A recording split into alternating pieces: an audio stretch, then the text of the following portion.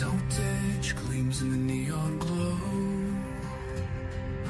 Coffee grounds scatter with steam rising, black cup on the table. Chipped porcelain, cold and unstable.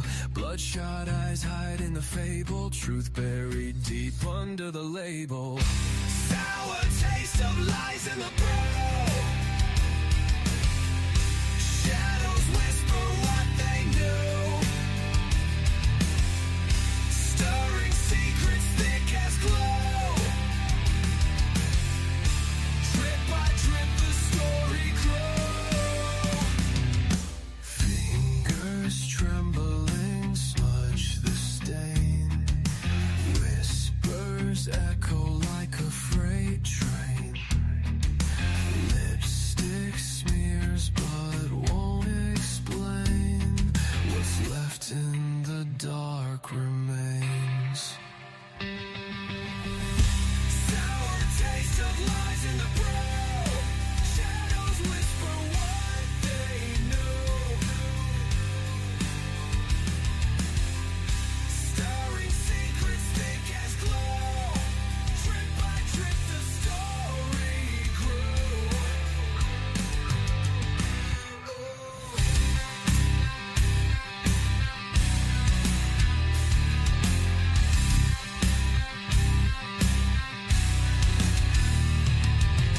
Fingers trembling smudge the stain.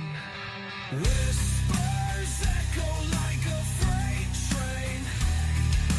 Lipstick smears but won't explain.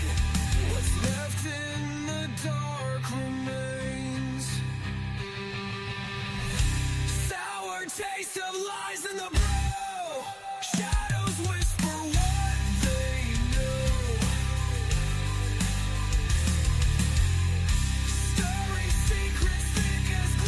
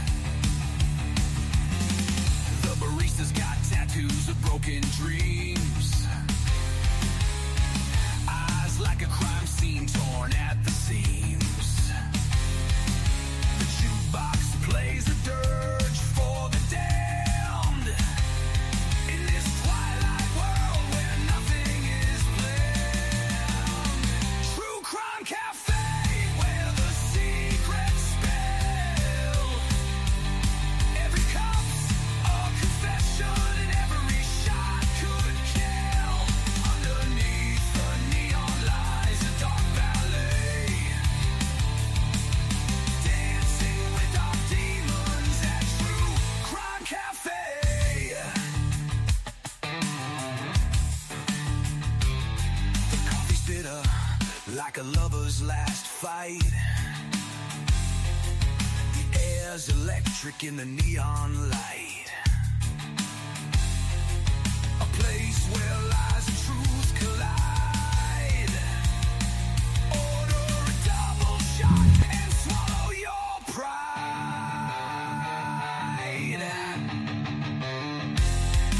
Smoke curls up like whispers from the grave.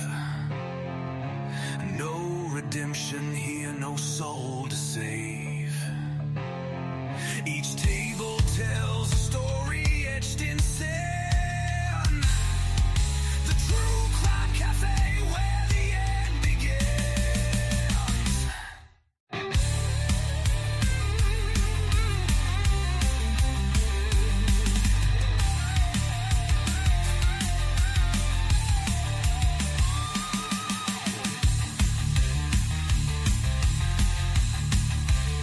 True Cafe,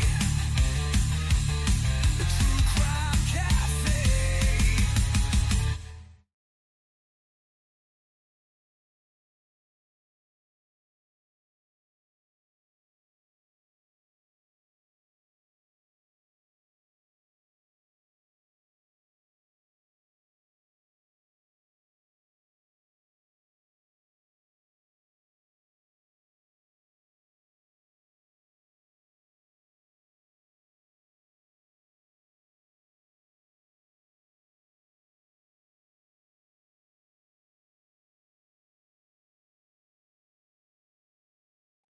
Welcome back to the Cafe, guys. Stupid microphone, as always. Thank you guys for joining me today. It is great to be back with y'all. I'm sorry I missed you all yesterday, but we're back today, and that's what matters. Guys, we're heading back over to Idaho, guys, to the university. The same thing we talk about every day, just about, but this is a little different. Sarge is going to be joining me today as well, and I want to talk about how big is this. I talked to for hours yesterday to somebody that was very wise, in my opinion, and opened up my mind to some other thoughts and feelings about this. And I want to talk about it today. Also, there's some new documents to review as well. So thank you all for joining me, guys. Share this out. Let everybody know what we're doing today here at the cafe, other than drinking some great coffee and hanging out with some beautiful people. That's what we're going to be doing. So please hit that like button. Share this out. And, well, you know where we go from here. Let's do this thing, folks. Here we go. Here we go. Here we go.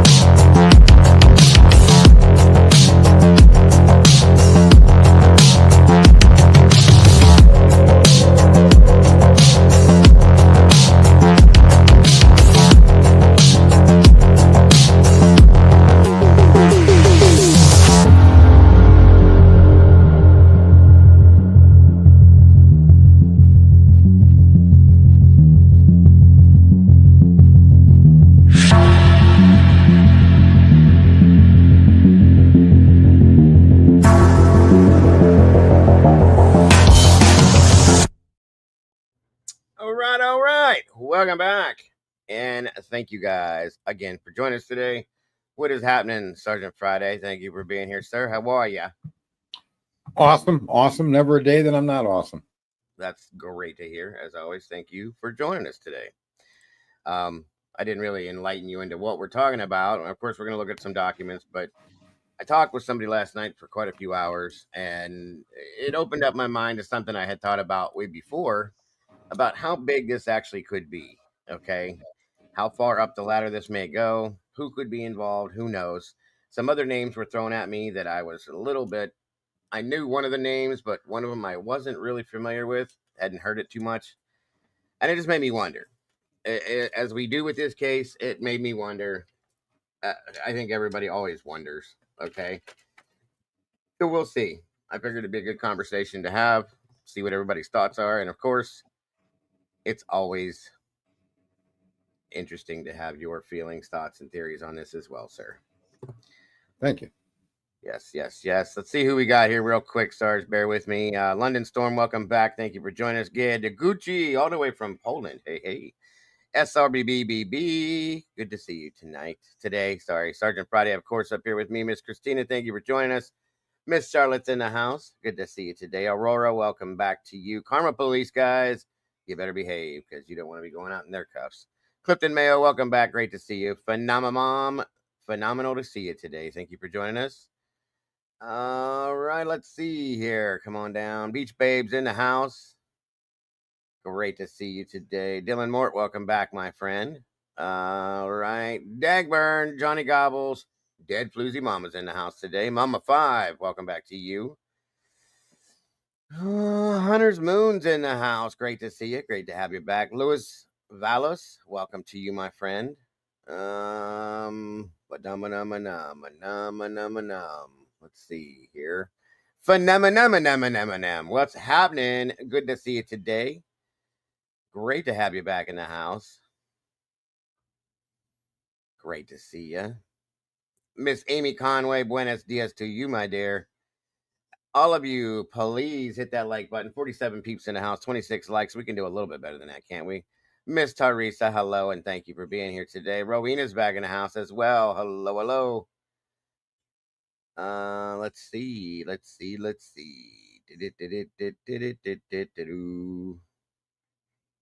Can you guys tell I missed you not being here yesterday? BRB. BRB. Yes, sir. Miss Kara Garrison, hello and welcome. Good to see you.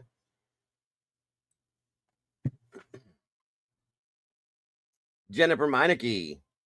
Wonder if you're related to, around here we have a muffler shop called Meineke Muffler. Are you related to that family by chance? I keep wanting to ask you that because I keep seeing your name. It's probably why I know how to pronounce your last name.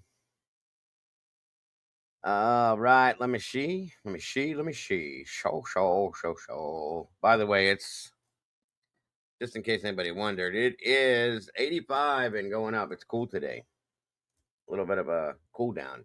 It was 120 yesterday here with the heat index. Stupid hot. I was sick, so I didn't go outside. I'd have melted probably. It's hot as balls in Jersey. I bet it is.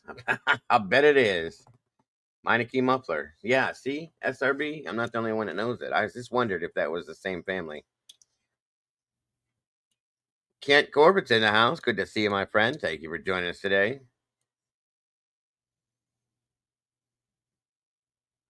Uh-oh. Kent said, I'm not saying it's connected, but Nova Scotia RCMP shut down a street on Millbrook Reserve overnight in relation to an ongoing investigation. Wonder if it's connected. That would be quite interesting, Ken. It'd be nice to get some info on this. Thank you for that update. I will have to look into that after the fact. Yeah, it was hot. With the heat index, it was 120, they said. The real feel was 120. It was, I think it was 98. Hey, honey, how hot was it yesterday? 98? Yeah. Yep. It was 98. Real feel was 120. Hey, I got to reboot. I'll be right back. Yeah, sir. I ain't going nowhere. Yeah, that is like people were cooking eggs in their driveways, guys. That's how hot that shit got yesterday. It was crazy. My neighbors, just to see what would happen. You walk out of that door and you instantly can't breathe. It's insane.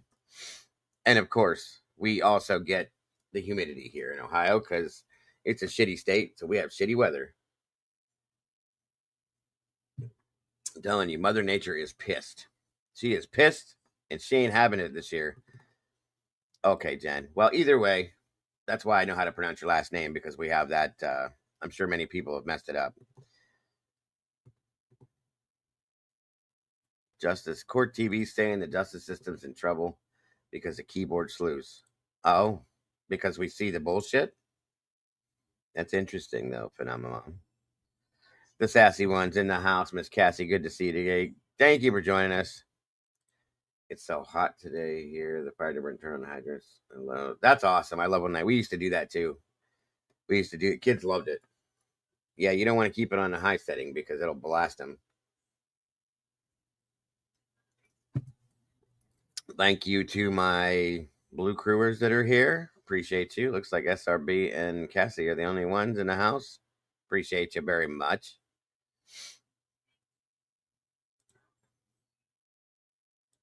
Yeah, it is. Ohio has the weirdest weather. Oh yeah, yes, Cleveland. We're not too far apart, my friend. We're neighbors. It's crazy.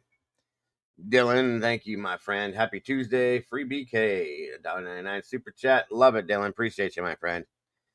Always appreciate you. Yeah, we had one here today. We still have one. We had one yesterday and today. Oh, no worries. Alicia, she's doing her business. That's fine. Missed all you guys. Very much so. Especially my crew. I didn't even talk to them yesterday, hardly at all. Up, and there she is. About time. I didn't see you. Hello and welcome, Tomboy. Your bird must not have flew in front of me. I just didn't see you. Thank you for being here, Tomboy. You just now popped up. I rolled through everybody. You weren't in here. If she means they're disrupting judicial system, but yes, in a good way. Well, and then here's the thing, folks. That wise person I was communicating with last night. I don't know, London. I hope we do get some storms to cool it down, as long as it doesn't turn into the NATOs, because I don't want the NATOs. I said the bird has landed. It didn't pop up for me, Tomboy. You know how to set something to you. You know better than that. I'm looking. Let me see. Show. Let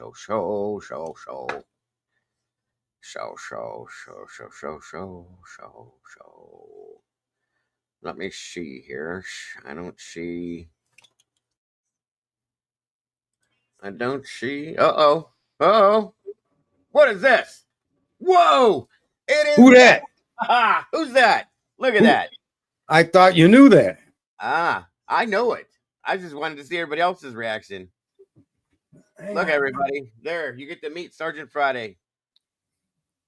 Finally. In the skin. Lies. He beat Tomboy being sneaky. I don't see it, Tomboy, but that doesn't matter. You're here. That's all that matters. Thank you for joining us, sir. Again. Everybody's like, oh my God. See? I'm playing drunk turkey with my glasses. I have hair. For those of you that wondered, look, I got real hair. Quite a bit of it. I think it's a little gray though. I gotta get my Just for Men out of storage. Yeah, I only use mine in the wintertime. Oh yeah, no. Well, I'm thinking maybe the sun might give me back some of my blonde. SRB said he looks as distinguished as I expected. I look fantastic in the dark, honey. Try me out. Uh-oh. Dagburn said, isn't bad looking. I told you guys. DW says looking good. He knows. Don't be swelling his head up anymore, you guys. It's already big enough. Come on now. He looks as mouthy as he sounds, and I'm here for it. Put a face to the magic, Dago. That's what I say. Yeah, I've seen him before, you guys. He did it a couple times in the past. I knew it, but I think your hair was actually a little bit darker back then. Yeah, it was shorter too. So big, yeah. Much shorter. So I comb it back. I layer it back, part in the middle. Not so sure my husband would approve. Well, I'll tell you what. We can video it and send him a copy. Oh Jesus. Brandy B, the OG's in the house. 28 months. Wow, Brandy's been with me way longer than that, but congratulations. Wow. Happy day anniversary, Miss Brandy. Appreciate you as February 23.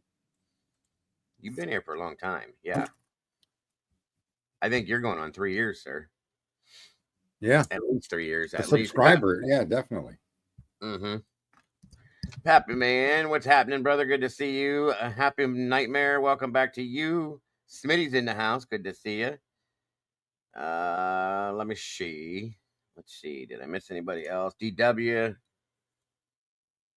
Ironically, he looks as mouthy as he said. I love it. That was great.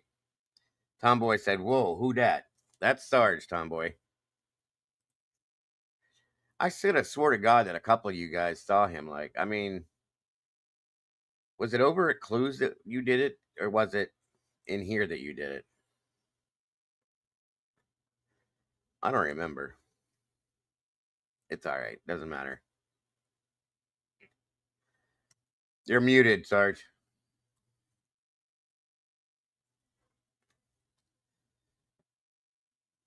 It doesn't say you're muted, but you're muted now all of a sudden. Hold on. Let me check your settings in the back here. Nope, you're turned on. I don't know what you did. You're still muted.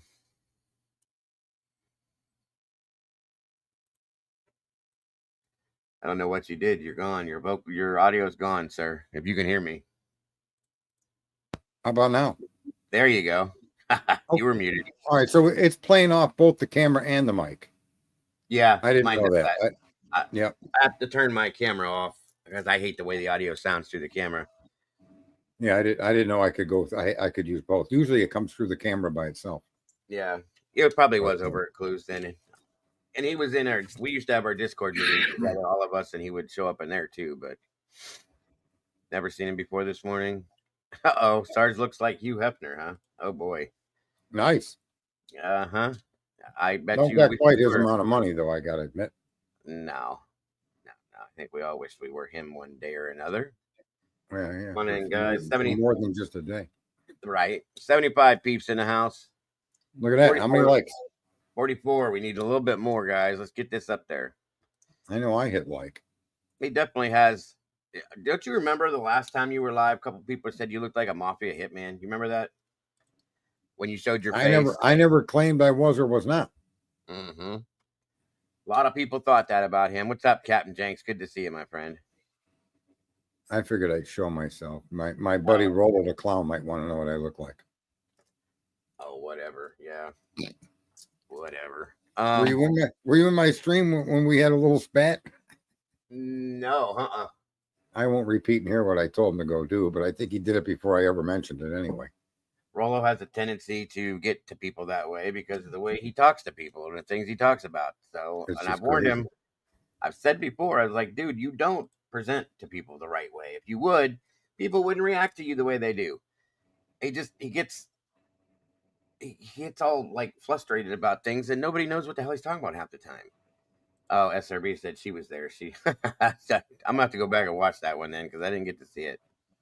Uh-oh, Sam Elliott. Jesus, Sarge. Who's Sam Elliott? You don't know who Sam Elliott is? Come on now. You do kind of. How am I supposed to know who that is? He's an actor. He plays a biker. He was in Jesus Mask. Oh, I know who he is. Yeah, he's kind of turned into a D-bag the last few years, though. He was on that TV show. I know who he is. I just Googled him, you know. Okay. I Googled him. I guess he resembles me in some small extent, but mentally his capacity has been withered. All the women in the world seem to be in love with that guy. It's crazy. Women love me too until I open my mouth. Well, there you go. Yeah, the ranch. Alicia J. Hey. Good to see you, Miss Alicia. The done ones in the house. He's every girl's summer dream. Oh, God. See? All right, guys. So I'm going to go ahead and leave, and you and Sarge can have this little thing you're going with, and you guys will have a hell of a show. We ought to have date day with Sarge. Yeah, we could do speed dating again. Oh, my God. Speed dating. That was a hell of a show. That was funny. Her daughter should have her own stream. Yeah, she's definitely comedy. Jesus Christ. I remember as soon as she called in, I was sitting here and her voice and I went, oh, hell no. And I was dying. Almost the whole time I was lying. And Sarge even got stopped up a little bit. He didn't know how to react. It was hilarious. Jesse's in the house. She came across and was just so funny that it was hard not to be attracted to her. I didn't know it was her daughter. Yeah. In a way, I was like, that shit was so disappointing. And they had that plan too, and I had no clue. None of us did. You Where's thought Jesse? I knew about it. There's Jesse there. The link is pinned at the top of the chat, Jesse, if you want to join us. Be nice or you'll be swimming with the fishes. Yeah, huh? I truly prefer the open cam Sarge. Oh, wow. Well, thank you, SRB. The camera's up on top of the monitor looking down upon me. Can you see the American flag behind me? I can. Yes, sir. It's right right there. It takes up your whole background. Yeah, it looks real dark to me on my screen. Good background, yeah. It's a good idea. Yeah. I might have to do that when I flip this around. I put my Alabama flag behind me. Uh-oh. Sarge looks pretty gangster. Told you. Yeah. Yeah. Yeah, that is a great background, Sarge. I like that idea. Got a meet and greet with the fish there for you, Jesse. You putting on your concrete shoes? Is he's still sick? I don't know, Jesse. You still sick? The link's pinned at the top, chat, if you want to pop up here with us, Jess. That's actually a real American flag. It's not a blanket. Why would it be a blanket? No, it looks like. Although I could sleep with America. Well, they have blankets that tapestry blankets that look just like a flag that you can hang on your wall. I've seen people do. Jesse has news. He's going to share my pic around in Thailand and send me a couple of wives. Yeah, there you go. You know, I've been trying to work the angle with him, but the wine bottle flew. Jeez. I've been to the gym since that was last night we spoke. I'm not a muscular guy. I'm like fit and trim like swimmers build. Yeah, I'm neither one of those two things. I'm the he looks like he eats a lot of donuts. Yeah, I got the gut down below, although I've lost quite a bit of it. I got mine. Eliminate carbs, man. I told you how to get rid of the weight. I did. I do. That's what she did. That's how my wife lost 117 pounds in a year. She stopped eating them all. Who's Art Bell? Art Bell. I don't know. I know they keep saying I look like different people. Jesse, who's Art Bell? No idea who it is. The sports thing. I think it's sports. He died of accidental drugs or something, a drug overdose. Yeah. Carbs are rough on you. That, and you could take what they call a water pill. 15 to 20% of your excess weight is water.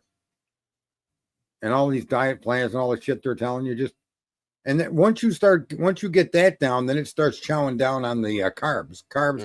You get rid of carbs, and fat is made out of CO2 and water. A lot of people don't know that.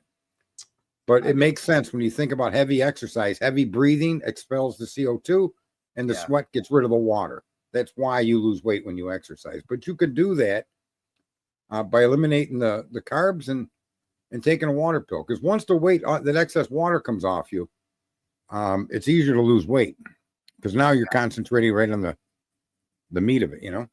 Yep. Pop will take a weight off. That's true. Soda, whatever you call it, it will definitely. That's how I lost a lot of mine, because I stopped drinking it. I used drinking Pepsi Zero every day, all day. And as soon as I stopped drinking that, I dropped 25 pounds.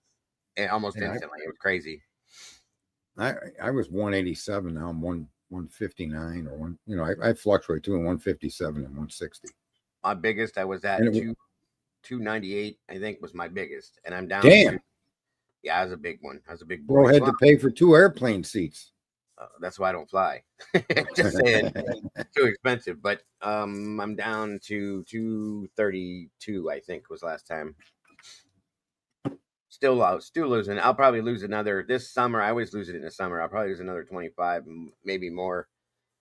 I'm doing a generic cheater keto diet. I don't eat sugar at all. I don't do, every now and then I'll have something, but I don't do many carbs. If we eat like cheeseburgers or something, I don't put it on a bun, that kind of stuff. You know what I mean? So we just had sausage and peppers, the patties, on the grill, and some provolone and the peppers and onions and some sauce. There was no bun. You just eat it off the plate. So good stuff. Very good sausage. Not as good as the sausage Jesse got, but you know, or the pep. Well, Jesse said he had some news. Where is he? I'm waiting for him. Come on up here, bro. There's room up on the screen for his fat ass. Bring him in here. Dago's got a coffee mug with an endless bottom. He should just drink right from the pot. We got to find Dago a coffee pot that looks like a mug. That would be great. Would be epic, right? Mm-hmm. That might be a good invention. Mm-hmm. Just have a little. Well, you could do it if you put like one of them giant hoses into the pot. Just keep going. Yeah. Coffee or ice. Yeah, that's me too, Alicia.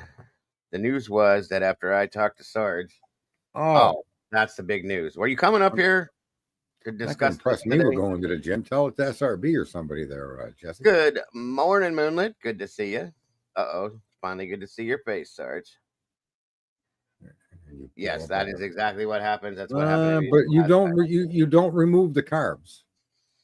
And no, I go on a couple of times. Like my favorite white bread is Wonder Bread. Man, that stuff is just epic. And I eat cold cuts on Wonder Bread. Yes. But I was eating bread with everything, eggs, no matter what it was. Every meal there was bread, and so cut it down. That's part of being Italian, Sarge. That's part of the. I know.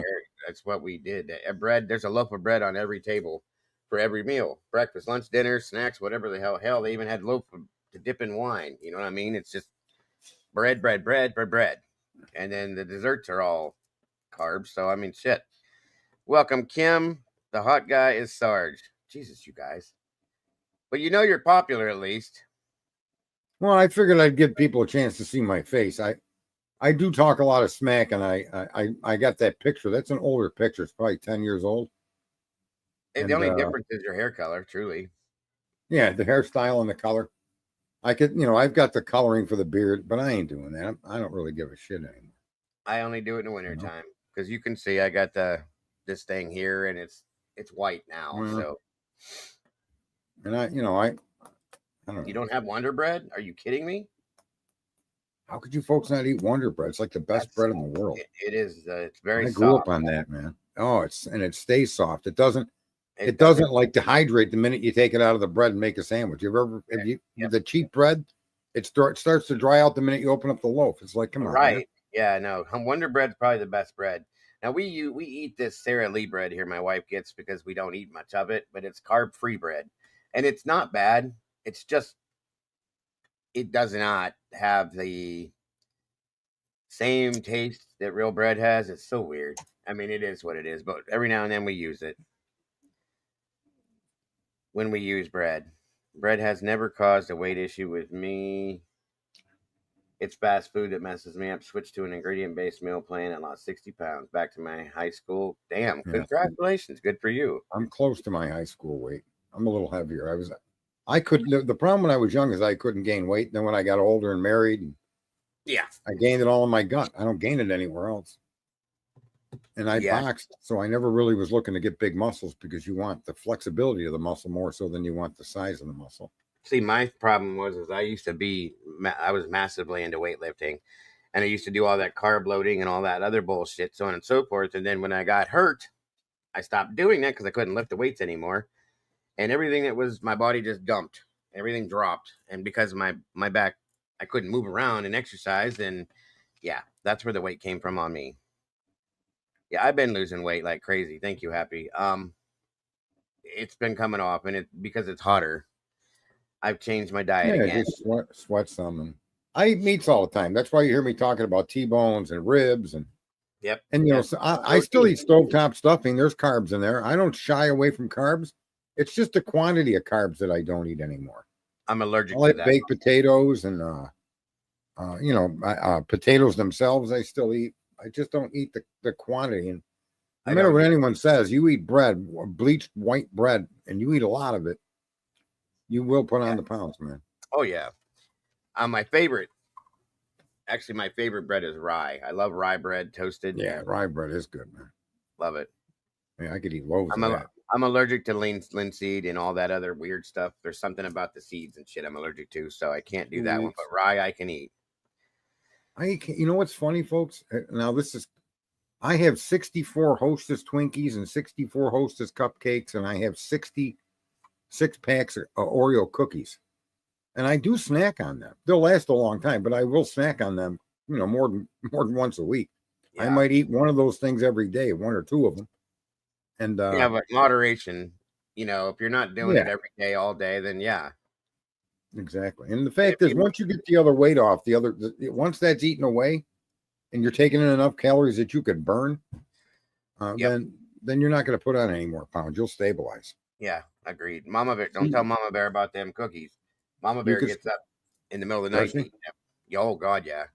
She'll come in here half asleep when we're live, or if we're live, we're in the Discord, and she's like, "Hey, aren't you sleeping?" No, she gets up every time she goes to bed. She gets back up. She's got narcolepsy, so she has to take medication and go to sleep. And then she'll get up and she'll eat something chocolate or cookies like all the time.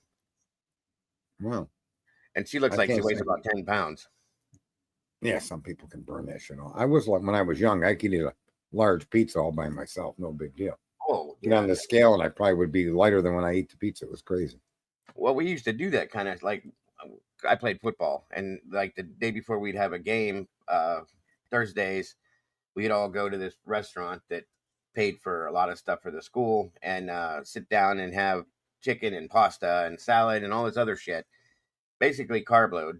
And then the next day was the game, and we'd do a little workout thing before the game, and it was every week. Those Twinkies will last for 100 years. Yeah, I've heard that they will never go bad. Just like the McDonald's cheeseburger. Did you ever see that thing, that documentary about that? Yeah. That's insane to me. And then somebody. Well, I don't know if I'm going to make it to 100. Maybe. You could. 97 peeps, 67 likes. Come on, y'all. Let's get that up there. We only need a few more to break this and hit that algorithm. And we get talking about this again. Today, like I said, I spent some time on the phone last night, quite a few hours talking to somebody because I was not feeling well, so I didn't do anything. And they brought up some names that were interesting. That we talked about their theories and thoughts. You know, everybody has different feelings on this, and it does make a little sense, you know, just along with like Sarge's theory or not Sarge's feelings about what we got based on factual information from documents about the 4:17 a.m. change of when the crime happened, per se. This is another person that brought up to me, how big do you think this is? Well, we've always talked about how big do we think this is, that it's got to be a big situation, and how far up the ladder does it go? It makes sense. It makes a lot of sense, because to be the way that this case is unfolded, there's got to be some it makes sense to me that there's got to be some important people involved, and some people at the top, in my opinion, involved. The question is why, and what happened, or what was happening, or what is happening that would make that be part of it, you know? So that's what it is. It is huge, Teresa. I guess Jesse doesn't want to come up here with us, Sarge. No worries. Yeah, he's been playing in his own sandbox lately. Mm-hmm. That's okay. You know? I mean, he's picked up his toys and gone home. I'm sorry. I hope we didn't upset him. No. None of what I just said is true. I find those texts from Steve telling he said even a few of the ground. We're going to talk a little bit about Steve today and about leakage. We'll talk about leakage. Leakage. Oh, hello, Dylan. Welcome. Thank you for joining us. Hi. Oh, hang on. Say that again. Hi. All right, there we go. Yeah, they're coming through. Making sure you didn't have an echo. Good to see you. Thank you for joining us today, sir. Sarge, you look great, man. Slay team. Yvonne says, nice to see Sergeant Space for the first time. That's what the show's about. Sergeant Space today, folks. Face the Sarge. That's the name of the show. The link is at the top. Bring it. Come on. Instead of Face the Nation, it's Face the Sarge.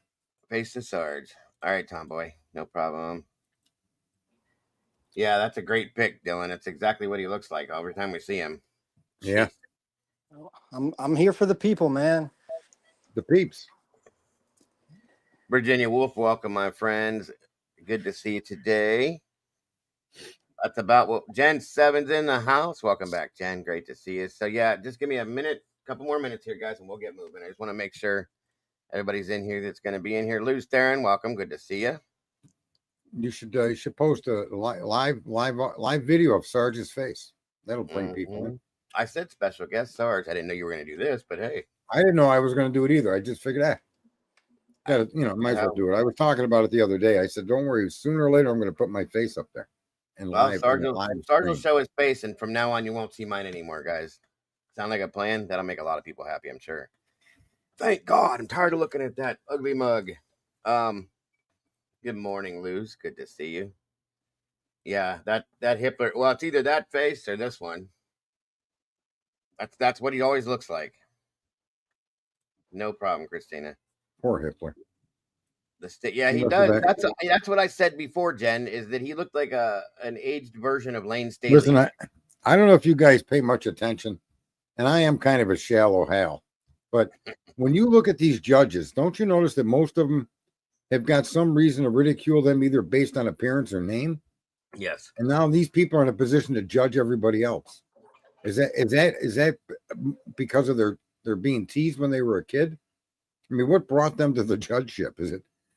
I think there's some emotion or there's some like psychological development issue there.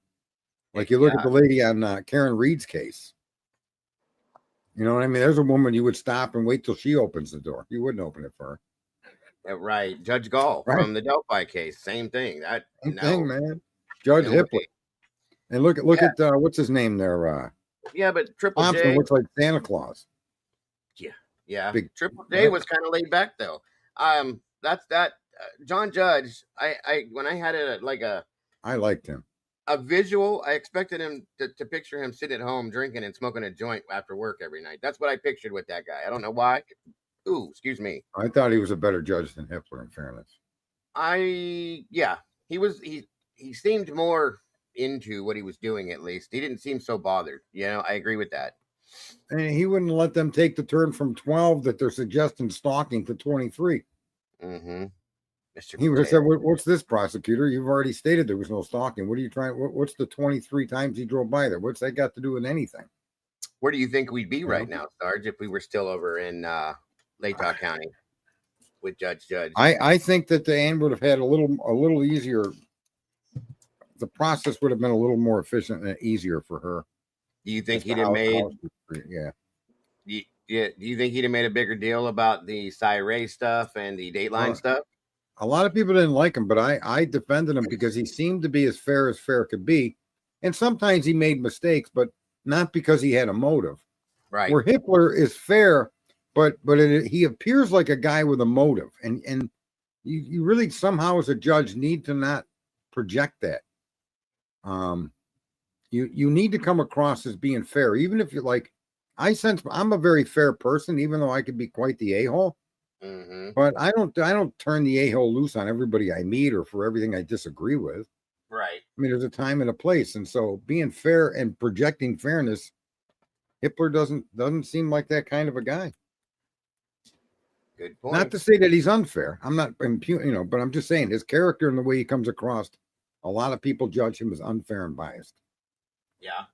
And I don't think Judge really came. If you compare the two, that's one distinctive difference I see in the two judges. Yeah. I agree. Definitely agree. Most definitely. That is true. Definitely a difference between the two of them. Yeah, I don't need these. I just trying to be funny. Ginger, hey, welcome. Good to see you. Hey. Let's see here. Question for you guys in regards to Judge Hippler. What do you, if any, reason can you find for him not to extend the start of the trial? Is there anything that pops up that says this is why it has to start in August? Because the delay that there's been already, in my opinion, and the families, that would be what I would guess he would go with, in my opinion. He's kind of up against the wall, though, because there's a book and documentaries coming out pre-trial, pre-August, right in July. Mm-hmm. He's got to consider that, too, when he makes this ruling. It's not just what Dateline did. It's not just that he now knows that the prosecution side is leaking. Mm-hmm. He has to see what these documentaries in the book is going to be all about, because that's also unfair. It's just unjust to the defendant. Yeah. I don't cancel him out. He didn't make an immediate ruling, and I have no opinion on which way he's going to rule, but I can see the opinion going either way. Mm-hmm. But I'm leaning towards he gives it an extension, even if it's only 90 days.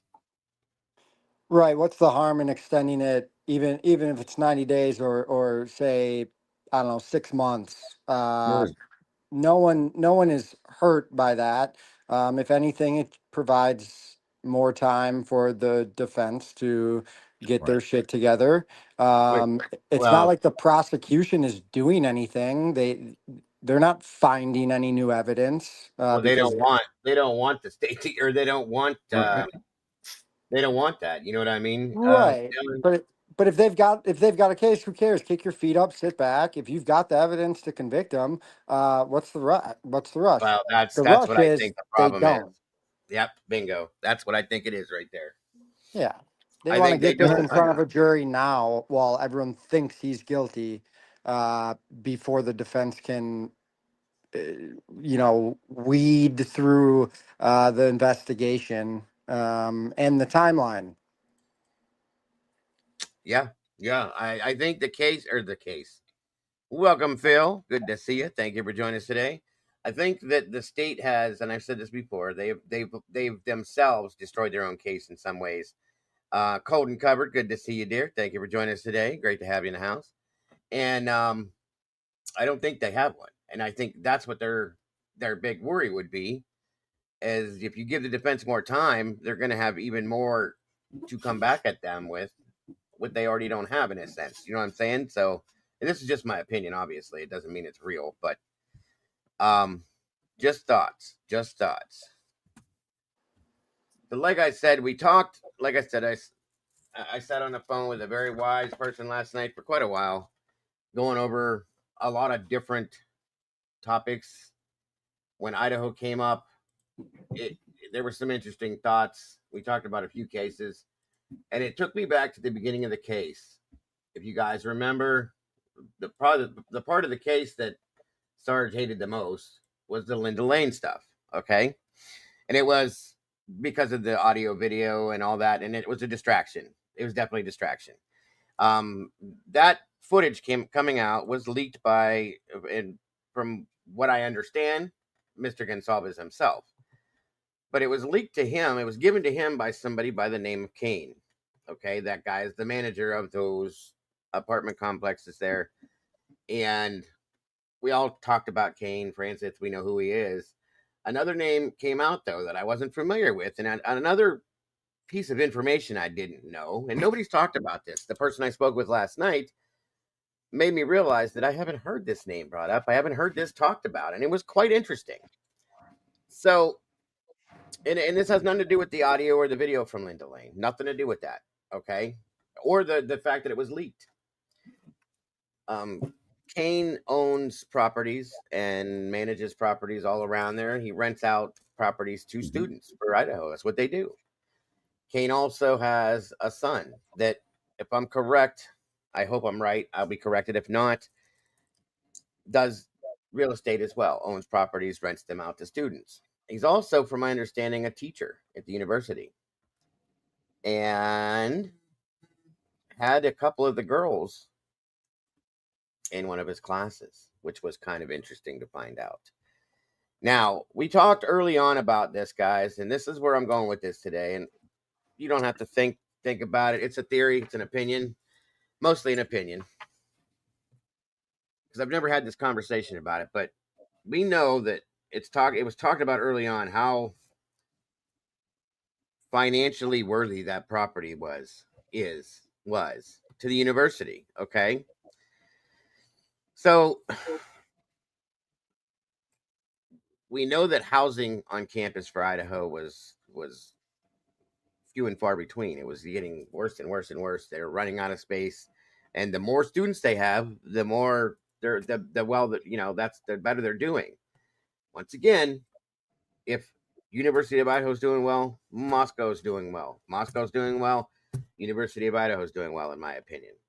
If neither one of them are doing great, then the other one's suffering in some aspect, in my opinion.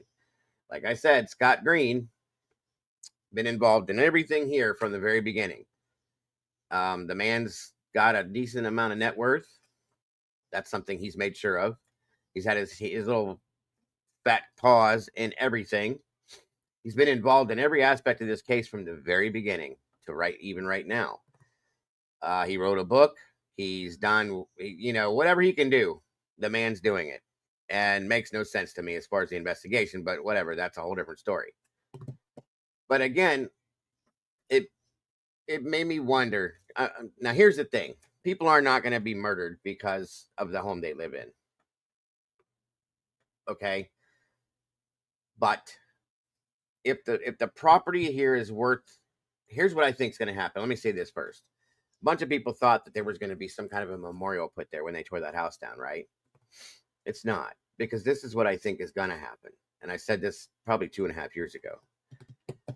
I think that's going to be student housing, because I think at some point the rest of that corner and around that whole flat area there, once it's flattened out, I should say, is going to be, they're going to build student housing, more apartments like the Whites next door or something like that. There's a lot of people that are around this situation that are involved in real estate, and it's quite interesting. Okay, now, if the leases, for a minute, why not just burn the house down then? That's a good point. That's a good point. But, and I one of my questions with this situation is, why would you have to do this to get rid of people, evict them, get rid of them, don't release it, don't whatever you're going to do? But if it's being leased out to the students to keep them happy, there's an income coming from it. It's insane, the income, because I think every room was rented the way they did it, per se, whatever. But it is a shitty house. It started off as a one level little, I want to say Cape Cod or ranch with a garage, and then they built onto it to add room to add more student housing. All I'm saying is that property is worth something. Okay, think about this. If the house is gone now, if the 1112 house is gone, and the house around the bend and anything around that property, that whole corner is gone, and you put in apartments like what's next door, and you charge $600, $700, $800, $1,000 a month for each apartment, can you imagine the income that's going to bring in? And you put 30, 40, 50 apartments in there, that's top dollar, folks. Big money. And they're going to pay it. They're going to pay it. Because it's right there. So I can almost guarantee you, Noni, that will never be a memorial garden. Never. If anything, once they build whatever I think is going to be there, there'll be something around it in memorial of. Maybe that's about it. But again, we've talked about some different things that are uncomfortable with this situation. There's a couple different parts to this. How high does this go up the ladder? How big is this for this to happen? I feel like there's a couple different aspects to this that aren't really talked about as often because they're uncomfortable subjects. Okay, there's different things that we have talked about that some of the students on campus have done that they could do, OnlyFans stuff or the sugar baby stuff or whatever that is. It's not that abnormal, folks. If you go look up different colleges across the United States, it happens everywhere. It's income supplement. That's all it is, because these kids need money, and these are easy ways to do it because of this thing we're on right here. You can do anything on the internet you want, pretty much. Okay. So it's just, there's a couple different things, and I'm kind of bouncing around, I know, but I'm trying to touch on a little bit everything. So there's some people within this realm of area, in my opinion, that are important, that have money. And I think that, they may have taken advantage of these situations, possibly. The sugar babies thing, the whole story behind that is, they pay somebody to go on dates with them, to dinners, to be like eye candy on their arm, to make them look good when they go to different important situations, whatever. And this is just a theory, folks. There's nothing to support this. There's no basis to support any of this, but it's just a thought. So, like I said, I'm two subjects here I'm talking about, but what if, for instance,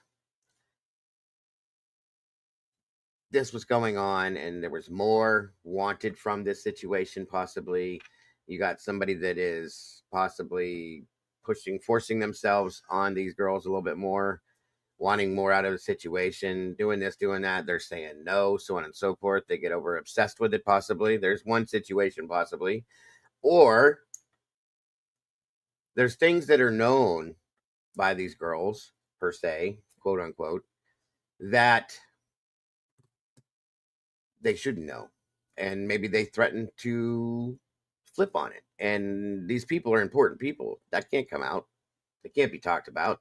That could ruin them, Once again, another situation that could possibly put somebody in danger. There's a few different little angles like this that I'm talking about here, and things that aren't talked about as much as the other stuff has been. The property value, the people that could be involved, people like Scott Green that are up there, and even bigger. Okay, there's attorneys and judges and lawyers and congressmen and mayors and senators and whatever that are all in this area that are important people, business owners, investors, things like that. And if they're taking advantage of these situations and things get out of control, somebody threatens to turn them in for things that they've done, or I can ruin you. Just for instance, I have your credit card info or something like, I'm just saying, I can prove that you were doing this, that, and everything else. How would that look on election day? Things like that, guys. I mean, it's interesting. It's interesting. So at least I know. Exactly. Yes. Yeah. And then I have pictures that were sent to me of some of the victims and a lot of their friends that were in these circles that are dressed somewhat scantily, showing what they were doing per se. So I'm just saying, these are things that made me think after this person brought it up to me very, very wisely and said, just think about these things. And I have been. And it's interesting. There's a few different angles that I'm looking at that aren't talked about as widely, like I said, and it just made me wonder how far up could we go. Now, one other thing we didn't touch on, I think I've seen it or heard it talked about once in another stream, but it was never really pushed. Now, there's a church group in that area too, folks, that we know about for a fact. A very, very, very important. This person has once again, a big money. I always forget the name of the church, but the leader of this group is Doug Wilson. Okay. And they're very instrumental in a lot of things that go on in this area. Very much so. And they don't, like, this is the guy, I think we watched a video on him last year, maybe, where he's driving his truck and it catches on fire while he's driving it. He's trying to make a point. It's crazy. His back seat's on fire and he's still driving. That happened to me. My engine caught on fire on a truck I had.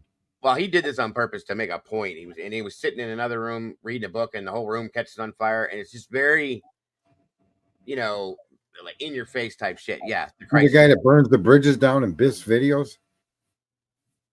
That guy? It might be. It might be the same one. Yeah. Yeah. Lucy knows all about him. They're very pushy with their religion stuff and they don't deal with things that go against what the church believes in. And a lot of people are involved in this church, in this community, folks. And it's not just that area. It's all around these areas that they have them everywhere. So yeah, the record's definitely been made on these issues. These are facts. And nobody's really talked about it too much. There he is. Uh-oh. Colorado. Nice shirt, Jess. You guys like my new setup?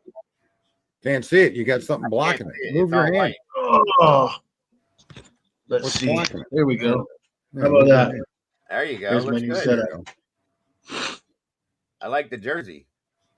Sarge wasn't being completely honest with you, Dago. Uh-oh. He said you weren't feeling good. Oh yeah, he didn't mention that I was on his stream from my bed just about 12 hours ago. Oh, I was pretty rough. I'm still feeling pretty rough, to be honest with you. But I've been to the gym. I did some exercise. Feel a little bit better. Sweating some of it out. Spent 30 seconds on my stream, and it was supposed to be a big announcement. I don't think so. Well, he was acting like he was acting like he was all hurt that I refused to go on his stream or something. So I showed him that I was actually just sick. Mm-hmm. I've had the power of persuasion, Dago. That's really what it's all about. You always have. What do you got? Like a head cold, Jesse, or something like that, or? It's got to be something that's going around with the mosquitoes, because the whole neighborhood's sick. When I was lifting weights today, I was walking around the neighborhood. I could hear other people puking and coughing, and really, like, whatever it is, it's pretty strong. Like, you know, yeah, it's the whole family's sick, the whole neighborhood's sick. 24-hour I need a secretary up here. Yeah. Yeah, well, come and go shopping. I could take you shopping if you want. Well, my problem is I might not come back. I hope it's not. Well, you definitely wouldn't come back. I would guarantee that. Yeah. A guy with money your age, you come here, you're never, you know. Yeah. How do they say it again? Bangkok's got him now. Love you a long time. Bangkok's got him now. Yeah. I don't live in Bangkok, but I could certainly take you to Bangkok. Oh, yeah, Lord. what the hell? Why not? Sarge would go nuts there. But I'm not going to stay up for long, guys. If you don't mind, I would like to add my 2 cents while I'm here. No, please go ahead. That's what we want. I mean, you guys were theorizing about the powerful people and the OnlyFans and the sugar baby sites, and I'm down with all that. But and I know I repeat myself a lot, but I'm going to say it again. It's all right. It all comes down for me to Dylan and Bethany, Hunter and Emily, and now we know Josie, and probably there's going to be 3, 4, 5 others that were there. Yeah. And we're going to see it on that Prime. I'm really interested to see what they're all going to say on that Prime special. I agree. Because I mean, it's I think we all agree that 911 call is fake or staged or it's pushing a narrative. Hell yeah. And that's got to be the secret to it, because why would that many kids participate in a story? You know what I mean? Because it's not just they were hiding their this or that. They're getting other people to come over and be involved and also project this bullshit story, and then to go on Dateline and claim and how do you say again? They keep on endorsing this false narrative, and they're all married to it now. And I mean, who in their right mind believes that 5 college-age kids could be in that house and believe that somebody passed out drunk? Right. I mean, that's just not. And I want you to really be honest with yourself. I see Jeff H is in chat, and all people who disagree with what I'm saying right now. I want you to be honest with yourself and just picture arriving at your friend's house, and your friend tells you that your mutual friend is inside the house, passed out from drinking too much. So what we need to do now is call 911. And what is your reaction going to be? At any age, after the age of 12, if somebody tells you that your mutual friend drank too much and passed out, we're going to call 911. Are you going to agree to that without seeing it for yourself? I just can't see it. Nobody has ever called 911 after their friend was drunk and passed out. They move them into the bathroom. They give them some water, some Advil. They tuck them into bed. They don't call 911 for a drunk passed out. They make every attempt to deal with them themselves without involving the authorities, right? Yep. Correct. Very true. So I mean, this 911 call just makes absolutely no sense, and you have so many people involved now pushing this narrative, and that's got to be the secret to me. And people have said, well, if Brian gets off, they'll never solve this crime. I disagree. Untrue. I think if you really wanted to solve this crime, what you do right now is everybody who speaks out and says they were at that house, you depose them all. You get them to write it down on paper, put it down, so now it's legally binding. This is your statement. This is what you say happened. Already done that, right? They should. And then you lean on them, and then you say, well, listen, we know that's not what happened. We have information, and if the ones who roll over are the ones who are going to survive this, and the ones who don't roll over are going to go down for, whatever the biggest penalty you can give to somebody for lying about a situation like this. Somebody's going to roll over. And that's what they should have been doing from the beginning, like Sarge said.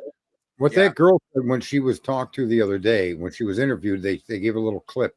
They were called over because they were scared. They think something happened. That's what the line that one girl has given us. and she and Hunter casually walked to the house and found Bethany and Dylan out front with their hands across their face, sitting down. So it's unconscionable that then you would walk into the home. I would have been besides myself.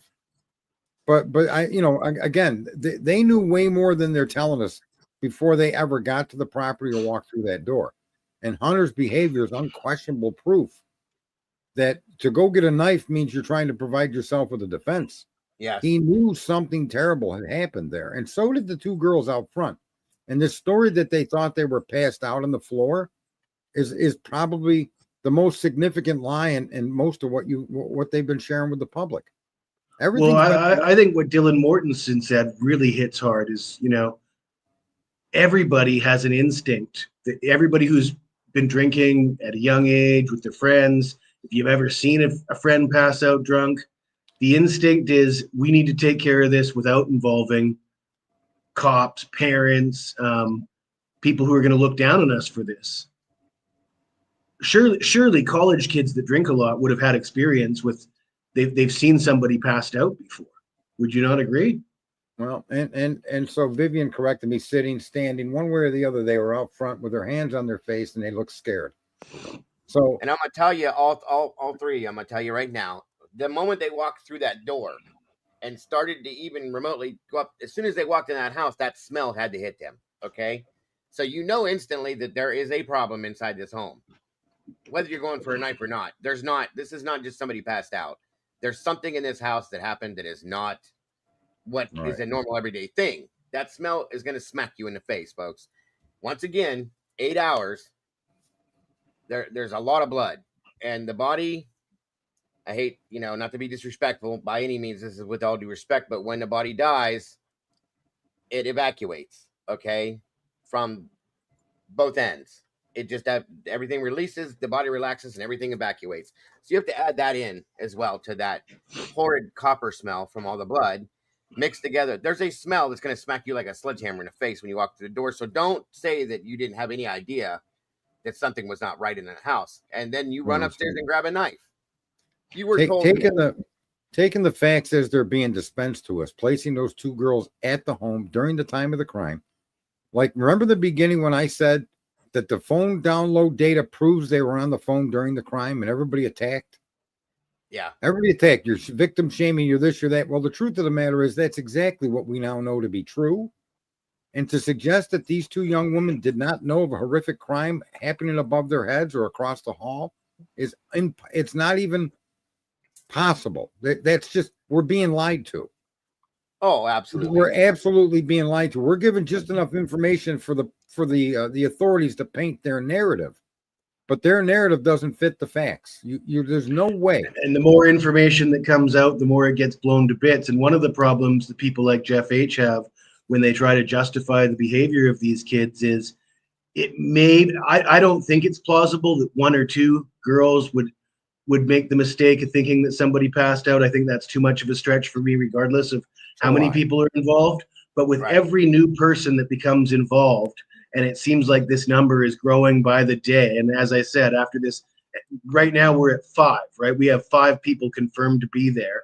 Yes. And there's something called the wisdom of crowds.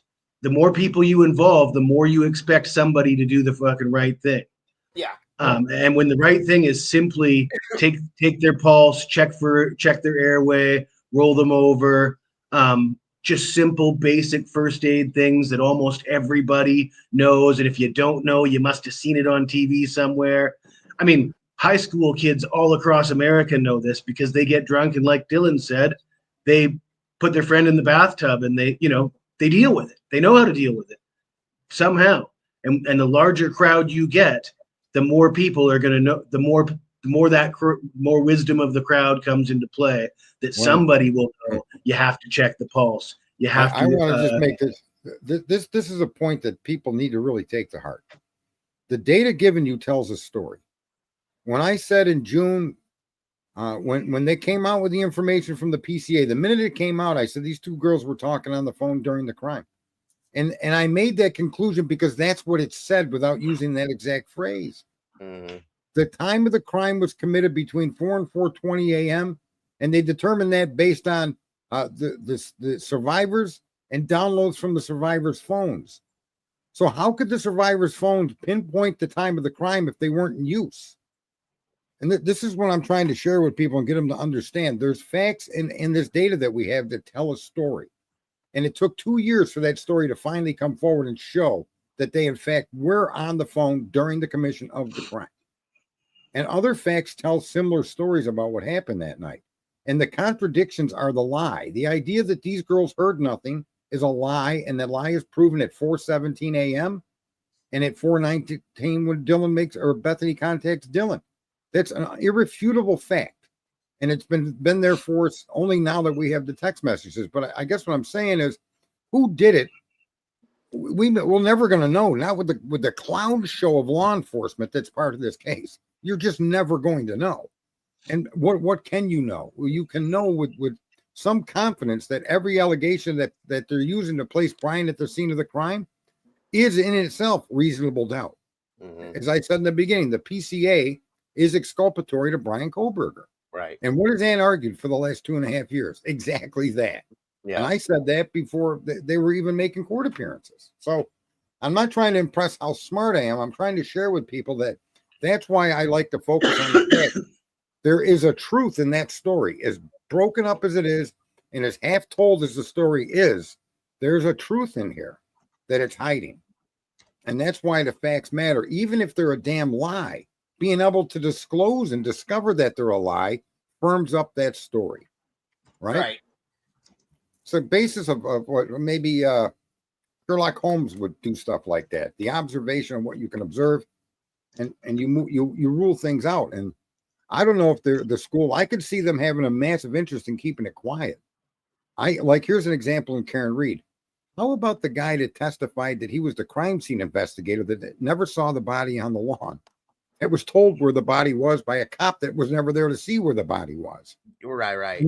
This is how corruption is endemic in the system. So the problem we have here, let's say it's a real estate thing. Let's say it's a college thing. Let's say it's a combination of that. You're never going to know that, because what did they do? They put Brett Payne in charge.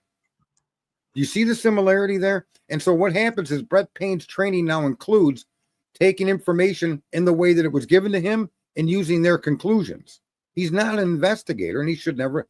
But the same thing in the Karen Reed case with the crime scene investigator drawing maps and tape measures. The guy didn't even know where the body started out at. Right. And this is what I mean by systemic corruption. Whatever the true motive for these murders are, we're never going to know. But the real criminal behavior is within the system itself. Whatever their motive is, drugs, sex, college, real estate, we're never going to know exactly what that is. But you can look at what these policemen did and how this case was handled and see corruption written all over it. Not the reason why, but the fact that it's corrupt. And Brett Payne ain't getting paid any money to do this, right? Not any more than he normally Maury would, right? ain't getting paid, but these people were trained. Is it true that Brett Payne found the sheath 3 hours after the first officers arrived on scene? Say that again. Is it true that Brett Payne found the sheath several hours after the first officers arrived on scene? That's what it was stated, that he saw it through a body cam. Where Brett Payne and Chief Fry, and I believe one of the other officers, got there after 5 p.m., I think it was. And why is that, folks? Because it was told to us that they were on a hunting trip. Right. Exactly that. They came straight there, okay, which is interesting. What do you usually take on a hunting trip when you go? And we're in Idaho. Can't you just walk around the corner and go hunting? Yeah, right. They went like they're in Boise, Idaho, right? Yeah, hours away. They went somewhere. Who knows? I don't know exactly where, but Payne showed up out of uniform. Fry showed up out of uniform. From my understanding, they all came directly from where they were, the hunting trip, to the scene. Yeah, that's interesting. I mean, every time I've gone hunting, I take guns and knives and things like that with me, and I had to wonder. Tomboy made a comment a couple months back about that sheath just showing up out of nowhere, and it's just interesting. As much as I can't stand going down rabbit holes and conspiracy theory kind of stuff, but it's real interesting to me, those things, the way they line up. Just saying. Tomboy says, read the PCA. He observed a sheath, so that means he saw it firsthand. Yes. Yeah, that's what the PCA reads. That's what I said. He observed. You're right on that one. That's true. When he walked into the bedroom, he observed off to his right, he observed the sheath, which is kind of strange because they state that it was under the comforter and under the victim. Yeah. So I don't know. Well, it's also very convenient, right? The guy who becomes the lead detective is the guy who finds the sheath.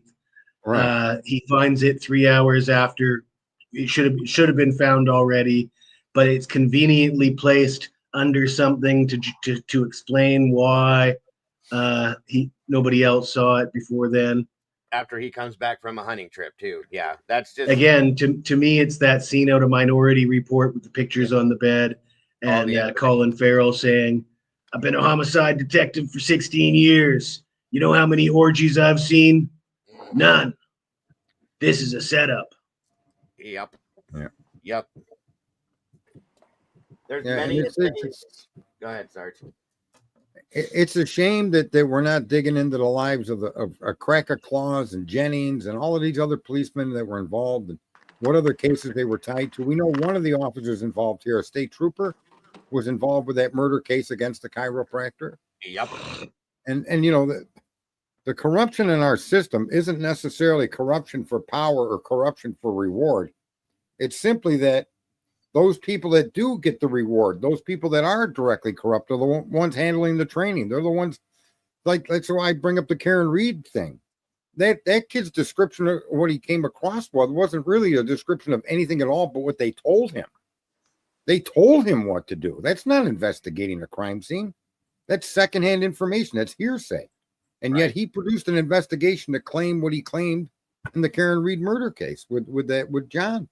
And none of it was based on any real fact. That's corruption. Now, in that case, we can say the Alberts had a clear reason to cover it up, right? I got that. I get it. That's obvious as hell. In this case, though, the perpetrators driving the cover up, I suspect they're always covering shit up over there. Yeah. Constantly. And it comes from the higher ups. But they don't, like I said, Molly followed me up on this for like a year almost with the police logs from Moscow for like almost a year. And almost out of like 30, 2 of them had police reports taken. All the rest of them says no report, no report, no report. They respond to things and they don't take reports. What the hell is that all about? Okay. They do what they want to do when they want to do it, how they want to do it, period. So, and it's the same players every time, right? Thompson's the prosecutor, Mabbitt's the defense attorney, Judge is the judge, or Megan Marshall is the magistrate. I mean, it's like there's only one of each person in the county, and that's just what you get. And that's why I backhanded deals left, right, and center. That comment that idiot tried to hold against me, where I said that Moscow's government was inbred, because they're all inbred together. They all do Mabbitt and all of them are the same people. They're all working together within the same situations. So that's why that comment was made then, because you see the same names on every document for every situation. It's ridiculous. Just like most colleges you go to, you guys, there's campus police, right or wrong. Idaho does not have campus police, but they do. They have a substation at the college, and guess who it is? Moscow PD. They don't have their own security. They have Moscow PD. Just saying. So it's all inner workings. They all work together. They all know each other. It's unbelievable. So there's too many things that just don't make sense. Here's the PCA, the toilet paper. And it says right there, I also later noticed what appeared to be a tan leather knife sheath laying on the bed next to Mogan's right side when viewed from the door. Well, guess what? That's not where it was. It was underneath her and the blanket. So how'd you see it? Let's stop lying. Well, the sheet was later processed and had K-bar. So he saw a piece of the sheath or part of the sheath. Fair enough. Here's what I want to point out. I don't think Officer Payne is corrupt in trying to willingly suppress or produce data to form a conclusion. That conclusion was formed for him, and he's carrying out what he's being told to do. This is what I mean by systemic corruption. I don't think the investigator in the crime scene, that young kid they put on the stand, was corrupt. I think he did what he was told to do because, like anyone else, you want a promotion, you want to make more money, you want to be in an important post, right? And so a lot of the corruption is filtered through people that aren't corrupt or aren't doing this for any nefarious task other than this is what they're being told their job is. This is what you do. This is the information you put in the PCA. This is the explanation. And that's how you further to corrupt the system. So good people in a system like that are doing bad things unbeknownst to themselves. And didn't Brett Payne get a big promotion right after this knife sheath was found? The day after, he was given lead detective on this, and Barrett. That's amazing. That's quite a coincidence there. And it's because supposedly, quote unquote, Barrett recused himself because of a something bothered him about something. I don't know what it was, but that was interesting to me when I found that out, that he became lead detective 24 hours later, went from being a patrol officer to a detective within 24 hours. That's amazing. And he was hunting on a hunting party with the chief. That sounds a little bit incestuous in itself. He was there for 2 years, I do believe it was, as a patrol. And granted, he had military experience. I don't care. You have a detective that was a detective for years, and then all of a sudden you're going to take a patrol officer and replace this other guy. Don't you have to go to school to be a detective? Do they just one day just make a beat cop a detective? I think you have to take specific tests. Yeah. Isn't he a lieutenant? Who? Payne? Isn't it Lieutenant Payne or is it Sergeant Payne? I think it was. I think it's Lieutenant now. I know Captain Lanier, he retired. Chief Fry retired. A lot of people have left, by the way, folks, since this happened. But you do definitely have to take the detective test. You can't just walk in and go, here it is. But he was lead investigator. He wasn't named a detective as far as I know. He was just made lead investigator in this case. I think he may have taken the detective test after the fact. He may have, but that may also be the result of the roster as much as it could be a result of them just trying to get a new guy and condition him to work his job the way they're showing him how to work it. Right. That's the thing. I could be as corrupt as possible. The people that work for me wouldn't know. Right? Yeah. Caroline says Hunter will cave under intense pressure. I have to disagree with that because I think Hunter, by the looks of things, is more invested in this than some others. And we're starting to learn now that there's people like Josie and perhaps some other people on the fringes. And what my point is, if you've got 10 kids, say, that were there that morning, and they're all forced to get in line with this story that they all believed Santa was passed out, and they're all participating in this, because if they're not part of the cover-up, they're not going to participate in this. They're going to say, I didn't see nothing, I don't know nothing. But as soon as they start spinning that yarn, I think it's those ones that are least invested that would be the ones that would crack first. Right. Well, and that's my biggest thing with that whole thing, Jesse, is being at their age, their inexperience in life. Could they hold this long? Could they be quiet if they had to? And the only way I could see anybody doing that is if they had a fear of or a threat. I think the major Steve G gave us a pretty good hint in that interview with who was it, Bamfield or something. Yeah. Or was it Drunk Turkey? I don't think their presence at the crime scene is relevant to any more extent than the contamination of the scene. What they knew and what they didn't know may have no relevance to it at all, and it's going to be hearsay. What really, really matters is what these two young women were doing on their phones. Right. That's a story that needs to be told. Because that's just that's obscene that you waited 8 hours and you had to call people over to be smart enough to call 911. That's right. Well, apparently all these people that were there, though, were aware of this for hours as well, right, Sarge? Like, just think, from what we understand, from the way we understand it, anybody who was present at the 911 call should have been aware of the situation and the details at least 2 or 3 hours before. Well, I don't know. Do you agree with that? What I'm saying is you won't know that till you get that. But didn't that one girl say she was calling around 10:30 or something? What time did the people that she called, what time did she call them? Because the call didn't go to the police until 11:58. It was 11 something that Emily said that she received a call from Bethany, I think, or Dylan. Okay.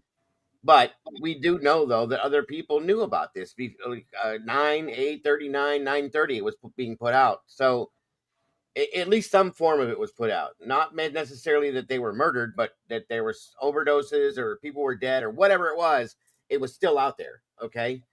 And that was in 2 different schools between Idaho and Washington. So that makes no sense. I guess I'm sort of assuming, maybe I shouldn't, and Sarge would say you definitely shouldn't, Jesse. But I'm sort of assuming that if the word got out that those all 4 roommates were deceased early in the morning to people like Dave and people like Kim's daughter and people around that neighborhood, and that word didn't get out to the people that they summoned to the house. Could you imagine how you would feel if you were Hunter and Emily and you knew that Dylan and Bethany had told others what happened, but didn't tell you and called you over and got you involved in a 911 call? Right. Listen, that's what gets me is Hunter and Emily should be furious that they have involvement in this, that they are tied to this at all. But instead of being furious, they're doubling down. They're backing up the lie, and they're endorsing the Xana was passed out drunk story. And to me, that makes them. I don't know that they're backing that up as much as you think they're backing it up. I think they're coming loose a little bit, especially with that girl's interview where she said they called us over because they were scared that something happened. They don't know what. That's what that girl told us in that interview that they put online. Okay, so they're not sticking to the storyline of a passed out person that was done on that phone call, not at all. And that's where I think someone made a point earlier that Hunter will crumble. They had to have known a lot more because their actions show you unequivocally they knew a lot more when they entered that home. And so I think someone that made that point, whoever you are, congratulations, because I think that's an astute observation that some of these kids are not going to be able to hold that line because their behavior isn't consistent with that line. And it's obvious. It's going to get pointed out when they're on the stand. And this goes for Dylan, Bethany, and anyone else that was on that property that morning. For her to try to make the argument she didn't know, she thought they were passed out, you cannot solidify that with this man running to go get a knife. I know I keep saying that, but the importance of that behavior is incredible. Just like the importance of Bethany's texting Dylan first. Everybody was asking that. Why did Bethany text Dylan first? When those text messages came out, folks, everybody made that astute observation. But now when you tie it to the camera, it makes sense. Why would she have texted Dylan first? There you go. Yeah. Because she knew there was something horrific happening above her head somewhere in that house. And so I thought I saw some clips for the Amazon upcoming special where they talk about Xana, and we just thought she was passed out. And it seemed pretty clear to me that they were going to thought it was no big deal. Roll with that. Yeah. Listen, I'm not saying I mean, they kind of have to roll with that. I mean, just imagine what's going to happen if that Amazon special comes out and there's people telling a different story now. No, I don't think it's going to happen on the Amazon special, but I think that story is slowly crumbling with the statement that one girl made. She called us, and I didn't rush to the home, but when we got there, they looked scared. They had their hand over their face, and they said something happened. We don't know what. So that one girl has actually opened the door to an alternative narrative that would most likely be consistent with the truth, which is our roommates were all killed last night. I mean, something happened. We don't know what was directly quoted from the 911 call.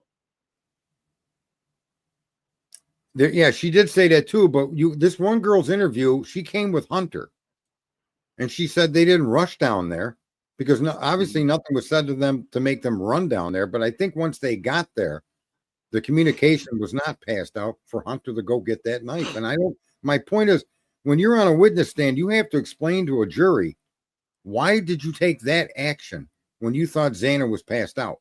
If that's the truth, how does that action fit the statement of passed out? And that's where I'm saying Ann's got a lot of way to hammer these people And I think once one thread is pulled on, there's going to be a small domino effect because they're going to start contradicting each other. Especially when you get into larger numbers of people. And like I say, the ones least invested, I think the ones that are most invested would be the four, Dylan and Bethany, Hunter and Emily, the ones that were actually on the 911 call speaking, right? They've got to continue that story because that's basically testimony of theirs, right? Yeah. But the other ones present, they're not as invested. They can tell the truth if they want to. Right. I'm going to play this real quick since we've talked about it a little bit, just to reiterate some of the things that were stated in here. And again, one of the main things within this that bothers me is the fact that this Emily girl states that we were being stalked for however long and had no idea. Why are you saying that? Okay. Why are you including yourself in that? That's something that made me start questioning that. Is there something that, is she saying it just to say it? But she included herself within that circle. But granted, they're all friends, but why does she think she was being stalked? Maybe they were. And that's one of the questions I have. But let me run this real quick. It doesn't take very long. Just to pick up things that were said in here again. There's going to be quite a bit more that comes out in this, guys. And I really can't wait to see it. That's a fact. So. Time of their lives. Nobody could have imagined what was about to happen. 4 University of Idaho students were found murdered in their off-campus residence. The attack was targeted with a, quote, edged weapon. I set foot in the house and immediately Hunter was like, get out, somebody call 911. The question everybody wants answered is why? Why these 4 kids? Find the right person, you'll know why. I mean, this is Idaho. Your kid's supposed to be safe, going off to college, having a good time. We were a big group of friends. Why would you target those 4? There's a big realization that we had been stalked for so many months and had no clue. People were panicking. People were really fearful. There's this person out there who had just murdered our brother, and he's still out there somewhere. Moscow police put out very little information. Rumors and speculation just started to fill the silence. How could they not tell us what's going on? Dylan and Bethany were getting blamed. Completely slandered on the internet. People were thinking that we were murderers. We're getting death threats. People always suspect the boyfriend. Somebody had sent a photo of my house. Now people know my address and saying I have something to do with it. I got a phone call from the officer, and he said we have a suspect in custody. I just felt my heartbeat go crazy fast. I know that guy. My mom said, it's over. And I said, no, Mom, it's just the beginning.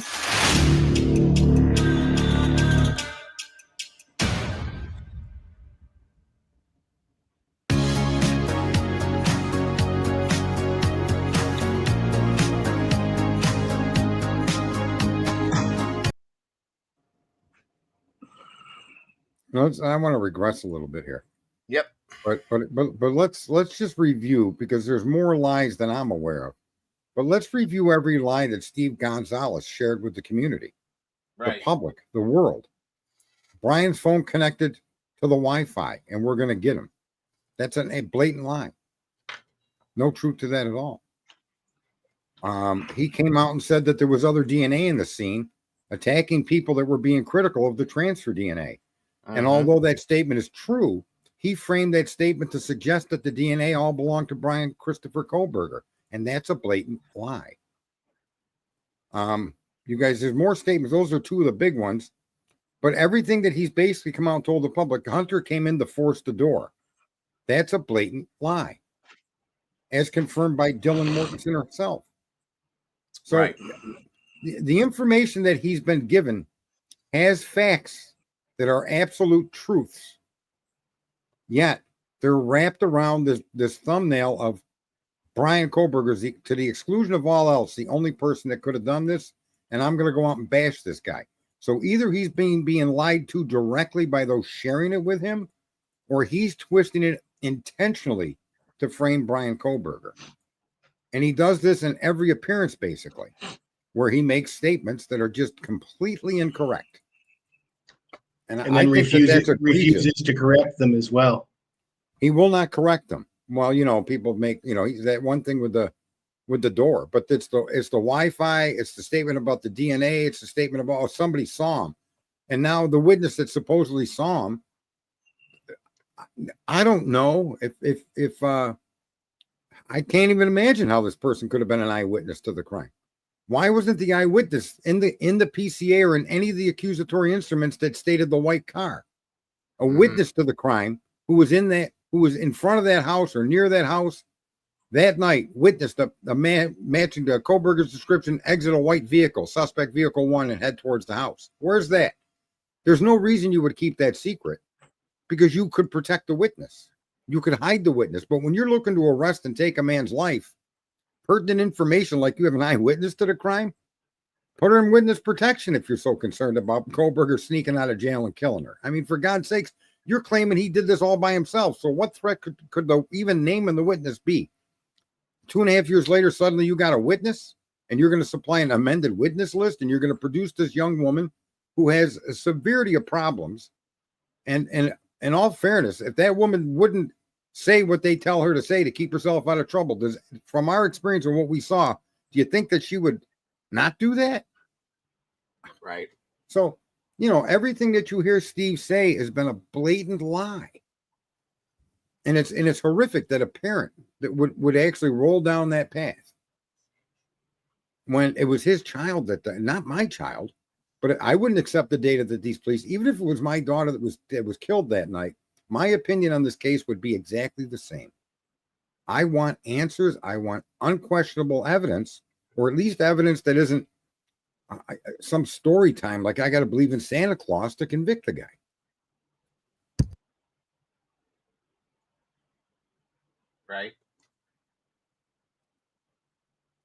Right. And it's just such a tragedy. It's a heartbreaking tragedy for everyone involved. But to me, the biggest tragedy is the law enforcement and those officials in that community that put us in this position. That's agreed. Yeah. To me, the biggest tragedy is watching the mainstream media push a narrative that is just flatly unbelievable, and watching people soak it up and then fight for it. You know, guys like Jeff that are willing to battle toe to toe to defend that narrative that just doesn't make any sense. And it right from day one, it made no sense to anybody. But once it was galvanized in the PCA, and then the mainstream media picked up on that and they endorsed it, then there's so many people are willing to what they previously would not accept. Nobody was accepting it at first. The mainstream media wasn't accepting it. Nobody accepted it. Once it was in the PCA and then the mainstream media endorsed it, it becomes something that a lot of people are willing to fight for. I think I have the most tantamount piece of blissful ignorance this case could ever even grasp. Okay. So you're telling me that this genius savant idiot was capable of ensuring that not one single trace of DNA followed him from that home. Not one.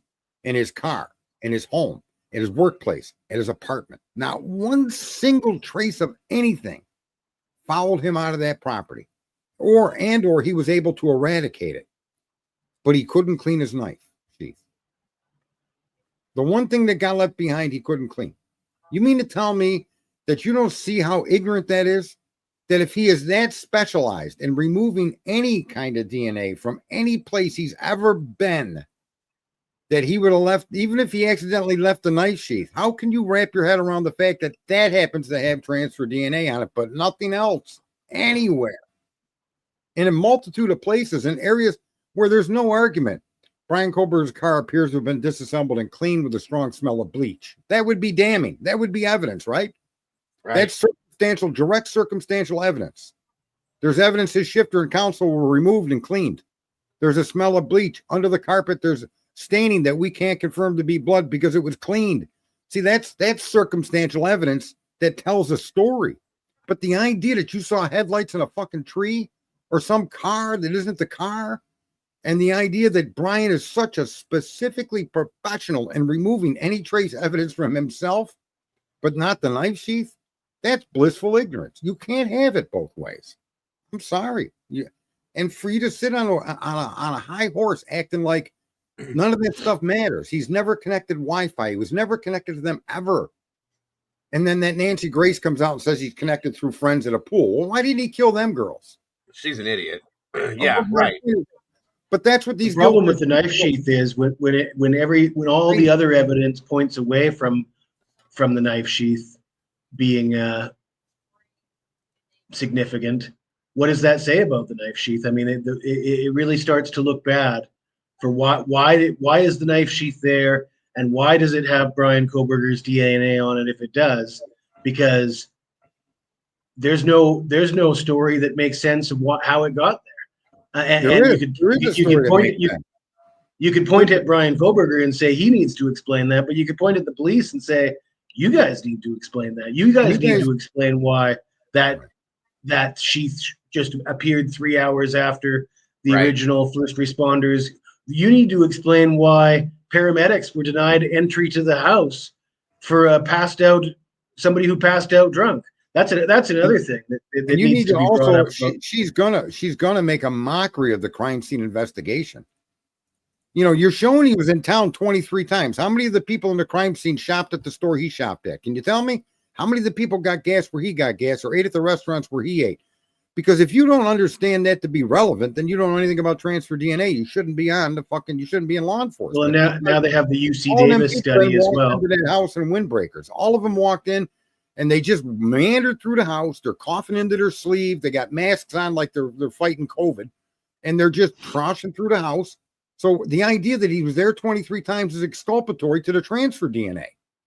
Literally exculpatory to the transfer DNA. If you have a good defense attorney present it in a similar way that I'm showing you, you can't make the argument that he put it in that knife sheath with all the exculpatory evidence that's available just from their own investigation. Did you have a look at the UC Davis study, Sarge? Yeah, I did. But I've been aware of that for a long time, that how that can transfer. First, second. No, I mean, we've all been aware of it, but it's nice to see that somebody actually did a study to prove it related to this case. Yeah. And hopefully Ann can use that. Do you see how the 23 trips becomes exculpatory to Brian? Do you really want to go down that route, though? I Absolutely, mean, would you rather go down 100%. If they're going to present it in direct examination, I'm going to tear your asshole wide open on cross, because the bottom line is you've established the presence of my client in that community doing things that even the crime scene investigators in that community themselves do. Therefore, the ability to come in contact with one of them, the statistic is 98 quadrillion. You're not going to suggest that he was anywhere near the house. You're going to say he frequented diners and ATMs, gas shopping centers, recreational centers. There was nothing in Pullman for them to do. Everybody that lived in Pullman, we were already told, went to Moscow because it had everything. And agreed. I mean, you drive by the main road and you go by that area, you're going to bounce off of it. It's just what it is. Their evidence, if you only look at it through the lens he's guilty, and you don't look at it through the lens of reasonable doubt, he's innocent until proven guilty. The 23 trips mean he stalked. No. The 12 trips didn't mean he stalked. What that really does mean, now that it's 23, can damage the prosecution more than it can damage Brian. You just know how to, you got to understand how to use information. He traveled through that area more often, and and they got him on cameras at a donut shop, at where they worked, at the store, at this store. It's like, okay, and that's a good point, Sarge. What they need to do, this is what the defense should do, in my opinion, is if you want to pinpoint all 23 times, I want you to go pull cams from all the local businesses and see where you see him at. If you see his car, you see him at the donut shop, the coffee shop, the grocery store, the shoe store, the barber, the doctor, any of that stuff within those 23 times. Well, let me just say this. Look. He's established himself as a part of that community with those trips, right? Right. Now, if I'm the defense attorney, I'm going to say, I'm going to get an expert on the stand. And I was going to say, is it possible that I picked up DNA from a stranger when I went and got my coffee and donut this morning? Transfer DNA. He's going to say, yeah. Oh, what if the stranger doesn't live here? It doesn't matter. All human beings shed transfer DNA every moment of the day. You lose 5 billion skin cells a day. It's unavoidable that you're going to come in contact with someone else's DNA. It's a near impossibility unless you're standing somewhere in a field. So the fact that he was there 23 times is literally exculpatory to Brian if that information is used properly. So, Sarge, you think it's a better argument for Ann to make that it's secondary transfer rather than absolutely? She's already gone down that path. She's already tried going down that path in a hearing with the DNA, arguing against their examiner, claiming the quantity we found is conclusive to be primary, but there is no primary. There's no way to determine primary or secondary with skin cells. That's an established scientific fact. You cannot make that conclusion, nor can you tell us what time it arrived or on what day it arrived. That's the issue with transfer DNA. It's there. You cannot define how it got there. I think if you're being intellectually honest with yourself, when you see the way they word things like 23 times he connected to a tower that provides service to within 100 feet or several hundred feet of the King Road residence, when you read things like that in the documents, that should set off alarm bells of what they're trying to portray and what it actually means and the intent behind it. And you should feel like they've betrayed your trust. And when you understand what they're saying and what it actually means and what the intent behind that statement is, they're trying to blow smoke up your ass and create a narrative that is false, knowingly creating a false narrative of stalking when they know it's not the case. How do you trust them after that? So now, and that's where I'm at with this. He purchased a K-bar and sheath and sharpener. They're saying that, but they've betrayed my trust with the PCA. They've betrayed my trust with the wording of the phone pings and with a lot of the evidence, the way they presented it. It's been very misleading. And then I go to the PCA and see tan leather knife sheath, processed, insignia, USMC logo, says K-bar. And then when they talk about the Amazon purchases, first of all, I don't know that they've ever clarified that there was ever any purchases or if it was just clicking on things. And they've never clarified the color of a sheath or any insignias or logos on a sheath or a knife, and no specificity to that. And a lack of specificity, to me, there's got to be a reason for it. And the biggest reason is it wouldn't match. Would you agree, Sarge? I think you might be muted, Sarge. I'm sorry, I was muted. Listen, in all fairness, I'll be very reasonable and calm. There's exculpatory definitions to all the things they've given the public. Everything that they finally, and there's so much they haven't given us, but up until now, nothing that they've given us is as conclusive as the argument I made about a direct DNA transfer or showing me at that crime scene, because the DNA is unable to do that. Okay. And because of that, then you have to have a circumstantial case. And the fact that he drove in that area 23 times isn't indicative of stalking. It's indicative of he was a member of that community. That's what that says. And when you try to frame Brian Koberger as who he really is, a college graduate with a PhD, and he's trying to get forensic, what do they call it? Cloud forensics is what his study was, not DNA. This kid wasn't in labs. This kid was looking to be a forensic scientist in how the cloud works and all the IT. He was on a computer. And now you're telling me that this kid knew how to clean up all of this DNA from all of these 4 victims that were horrifically murdered in this home, and he was able to get out of that, but left the sheath with transfer DNA on it. The likelihood of that is just zero. It's zero. I don't deny that it's his transfer DNA. Well, that's another reason why I think the sheath was potentially planted, because we've been through this before. Planted, but how would they get his DNA on it? I think people are looking for there, Sarge. I've been saying. Yeah, I think they just added that down the line. It's kind of like when the corrupt cops used to carry guns, right? Yeah. And they used to just leave a gun. They'd always have a gun to plant on a suspect. Microscopic evidence. There's no way you could plant that on a sheath I could see Dago saying they made it up. Let me just say this. I think that when they did what they did, they came up with thousands of hits.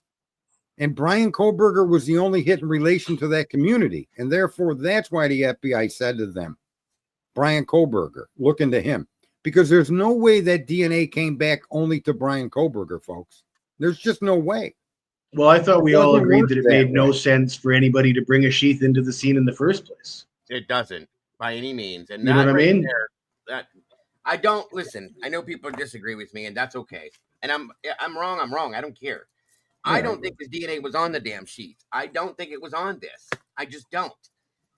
Because when they served the warrant on his apartment, they served the warrant at his parents' home almost simultaneously, same day, same times, not same times, but same day. And listen, people, that's crazy, Dago. Why would they do something like that, so on and so forth? Why has anything been done that we've seen? How hard would it be to take a Q-tip and swab anything in his apartment, put it in a bag, anything? I agree. And hand it off. They didn't send this. Okay? If they would have sent this, then I would believe it more. But they didn't send this. And that's my problem now with this. I can't understand. I just don't. I don't trust it now. I did for 2.5 years. Okay, fine. The man did it, so on and so forth, whatever. His DNA is on the sheets, whatever. We'll look into it. We'll talk about it. I don't believe that anymore, you guys. I don't believe. Why are they so easy to throw it out? Truly. They arrested Brian Koberger and they built a fucking case around him is what they did. Period. No, I agree with Louis Theron, whether he thinks he's talking about a tin hat theory or not. I think the fact that Brian Koberger's name came up there, and the FBI is the one that came up with the name, and I don't think they nefariously came up with the name. I think that he was one of thousands of people that got hits, and they ran the hits against people in that area. And that matched the case that they were already looking at that they thought Brian may have been involved with. And that's why his name got thrown into the mix, which is fair. I don't think that work is improper. I don't think it was dirty. Fair enough. But when you can't place him at the crime scene, then the DNA itself is not enough to convict somebody. And if you do convict on transfer DNA without identifying and clearing the other sources of DNA, then you have an overturned conviction. That's Amanda Knox. It worked like that. And it's worked like that in many transfer DNA cases. There was a case where this black guy was convicted because his transfer DNA was on her breasts and she was raped and murdered. Yes. And he sat in jail for a while until it went to appeal. And then all the other DNA, they found semen on the inside of her thigh that didn't belong to him. They found. Right. All right. They had all this unidentified male DNA in places that a rapist would leave it. And yet they went after the guy that he claimed that they made love and he went home. Yeah. Right? Yeah. And his transfer DNA was on her breast, but the semen wasn't his. That's quite interesting. Again, he got released because of the unidentified and uninvestigated other male samples of DNA at the scene. Yeah. And I agree with that, Ro. I still question the traffic stop that we're not allowed to see, that you can't FOIA it. You can't, we've seen every other stop that there's been, but that one, and we can't. I question that. Why? What is there in that stop that we cannot see and why? Agreed. Also, going back to here, yes, this is another big one for me too, Phil, is why Dylan insisted on Kaylee being her +1 to the Betty Ball thing or whatever the hell the dance was they were going to. Why she had to go clear in person to her house to get her to come back here for that. That's always bothered me. To me, that feels like you were lured here, okay? What's the reasoning? I don't know, but it sure as hell doesn't make sense within this case. Kaylee left for whatever reasons, okay? Not suspicious per se, for sure, but she left and didn't want to come back. She had to be talked into coming back. So she chose to do it finally after being called on the phone multiple times and then physically having somebody come to your home and saying, I need you to go with me. I need you to go. I need you to go. I need you to go. Why? Why? Dylan they weren't that close, guys. This is what makes no sense to me. They weren't close. Their circles of friends were completely opposite ends of the spectrum. So why did it have to be her? And why that time? Why that day? The one day she comes back and she's dead. That's crazy to me. And if you tell me that has nothing to do with this, I'm going to tell you, you're wrong, in my opinion, just as much as you tell me that what did you say to Adam, Maddie, thing has nothing to do with this either, because I'm telling you that's one of the keys to this.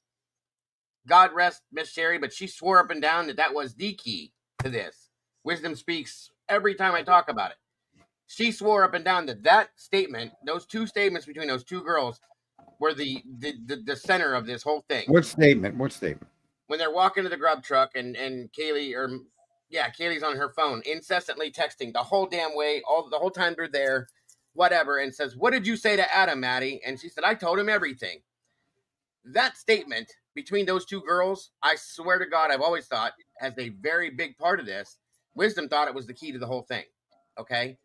And I can't say that I disagree with her, because it's just the way it's stated, the way that the way everything unfolds after that, something's wrong there. Okay. The fact that Dylan lured her, in my opinion, back to Idaho for that night, all of those things, you throw that into that blender and push the button. What you got, a Idaho milkshake, folks, in my opinion. I'm just telling you. It all makes perfect sense. What made her leave to begin with? I mean, that's another story that's untold. Right? Say again? So she packed up and left. She got out of that house and distanced herself, but then she came back for this one thing. But why did she originally leave? Her finals I think her finals may have been done. Was she completely done with college? She broke up with Jack. She was going to be going to Texas for this job that she had already done an internship at. She bought the new vehicle. She was going to graduate, I think, that following Tuesday, if I'm correct. But she didn't need to be there. She didn't want to be there anymore. And if that was her best friend, why wouldn't you just stay there and work? Like, enjoy the time until it's time. But she left. She went home. She didn't want to come back. She had to be talked into it. Now, you tell me that has no relation to this? Something is not right with that. She hadn't totally moved out. That's right, Cat Lady. She had some stuff there still. But still, for all, I think she was going to graduate, get the rest of her stuff on that Tuesday after or whatever and be done. But to not stay there and to party and have fun with your best friends at her age, why? Why would you not? Finish it out. Be done. This is the last you're going to do this for the rest of your life. Well, my statement that I made a long time ago, I think, is going to bear fruit when I suggest that knife sheath contained a knife that was in the possession of one of the two girls or one of the victims. Yeah. And I just cannot imagine how one person could have done what they're claiming has done here. And again, my timeline is it's unavoidably true at this point that 4/17 is the beginning of the murders. And at 4/17, Superman himself, the cartoon, would have a hard time doing what happened in that home and get back in a vehicle and speed away in under 3 minutes. It just doesn't seem, it's physically impossible unless the activity in that house started before 4/17, it could be proven. Then Ann has got an open and shut case, literally an open and shut case on the timeline because of Murphy. Because of that camera, because of the struggle, because of the whimper, because of the thud. Those events, folks, are written unavoidably in stone like the 10 Commandments. You can't erase those events. And unless you can show activity prior to 4/17 that even remotely hints that a crime is in progress, then you're dead in the water on your timeline. Because their phones are talking. They're talking on their phones while the crime is in progress, not after. And where's the text messages prior to 4/17? Now, again, I will acquiesce that if there's information prior to 4/17 and Bethany didn't text Dylan first, then my timeline is radically wrong, but still sensical and logical on the data that we have in our possession. Mm-hmm. And Ann's made this argument in court that timeline is just out of whack. Very good point. It absolutely is. She's the one that said, at 4/17, everything begins. You got the dog barking. The dog barks for up to 30 minutes after that point. Mm-hmm. And I know for a fact, and I've called for everything she's done. I called months in advance that she would go this way or that way. She was going to appeal the indictment. She was going to do. And these were things that I was saying long before anybody even knew you could appeal an indictment. I looked it up to know. But my point is here, If there's no information prior to 4/17, Brian walks. Yeah.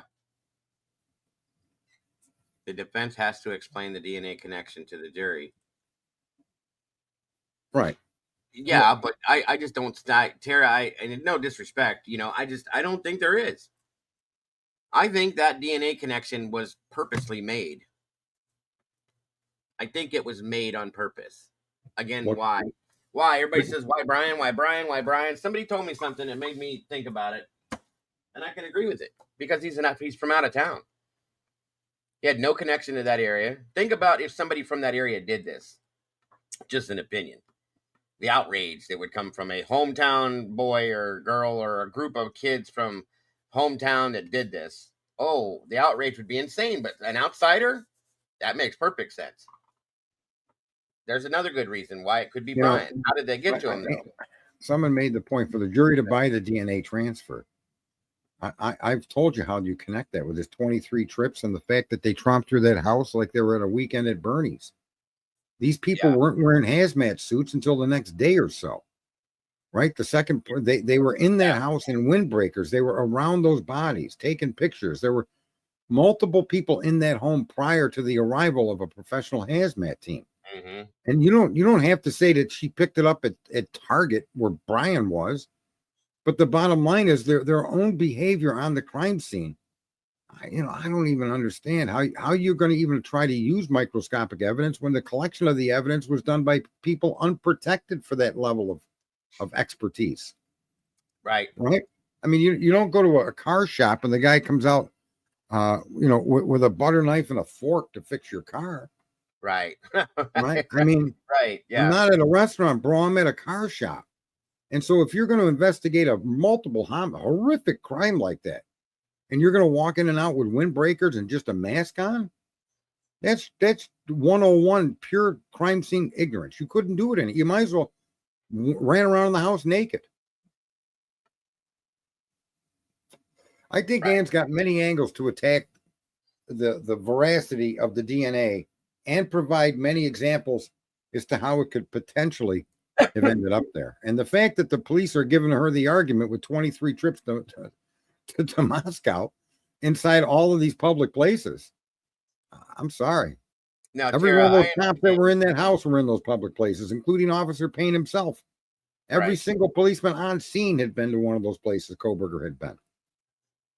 And that could be your point of transfer. Whether it is or not, you could never determine exactly how it got there.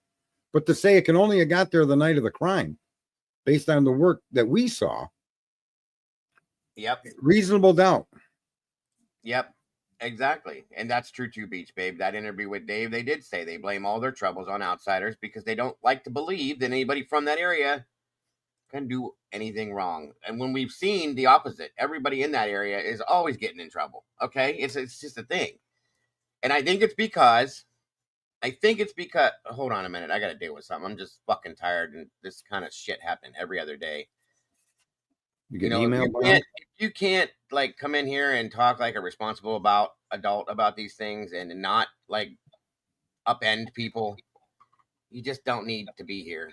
Okay. No, Tara, I appreciate your counterpoints because not you, Tara, not you. I'm not talking to you. No, but let me just address her directly. Your counterpoints are valid counterpoints, and they're points that'll sit well with the public and even with a jury. You really need to effectively describe how transfer DNA is transferred, and then start showing them crime scene pictures and start showing. I mean, I'd have my investigators taking pictures of the crime scene investigators where they go to in Moscow, whether they like it or not. Too bad. Right? And now you show connectivity between these crime scene investigators, the police on the scene, and the locations Brian frequented. That's all you need to show. It's up to the jury to determine if that's relevant, but that's a strong argument for transfer DNA. You got Rollo the Clown giving you a hard time, I see. What if Ann does come forth with something though, Tara? What if she comes forth with something that proves possibly that it wasn't that the DNA thing wasn't right or real? You know what I mean? What if she can do that? I mean, that would be amazing. I'm not saying she's going to. Don't get me wrong, and I'm not disagreeing with what you're saying, but I feel like it makes too much sense to me.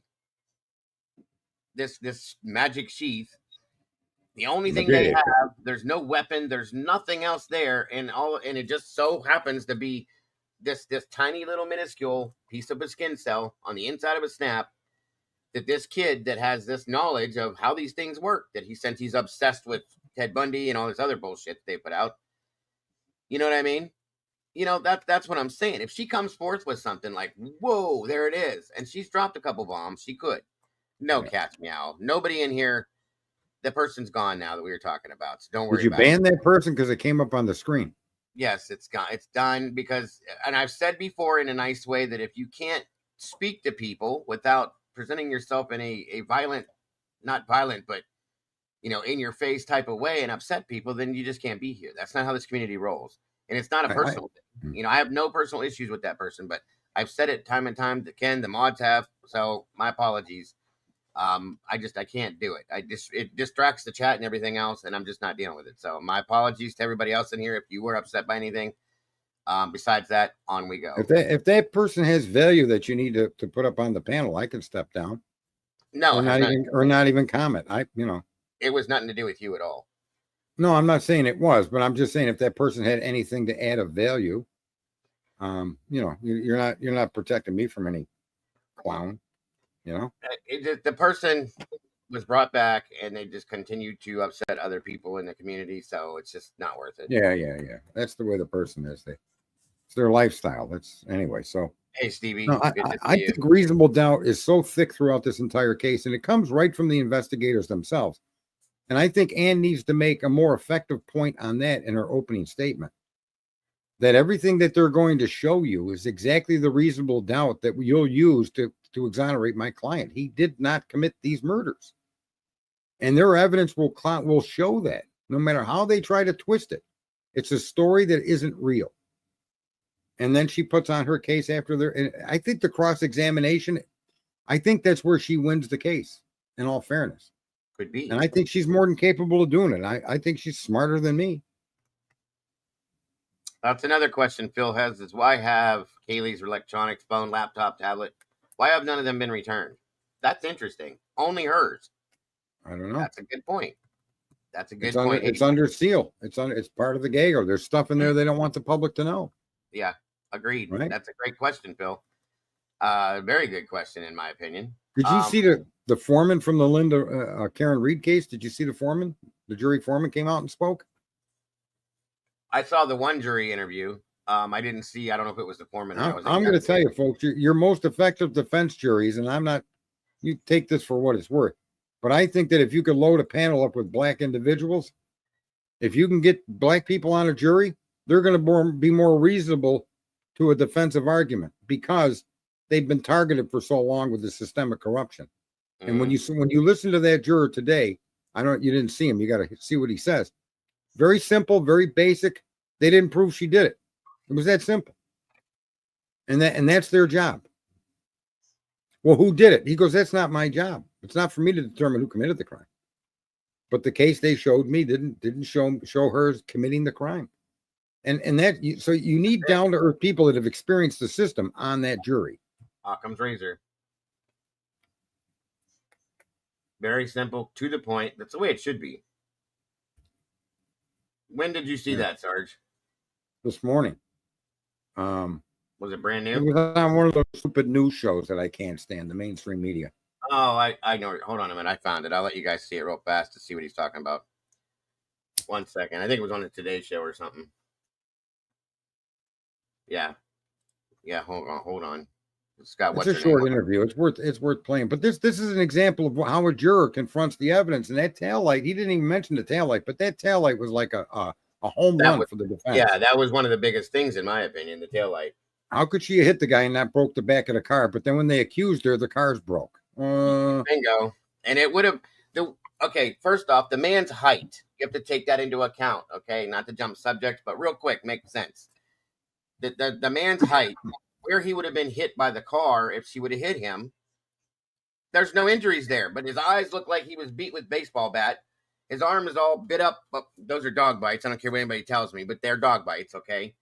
And that all happened from her backing up, quote unquote, not going 24 miles an hour. I can guarantee you that. Her wheels may have been going that fast, but the car was not, okay? You got that from me. You're right, though. It's a fact. It's a fact. That's why I'm stating it now. There's no way she was going 24 miles an hour. The vehicle was not moving that fast, but the wheels were spinning because it was snowy and icy. That makes sense. So, welcome back, ma'am. You can turn your camera off there. You don't have to leave it on. I see ya. Okay. Thank you. Welcome back. Yes, ma'am. I'm going to run this video real quick, guys, and let's see what they're saying. Okay. And Alan Jackson is totally right. Reaction to the Karen Reed trial. Public perception still mixed. Nearly a week after she left court, a free woman acquitted of killing her Boston police officer boyfriend. This morning, the special prosecutor is breaking his silence, and now the jury foreman is about to share what it was like leading the deliberations in his first live interview. We'll speak with him in a moment. But first, a look at the latest on the case. It's been almost a week since Karen Reed's fate was sealed. Defendant not guilty or guilty? So say Get through right to his interview. So say you all. The jury clearing Reed of second-degree murder, manslaughter, and leaving the scene of a deadly accident. And for the first time since that acquittal, Special Prosecutor Hank Brennan ending his silence, saying in a statement, "I am disappointed in the verdict and the fact that we could not achieve justice for John O'Keefe and his family." Continuing, "After an independent and thorough review of all of the evidence, I concluded under the influence." And we are joined now by the jury foreman in the retrial, also known as juror number 1. And sir, you've asked us and we've agreed to keep your name private for confidentiality reasons. So with that, we say good morning. And can you just explain, take us into this jury room and how the jury came to the conclusion it did? Collectively together, we looked at all the evidence that we was presented with, and we made our decision off of that. We didn't, at first, some had their own personal opinions on what the case should be or whatever, and was trying to go down like a personal feelings and stuff like that. And we had to stick to what evidence we had in front of us and go with that. So it was more or less just trying to figure out that part. And it took us a couple of days to really get the gears going, but when we did, it was smooth trails after that. Sir, to that point, the evidence, was there a singular piece of evidence that seemed to move the majority of the jurors in the room, or were there multiple pieces? It just was, it was the whole case altogether, all the pieces, testimony, witnesses, and it just a lot together. And people had questions. We used the evidence to answer their questions, and we didn't try to go down these rabbit holes where we're just getting lost in what all these other things that was thrown at us in court or whatever, and we just had to walk down and figure it out through the evidence. Sir, I asked one of your other fellow jurors this question. It's a very fine distinction. In your opinion, is Karen Reed innocent? She didn't do this? Or is it just that the prosecutors did not put on enough evidence to convict? Karen Reed is innocent, and she didn't do this crime. No one could prove that she did this crime, so I looked at her from day one as an innocent woman that needed to be proven guilty, and I don't think any of that was shown in this process. Sir, to that point, if she didn't do it, who did? That's not my job. So, I mean, something did happen to Mr. O'Keefe, and it's foul play or whatever you want to say, but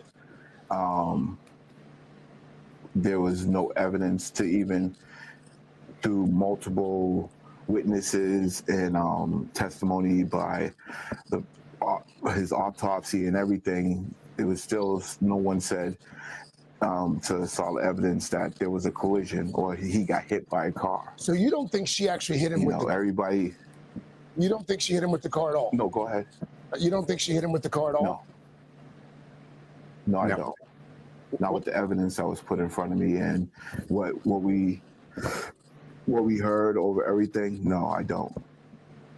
Were you aware of just how high profile this case was? There were throngs of people outside in front of the courthouse. I know the jury officers, kept you away from that, but there was a big scream at the end when the verdict was read that was audible in the courtroom.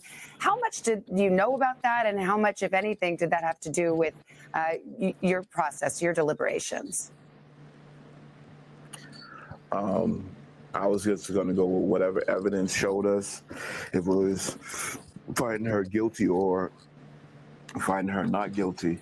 And we were just going to go with the evidence. And at the end of the day, when I came in on Monday, I established to everyone, I just want everyone to feel like they're heard 100%. Their thoughts, their process is being heard also in that process. And everyone felt at the end of the deliberations that everyone felt good about the decision that we all collectively came together with. So in the end, there is still a mother who lost her son, Officer O'Keefe. What do you think justice would look like for the O'Keefe family?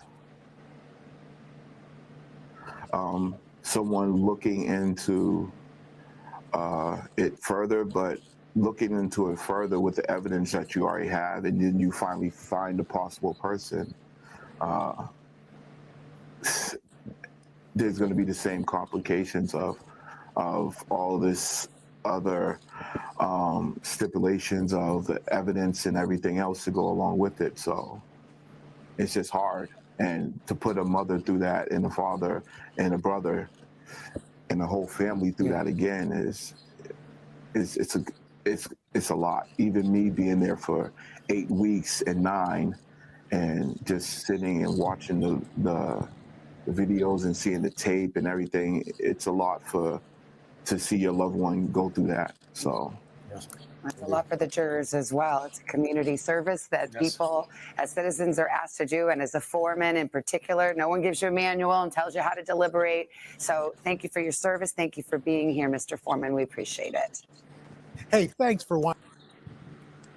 Yeah, he called it right, man. I mean, and Tara, you said that he didn't take down one note, and truly, listen, I take notes all the time because I forget things, but I don't think if you're hearing what you're hearing, you're seeing what you're seeing, I don't think you need to take notes down, truly. And honestly, the video of the vehicle without a damaged taillight tells the story that car did not impact him. And that's his and that's statement. all. That was it right there. The case was over with that video. All the that's ancillary nonsense for 8 weeks. Yeah, is like 8 weeks of his life he'll never get back. But you can't overcome that visual. And that's why video and audio and things are so important. But the visual has to be clear, which is something that I think people need to realize, especially in this Kohberger case. That's going to be a big thing. You need to make a positive idea his vehicle at the times and locations you're claiming it was at. Yeah. And if you can't positively do that, then that's reasonable doubt the kid wasn't there. Yeah, they can't do that. Right, exactly. Cut and dry, straightest point from one to the next, A to B. But the Delphi, if you don't believe the car hit the man, that's the end of the case as far as I'm concerned. That's all I would have to see and hear, and I'm done. I don't care about all that other stuff. The Delphi case had even less than the Karen Reed. Nobody said, yeah, that was him I seen on that bridge. Yeah, it was his car I seen driving away. I mean, his wife didn't say, well, yeah, there was some blood all over the place and all over his clothes. But, I'm happy to see that juror did not do like my ex-friend did. And just because I understand wanting to give the family some closure. Yeah, but you got to bring justice before that. You don't sacrifice someone's life to give somebody closure. No, that's it. That's how that works. You have to bring true justice, and then if you can give closure to the family after that, then God bless you. But no, beforehand, no. Like he said, you don't sacrifice somebody else's life just to give closure to some other person. That doesn't fit for me. I'm sorry. No, well, I'm going to say this. For Brian Kohberger, the fact Circumstantial evidence for Karen Reed would have been a broken taillight. Nobody saw her do it, right? There's no witness to the crime. And if in fact her taillight was smashed and it was provably smashed and there was no evidence showing that it wasn't broke, as they showed here, then you have to exonerate the person, because maybe she killed him with a baseball bat. Nobody knows. But the fact that they're claiming she used the car to do it, and the car arguably, without doubt, could not have been the vehicle. It could not have been used in his death. You exonerate. And the same thing happens to Koberger. That transfer DNA is not the way you can't convict him on just that. That's why you guys are seeing him scramble to make a story of his car. Circumstantial evidence includes my gun in a crime scene where somebody was shot with my fingerprints on it. That's circumstantial evidence. You need now to place me in that home. If you can't place me in that home, then I claim my gun was stolen. Believe it or not, the reasonable doubt holds, because I was somewhere else. I got a witness. You got me on a camera. So when you have a hard piece of evidence, folks, that in and of itself isn't always usable to convict somebody. You have to, and DNA especially, even the other DNA they found at the scene, right? All the other samples, you agree, Diego? It doesn't mean those people were involved in a crime. Right. Right. I disagree.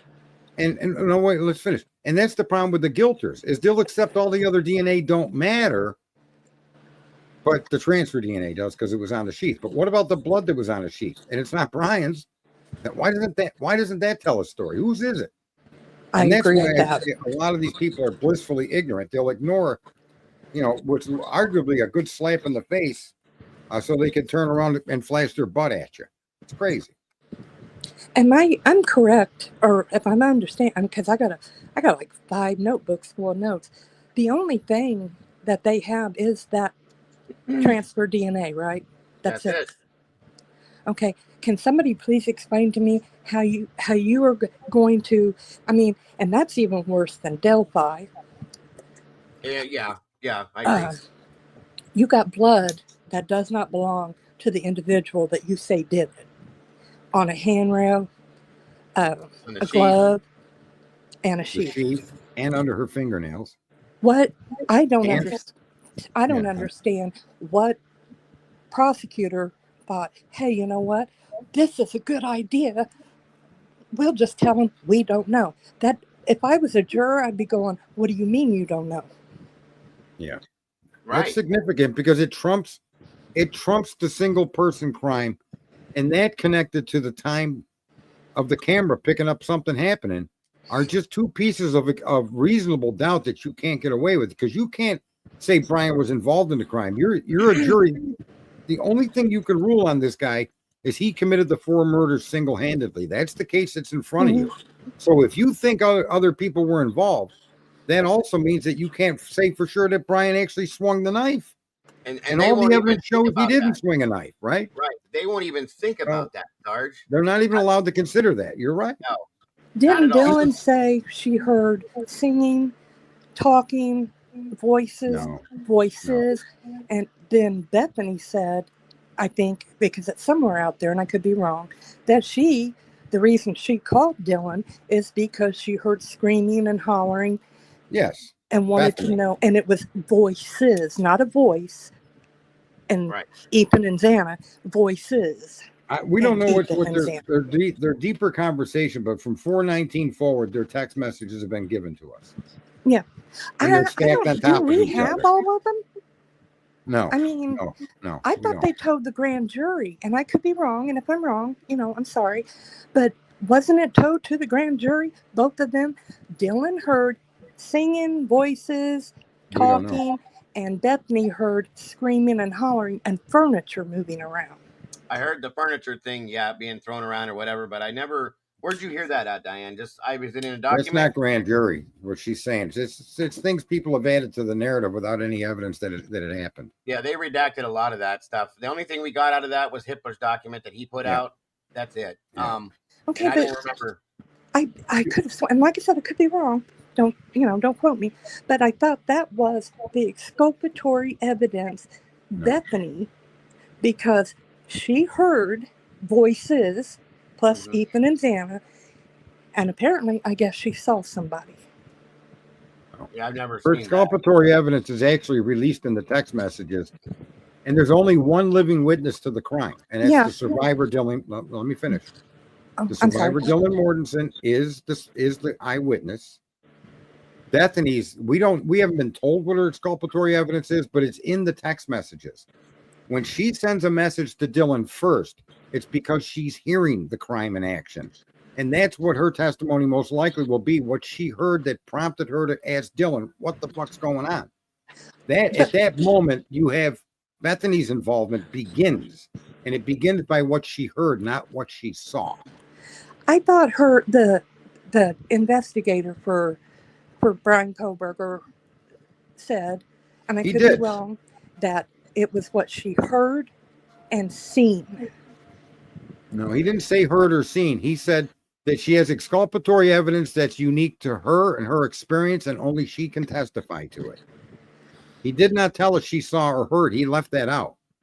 And the reason I'm telling you it's what she heard is because the text message to Dylan happens in a minute and a half after the camera starts picking up the dog barking, the thud, the struggle, the whimper. All of that's captured on a camera at exactly 4:17. Oh, I agree with you. I totally agree with you. So he didn't say anything about what she heard or saw. He said that her experience is unique to herself, and only she can testify to it. And it's exculpatory. And so when you look at the timeline, the only inference that there's any of that connects Dylan, or I'm sorry, Bethany, is her text message to Dylan. That means she's hearing something. Yes, I agree with you on that. And like I said, I could be wrong. I've got it written. Like I said, I've got 5 freaking full notebooks of what I've written down, and I could have written it down incorrectly, but I would have sworn it said what she seen, or what she heard, and what she seen.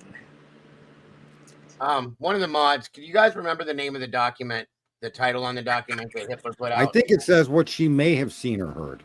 I'm going to pull the That document. That could be. But I pull the document, it'd be nice to know. But I think the word may is in there. He doesn't get specific. He leaves it open-ended. Thank you, Janet. Welcome. It's wonderful to have you here. And see, that's where I'm thinking, okay, you call her and go, now, I don't see the prosecution calling Beth. It would be nice to close the loop on it, because up until 4:19 there is no Bethany in this story. There's no story at all until 4:19, and she begins the story right with her interaction. So prior to 4:17, there's no evidence of anything happening in that home. That doesn't mean there weren't perpetrators in the home, but the chaos and the violence didn't begin to at least to 4:17. It's not even, and again, unless they release other info. But that text message from 4:19 to Dylan seems like the first communication between the two, and that makes sense because of the nature of that text message. I think it was WTF or something. Oh, I agree with that. Right. I do have a question for you, Sarge. Since Hitler, which I think is just, if I had to go in front of him and his hands were on his face and covering his eyes like I can't believe this shit, if I was an attorney, I'd go, excuse me, do we need to take a break? That's so telling by his actions. And him calling Bethany and Dylan victims, is he going to kind of limit the cross-examine of Dylan? I don't believe they can. I don't think they have the right to do that. If she's a witness called to the stand as a material witness for this, he can't limit that. That's not. If somebody correct me if I'm wrong, but I don't believe he can. He has to allow everything that is requested from the prosecution and the defense on the cross, in my opinion. And if I'm wrong, once again, somebody correct me. They're there to establish timeline. Let's be clear what these two witnesses. The only value these two witnesses are given the prosecution is timeline. And Ann will destroy that timeline with that 4:17 camera and Bethany's behavior. Listen, this is why this makes sense, this analysis. It's Bethany's behavior that's exculpatory, and it's what prompted her behavior. It's what she heard. What she heard prompted the behavior to text Dylan, which is right in sync with the 4:17 camera. So that's why she's going to destroy the timeline. Bethany and Dylan confirmed the time the crime began, and you can't argue that because the camera, it supports that argument. When Dylan says around 4 a.m., you notice they keep saying around 4 a.m., And people keep thinking 4 a.m. is a good number. Around 4 a.m. could be 4:17 a.m. just as easily as it could be 3:50 a.m. Yeah, I always thought the 4 a.m. was very convenient. A DoorDash driver in here or in on harsh, here's a scream, and the attacks start. That for me, that was just too many events at the same time. I don't believe in coincidences. I don't believe at 4 a.m. they're being attacked while a DoorDash driver is at the door going, "Hey, Right. here's your food." I don't believe that. And I I believe the video is showing a DoorDash driver delivery. That's where you're seeing the Linda Lane video come in. I don't think the Linda Lane video has a damn thing to do with this crime. That car that's wandering around that they're saying went here, went there, that's not Brian Koberger. That's somebody delivering something. And actually, the way it moves and the things it does is pretty consistent with that. Where did she park? Right beside him. See, because I haven't seen anybody come out and go, "Look, here's a video. Here she is. There he is." Yeah, I don't think anything that she's saying is anything more than maybe her trying to get on board with the prosecution so she can get out of the trouble she's in. I agree with that. Fair enough. I mean, it is what it is. I mean, I totally agree with that. Irrelevance won't even have. It'll have something to do with trial, I guess. But if she's even included, we don't know that she's included. We're told there's only one witness to the crime, Dylan Mortensen. I don't see how the prosecution is going.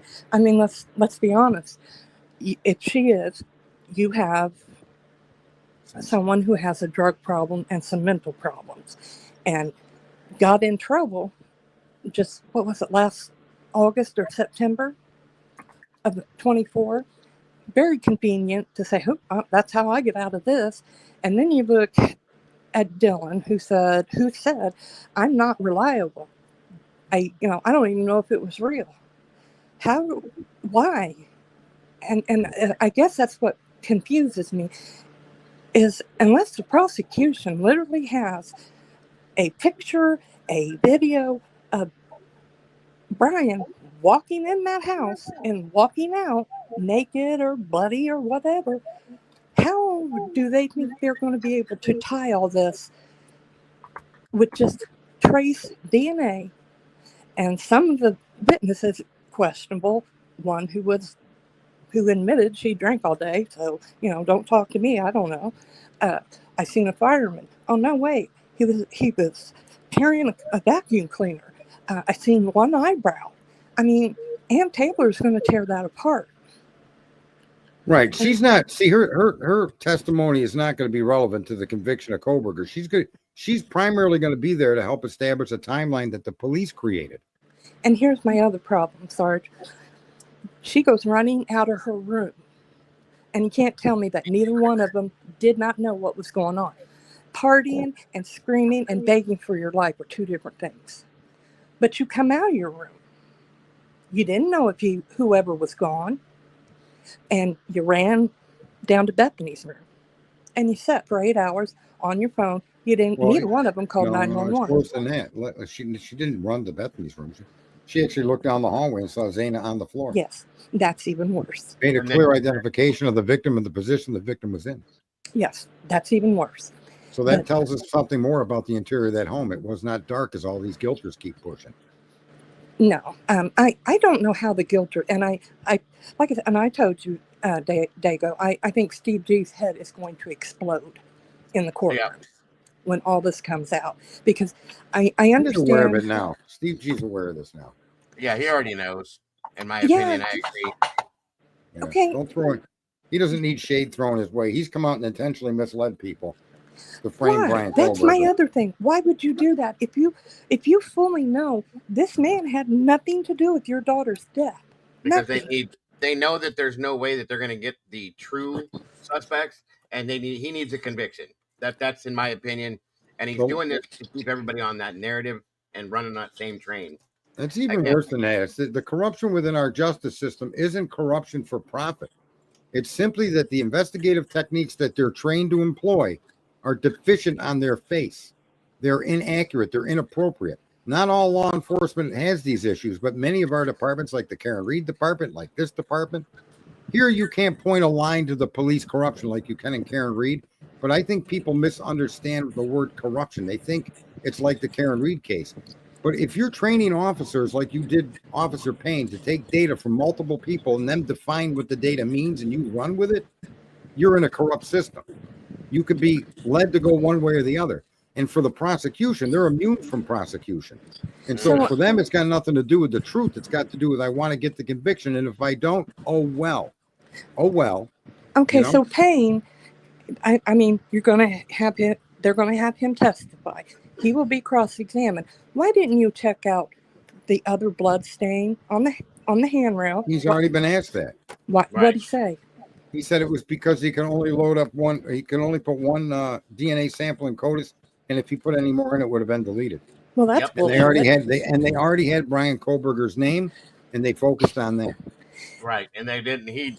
They purposely ignored the rest of it. So there's that. But let me read. Let's see what this says, because I think one of us is, well, if any of us made an error, it's an honest error.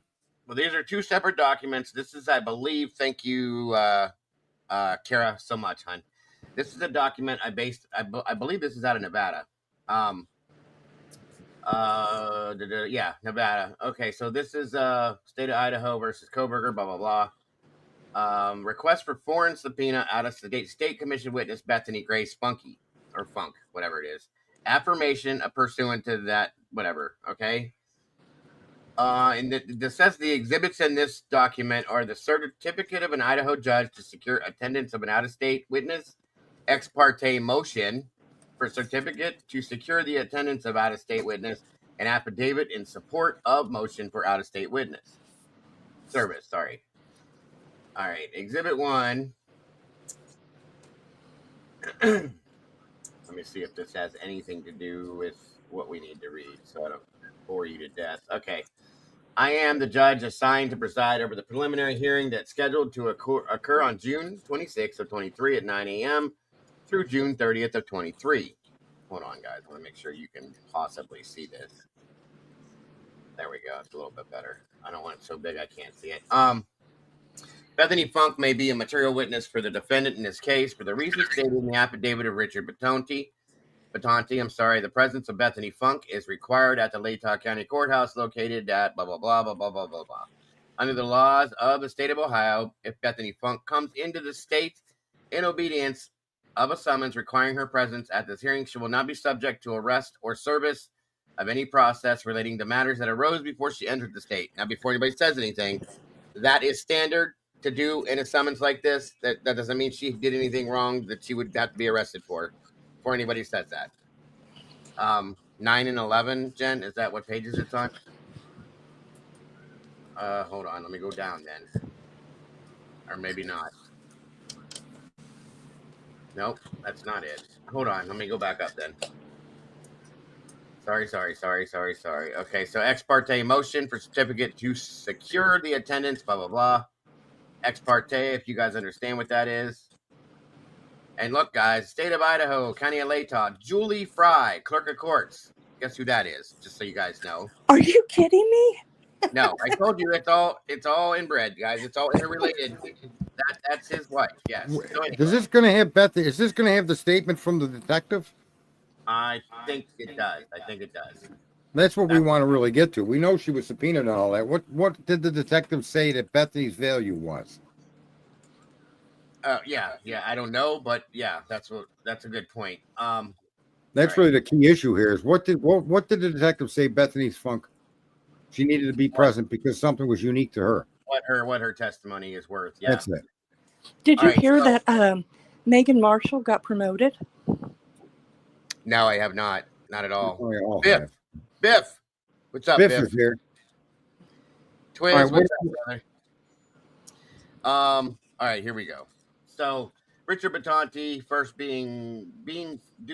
dutifully sworn by the oath, deposes and says, I am a criminal investigator hired by the defense to assess in the representation of Brian Kohlberger. I was asked by appointed counsel Ann Taylor to investigate alleged incident which led to the arrest of Brian Kohlberger. Brian is charged with 4 counts of first-degree murder, 1 count of burglary. The deaths took place in a 3-story home. There's 2 bedrooms on each floor, bathrooms on each floor, kitchen, dining, living, blah, blah, blah. Mr. Kohlberger is alleged to have entered the house around 4 a.m. while 6 people were sleeping, present, killing 4 people in 2 separate bedrooms. The people killed were located in 2 bedrooms, one on the 2nd floor, one on the other 3rd floor. Bethany Funk's bedroom was on the 1st floor.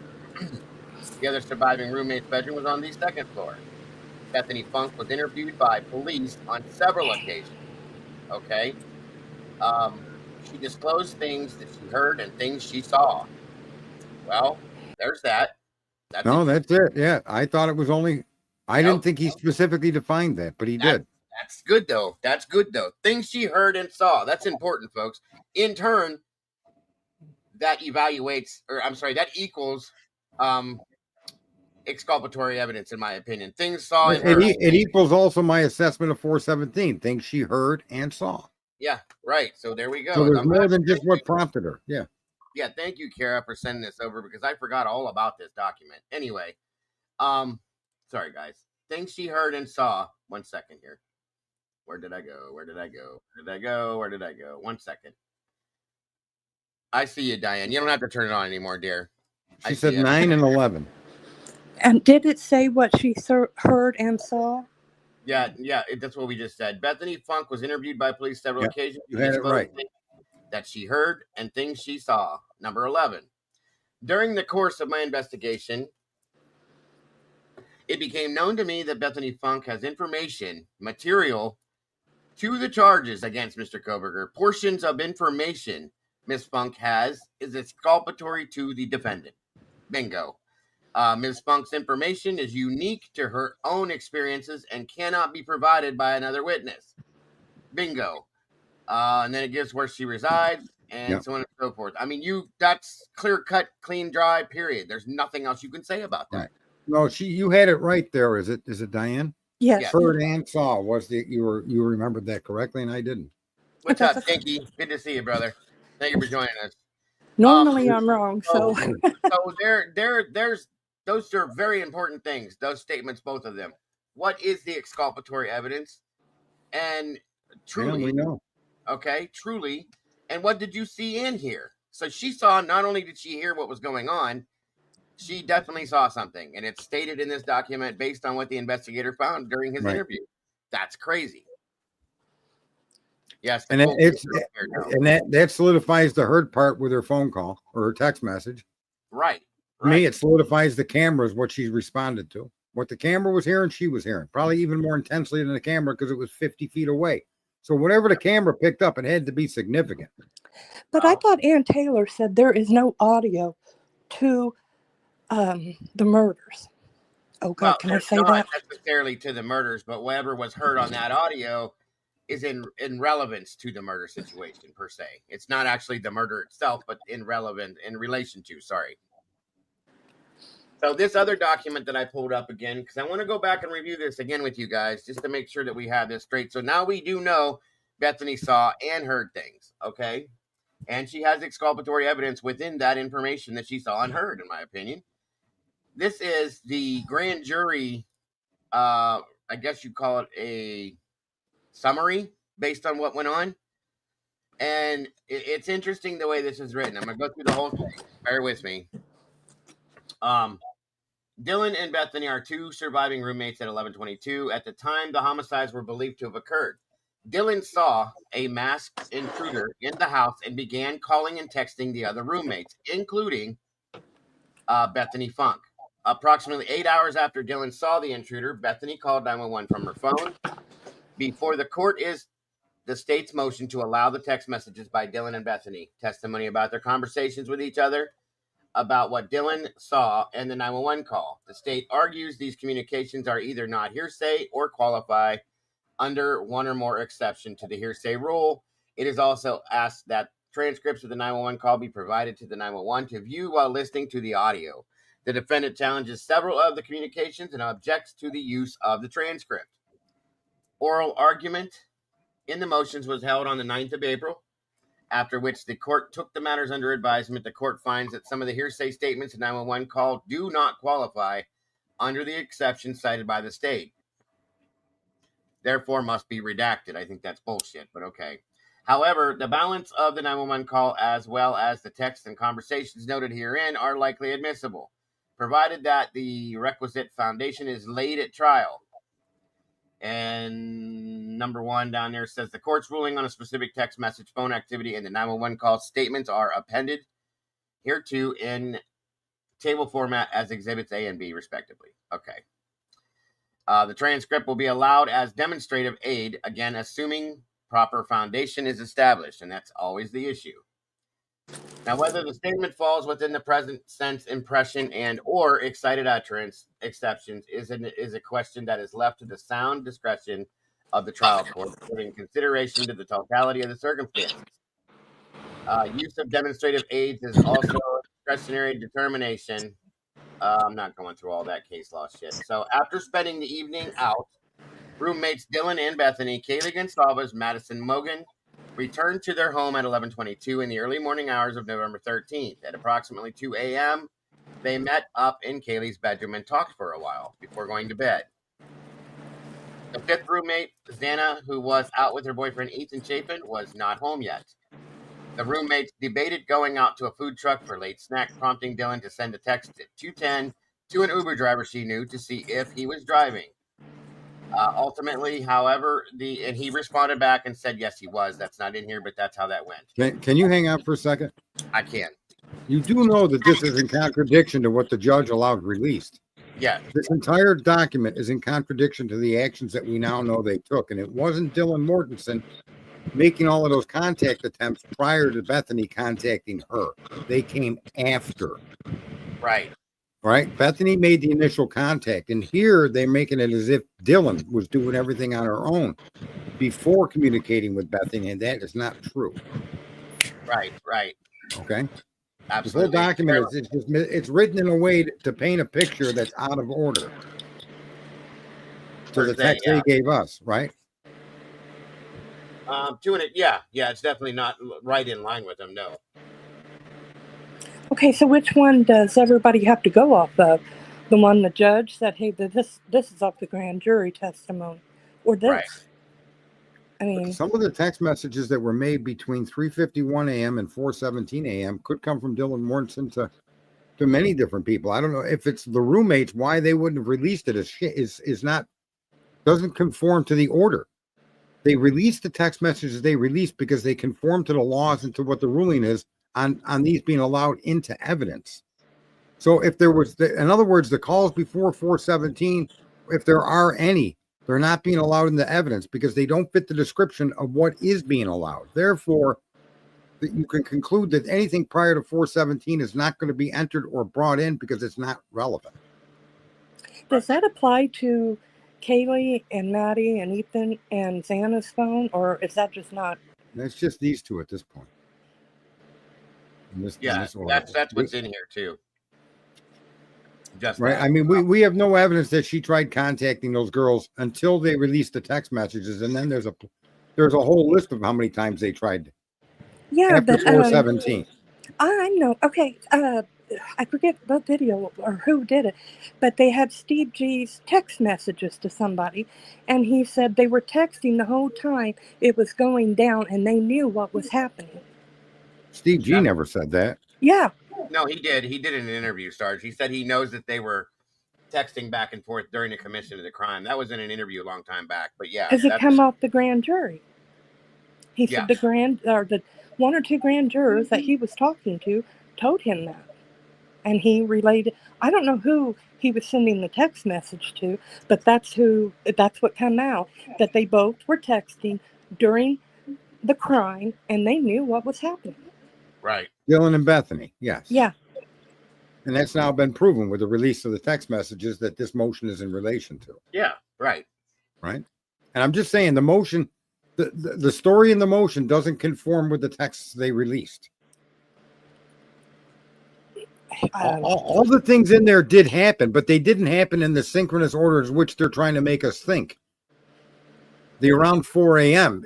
This would lead someone to believe that she was trying to make contact with these girls for a while, and in fact, the contact only began after 4:17, which is really kind of irritating that they write documents this way to paint this picture. At approximately 4 a.m. is where they start. The fact that it was either Kaylee or Maddie who called. Who was it? Bethany?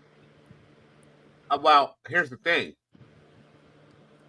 It says MM. That doesn't. I don't know if that's Maddie Mogan now.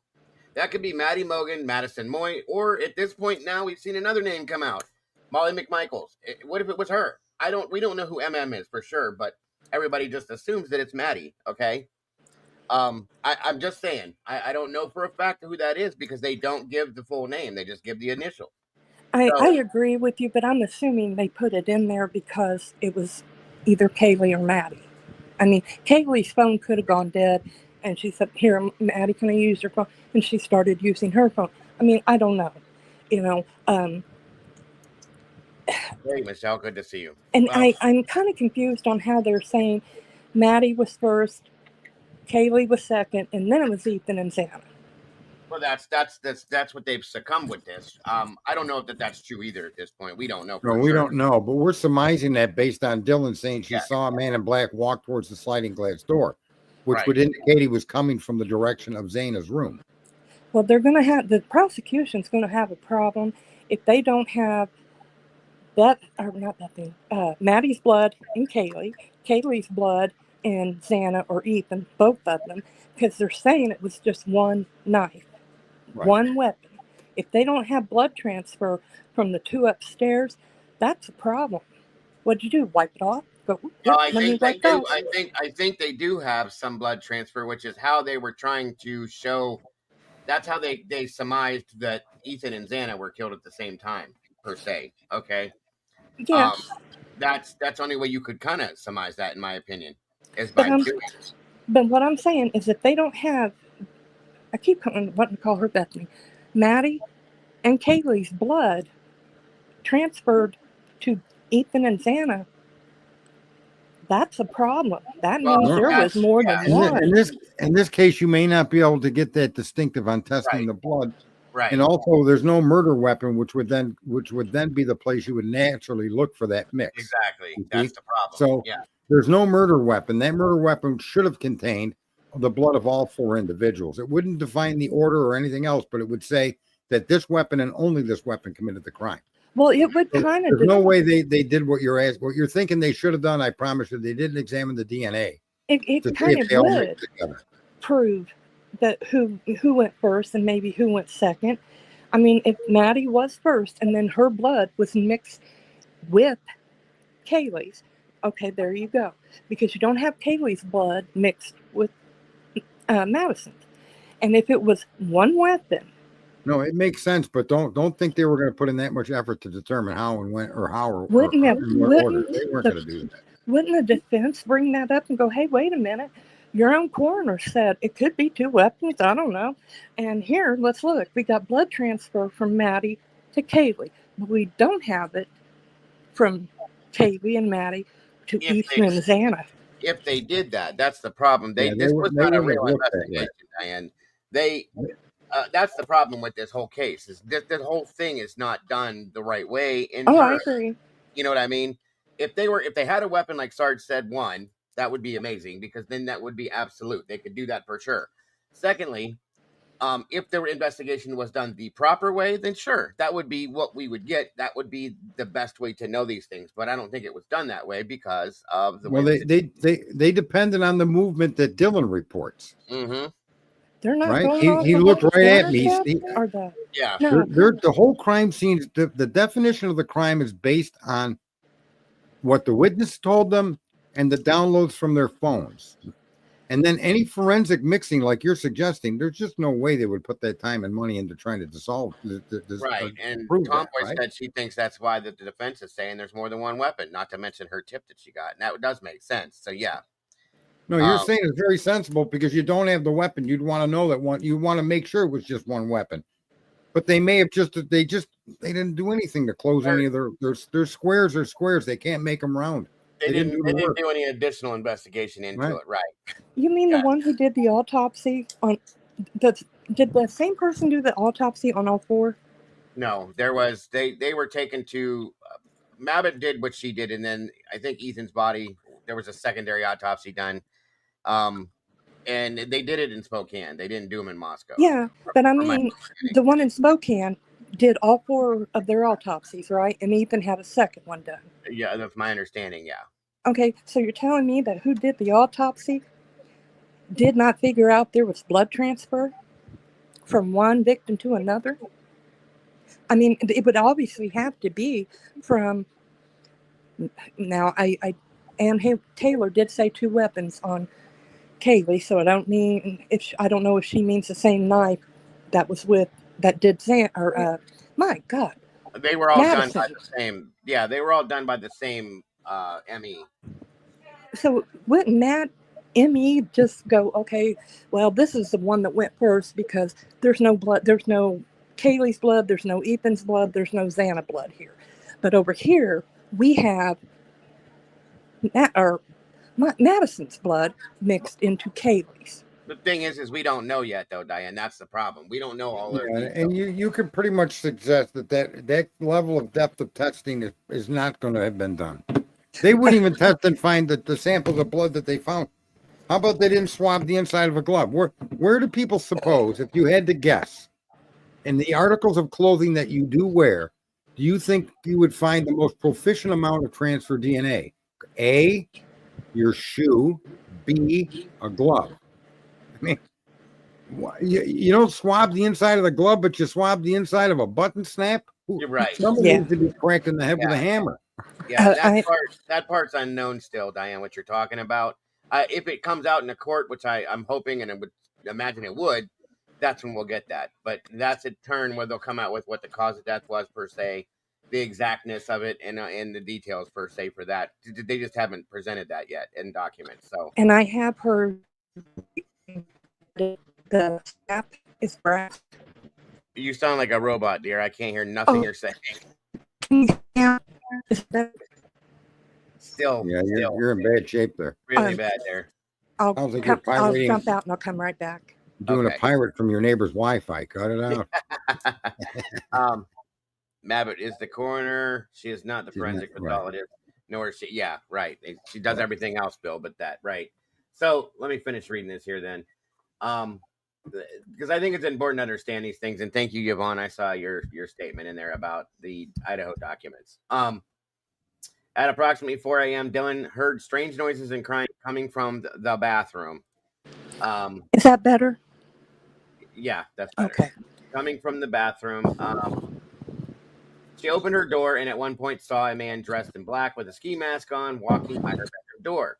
She then placed calls and texts to her other roommates to see if they were awake. Only Bethany, who resided on the ground floor, answered. They spoke for 24 seconds, during which Dylan told Bethany she thought she heard something. They spoke again. Hold on. A minute later for 41 seconds, and then Dylan told Bethany she saw a man in a ski mask leaving the house. This is the edited part of what this document was incomplete. And they made their story out of time period from 422 to 426. That was only a partial release of the information because that goes all the way back up to 419. And this is the document that caused everybody to say, why did Bethany text Dylan first? Yeah, and it says right here in the footnote 2, the parties submitted various portions of the grand jury transcript at different exhibits, including the state's exhibit S1 to the 911 call motion, exhibits defendant's exhibit 1 to his objection to the 911 call. 1 second. And that so you know, this is, I guarantee you that when Ann went after the indictment, she went after the indictment because these text messages did not begin with Dylan to Bethany or Dylan to the roommates. They began with Bethany to Dylan. That's why she's screaming about the indictment not being valid, because they did not include this exculpatory information in their case, which is now clearly to be seen by the eyes of the public. You follow me? This document is based out of the grand jury testimony. I understand that, but you see what they edited out? That's why she's saying, that's why she was so upset about the indictment, because by not including the actions of the camera and Bethany's response to the camera, they're letting this about 4 a.m. fly as if it is 4 a.m. and it's not.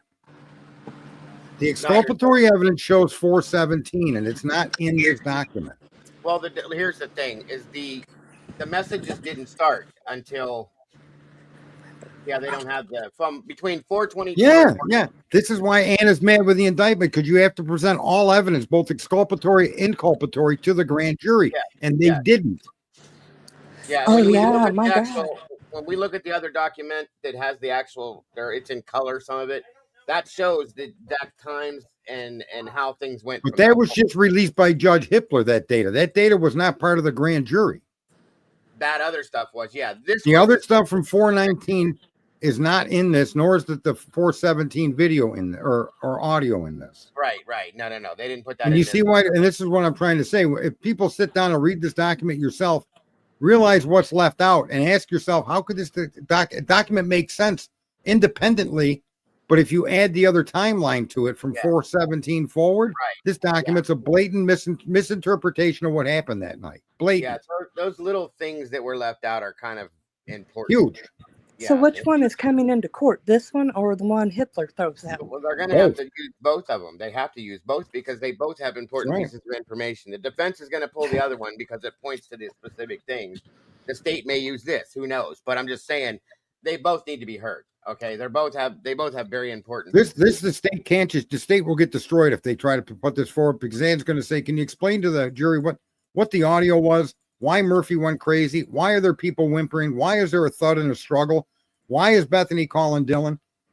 She's going to destroy anybody that gets on the stand and suggest that this is the correct timeline. And also, if you go back, they admit they were texting during the crime. So you're telling me in this document the crime didn't start till 4:22. Go back and look. Right? So this is just to confuse the jury. No, it's to get an indictment. It's to get this. This is how they indict ham sandwiches. Yes, they leave the exculpatory data out. When you go into court in August, you're going to look at a jury and go, hey, this is what we did. And then there's going to come documents. That's not what you did. Right. Well, exactly. Now what they'll do, the state will present this to the jury, and they'll say this, and this happened. The defense will come back and say, yeah, that's true. But then so did this, and this. Do you see the correlation there? That's what they'll do. Do you think the prosecution is doing this on purpose, knowing because I would bet someone's farm again, and I don't own a farm, but I would bet somebody's farm they're not going to be able to convict him unless you have one of those jurors, like my ex-friend, who just wants to give the family closure. Well, that's the worry. That's the worry with the jury selection. I think I said earlier a couple of days ago, it's going to be damn near impossible.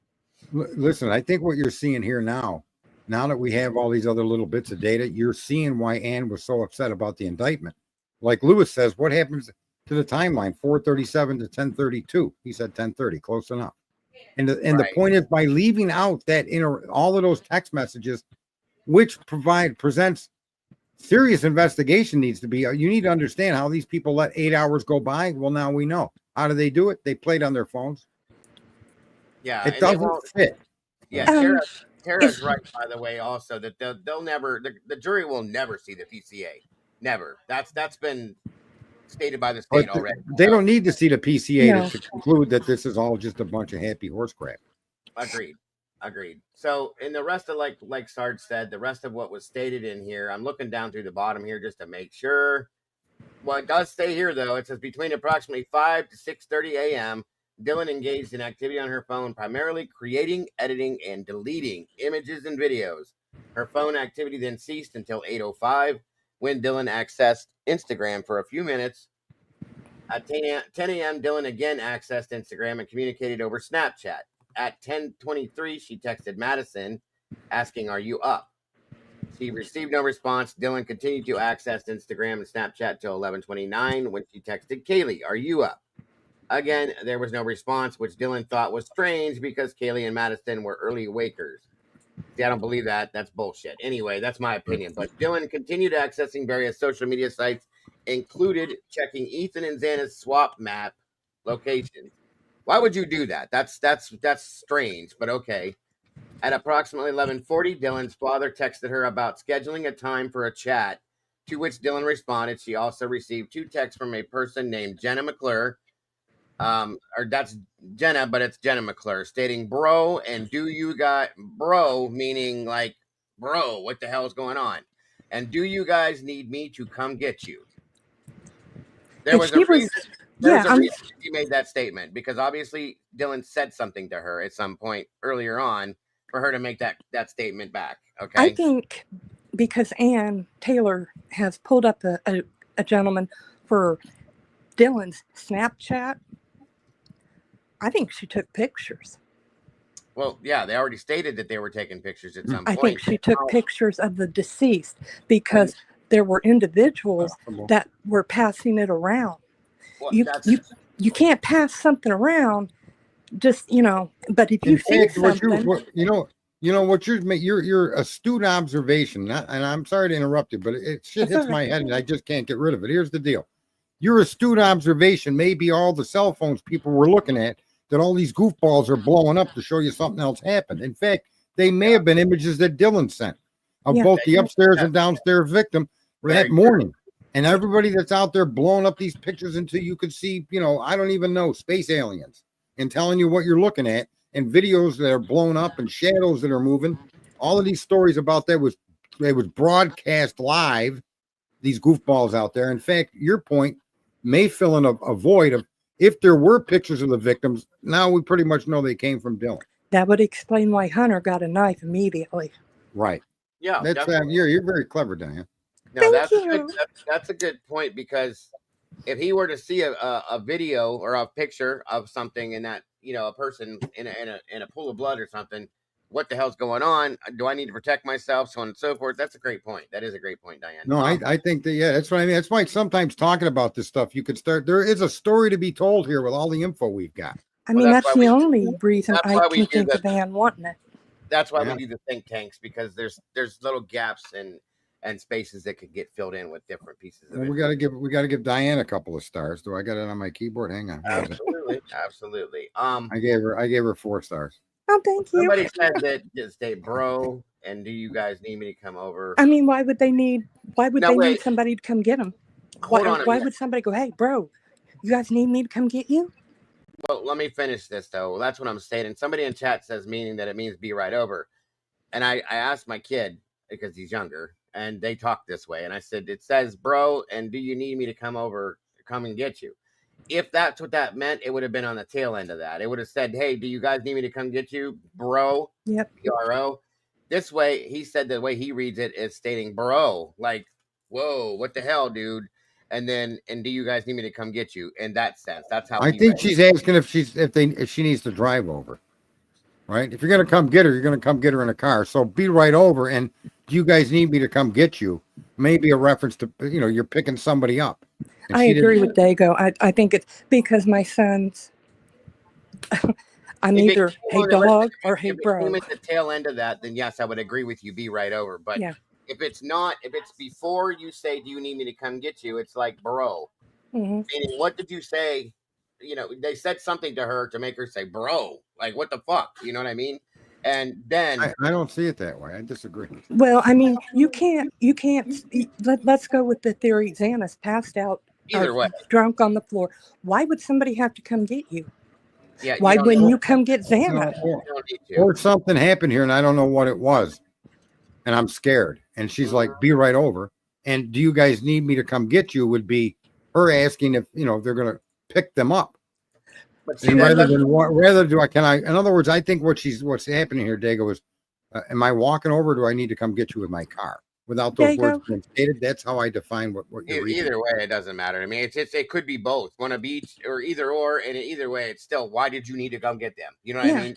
If she's just passed out, right, drunk and passed out, there's no harm. There's no reason to get a knife either. And Steve G also sent, I don't know who he sent these messages to, but he said Dylan sent a message to Bethany. I think they killed him. That went through. I know what you're talking about. I think that's stuff that went through Brett Norton back in the day under the Gonzo account through Facebook. Yeah, I do remember that stuff because I was a little bit involved. Is it verified data or is it just somebody? It was supposed to be from the grand jurors, right, Dago?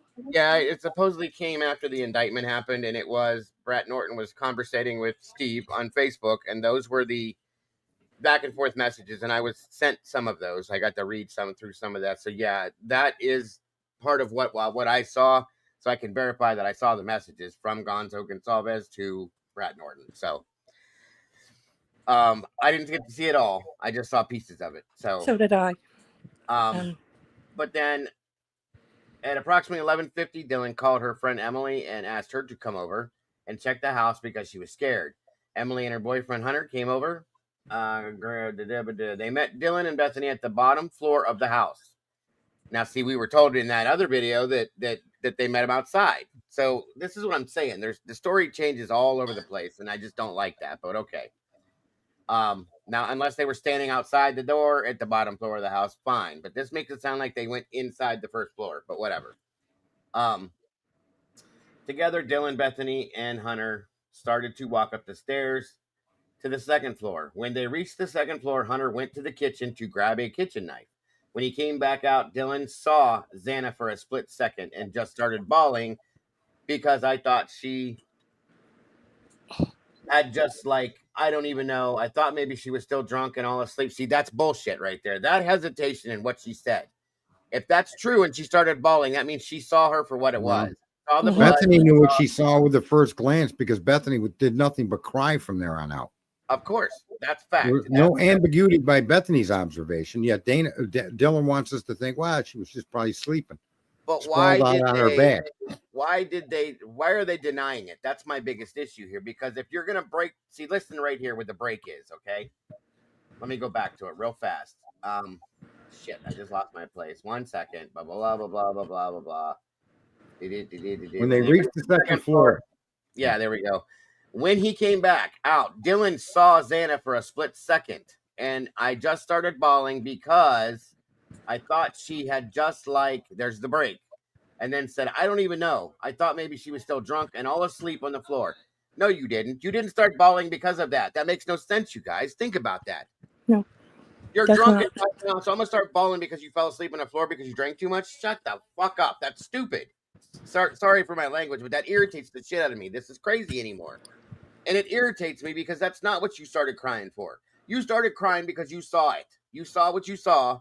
You saw her in a big puddle of blood. You saw her all cut up. You saw this and that and everything else. End of story. Tell the truth. That's all you got to do. Jesus, that makes no sense. You can tell that she stopped and changed it all the way around. Because her bedroom light was on. She was waiting on a food delivery. So you can't tell me that she didn't see blood. I'm just not buying it. I still think she walked all the way over to her, guys. That's truly my opinion. I don't think so. She don't strike me as that type of person. I think that if even on the trip down to Bethany's room, okay, if she went by, said she went running by, whatever, and glanced and saw her, no, you didn't. That's 12 to 15 feet down the hallway from where you were at. You didn't just look over and see her. You probably called out to her thinking it was her because it's her bedroom. Xana's at you. Xana, you okay? Xana, and walked over. Now, that's what I think. I want to go after the guilters and point out their blissful ignorance. If at 4 a.m, whatever time it was, she walked by that hallway and can identify Xana on the floor, head to the window, feet towards the door, there was a light illuminating that area. I thought it was the wall, her head to the wall and her feet to the door. Yeah, okay, that way. Fine. That's what okay. But here's what I want to point out to these guilters who think that when they walked across the living space, that sign on the wall blinded the guy from seeing Dylan. No. That's the argument they've been making. The good time sign is neon. And when he came out of the dark room, the illumination from that light would make his vision not as clear. But clearly that can't be true because Dylan Mortensen was able to observe and identify from all the way down the hall. Therefore, the person that committed that crime was the area was illuminated. And they didn't go from pure dark to a good time sign. They went from an illuminated room, illuminated hallway into a living area and walked out the door and looked at Dylan on the way out. They saw Dylan. That's what she said. She said, I can't believe, I don't know why he didn't do anything. He looked right at me. The door to Xana's room is here. The bathroom's here. The bathroom light's on. That's going to illuminate her doorway in itself. Absolutely. Okay? These guilters running around with the argument that this perpetrator, Brian Kohlberger, came out of a dark room and couldn't see because of a good time sign. I don't buy that. They need to go buy a good time sign and stick it up there. I don't buy that Xana's room was dark. I think the light was on. She was waiting on food. Well, she could have had a light on her room as well, but the bathroom, at least the bathroom illuminated it, period. Okay? Yeah, she's seen. She's seen her twice that we know of. Yeah. Right? And Bethany saw her once and knew enough right then and there to break down into hysterics.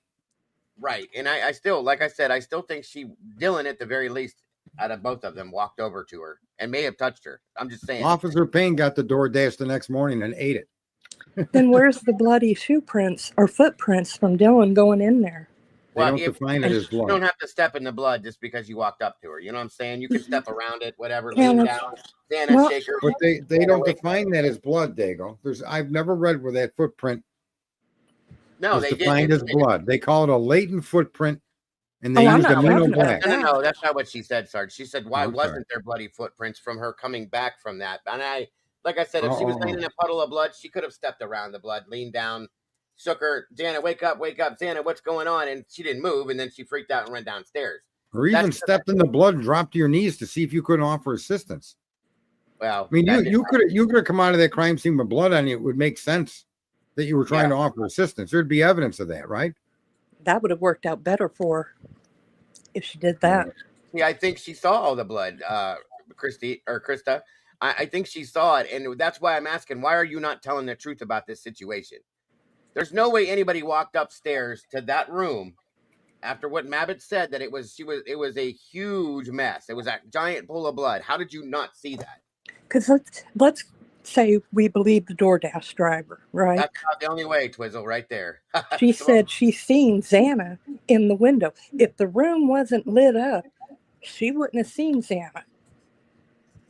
Not that I believe her, but I'm just saying. Oh, you mean standing out, looking out at that point? She saw somebody. Yeah, agreed. So- I know what you're saying. So the lights on. Well, let me ask this: is it possible that Dylan has all of this information because she was directly involved? That's. I mean, you can't rule that out. No. Well, if you Right? go back, Sarge, and you see why she went to go bring Kaylee back, that's why I think she is involved. See, her involvement either through prior knowledge or through actual letting the perps in, or and it's the first text comes after whatever big struggle happened up in that room and those two young people's lives were ended. And then the text comes from Dylan to her, or Bethany to her. I don't know. But I do want to say this one thing. I got you again, Dago. I think she heard everything. That's why she felt comfortable enough to come out of a room. She knew. I mean, because I'm going to tell you, if I hear somebody it sounds like they're being murdered and they're pleading for their life, and I'm behind a locked door, I'm staying behind that locked door, and I'm calling 911 multiple times. I'm not coming out. I don't care if they, because they said, well, he took everything off his clothes and put it in a plastic bag. How do you know who he did that? Who's seen him do that? Dylan? Right. I mean, like I said, if I was there, I'd be calling Bethany going, hey, girl, you're on the bottom floor. Get out. Go call cops. Get help. Because I ain't moving. And I'll call them too. Right. I just... No, I agree. I understand completely what you're saying. There's just too many things that don't... This irritates me to no end. It really does, because it's evident and clear to me that these are just blatant lies, okay? Yeah, because, I mean, seriously, Dago, if you and some other guy, you're on the second floor and he's on the bottom floor, and all this took place, and you waited 8 hours to call 911, but you called everybody else or texted everyone else, do you think you would not be wearing silver bracelets and being walked off? Yeah, I agree. Agreed. Go eat, Sarge. Don't drown, okay? I would hope for that to happen. Asshat. Anyway, thank you for joining me, Sarge. I appreciate you very much. And I don't think jurors are going to go, wait a minute, this ain't adding up. You have one, not a huge amount of transfer DNA on the snap, but you got blood on the sheath, and it ain't his. And on the stairwell, it ain't his either. You got a boot print, doesn't match him, and a glove full of blood, and it's not his. Right. It just, I think the guilters, I don't know if they're drinking the wrong Kool-Aid or what. And I don't understand Steve G, because if it was my daughter, I'd be looking at the prosecution going, you boys better start over, because this ain't working. Steve hasn't questioned any of this, and that's what my biggest issue is. Wouldn't Steve, you be questioning it? If I was one of the parents, this document here in itself, I would have questioned, I'd have flipped out about everything in this document that these two did, and the text messages and all that. And there's not been not one time has he questioned it or said anything, but he's done nothing but make excuses for it. And I don't understand that. I don't understand that. I'm with you, because like I said, if it was my child, I'd be looking at him and go, hey, can you guys explain to me why these two heard everything? That's what the grand juror said, right? And were texting, but did not call 911. Can you explain that to me, please? Did they murder my child and you're covering for them? Or do they know who did it? Right. Yeah. And they both, Phil's got a good point. They both called their parents and texted their parents like multiple times that morning on a Sunday morning, 7, 8 o'clock in the morning. Nobody does that. Not college kids. They're not going to do that because typically they'd be sleeping probably till noon because they're hungover or whatever. Who knows? I'm just saying you don't call your parents that early in the morning on a weekend, especially a Sunday, like I said, unless there's an issue. They both did it. Okay. I mean, did they call their parents and go, hey, I need a lawyer? Probably, because her Dylan's stepmother is an attorney, period. Okay, so that's probably, what do I do with this situation? What do I do here? So in a nutshell, folks, with all of this, in my opinion, and this is my only opinion, nobody has to agree with this, I clearly and absolute feel that Dylan and Bethany both knew exactly what had happened at that point. And who did it? Very well, yeah, who did it? I think that it's very clear to at least Dylan who did it, okay? Wasn't it either Bethany or Dylan said they thought it was Ethan's friends? That I never heard. Where did I hear that? I never heard that at all, yeah. I do know Truth and Transparency, sometime last year, before any of this came out, knew that individuals who went into the home grabbed a knife. Right. So, and again, Ann Taylor wanting what was on that Snapchat of Dylan's. She didn't say Dylan and Bethany. She said Dylan's. Tells me there's something on there. Mm-hmm. And I will fall over if it is pictures of the victims. I wouldn't doubt it. I truly, at this point, I wouldn't doubt it. That they were sending pictures over to other people. This is what happened here. This is this. You know what I mean? That this is what I'm going through right now. This is what I'm dealing with right now. Something like that. And why didn't she call her boyfriend and go, oh, dude, you got to, I know it's 5 hours away, but you got to get here. I don't think he was 5 hours away. Neither do I. I think Quinn was there in Moscow because I swear that during the Banfield video, there's a truck that drives by and I'm pretty sure it's his. Okay. Don't they have pictures that he took, or they both of them took down real quick in ski mask? There's a bunch of pictures of different people in ski masks. That seemed to be the thing to do there. So it's hard to say exactly, but yeah, there was a bunch of pictures of people in ski masks. Well, I know Dylan and what's his name? Quinn? Yeah, who names their son Quinn? Might as well named him Sue. I don't know. I don't know. They took theirs down off of Instagram. Yeah, there was a bunch of pictures out there of different people in ski masks and with knives and weird shit. When I was that age, I didn't do stuff like that, but hey, things have changed, I guess. Well, if my kids start, well, my kids are older, but if my sons start running around, and my daughter in a ski mask, and I go, have you been to Moscow? What's going on? Right, and reality, we don't know that for sure, but it states in this document that she was taking pictures, that she was deleting pictures and photoshopping pictures. So we're just guessing that, that's a possibility. That's all. And I'm sure that that'll come out at some point. If they brought in an expert to pull, I think, conversations between Dylan and her father and probably anything else on that phone that they can get a hold of. And well, Dago, they're not getting a picture of her holding up a sign going, Dad, I need help. No, of course not. Or I love you, Daddy. No. Ann Taylor wouldn't give two shits about that. Yeah. And I still take this back to the very beginning, folks. Christy Gonsalves said that she believes that Kaylee knew who killed her, period. Okay? You can't make that statement and then run from it. It's there. You made it, and I truly feel that that's the truth. That's just my opinion again. And at this point, these things point to that. These things point to that as well. Okay.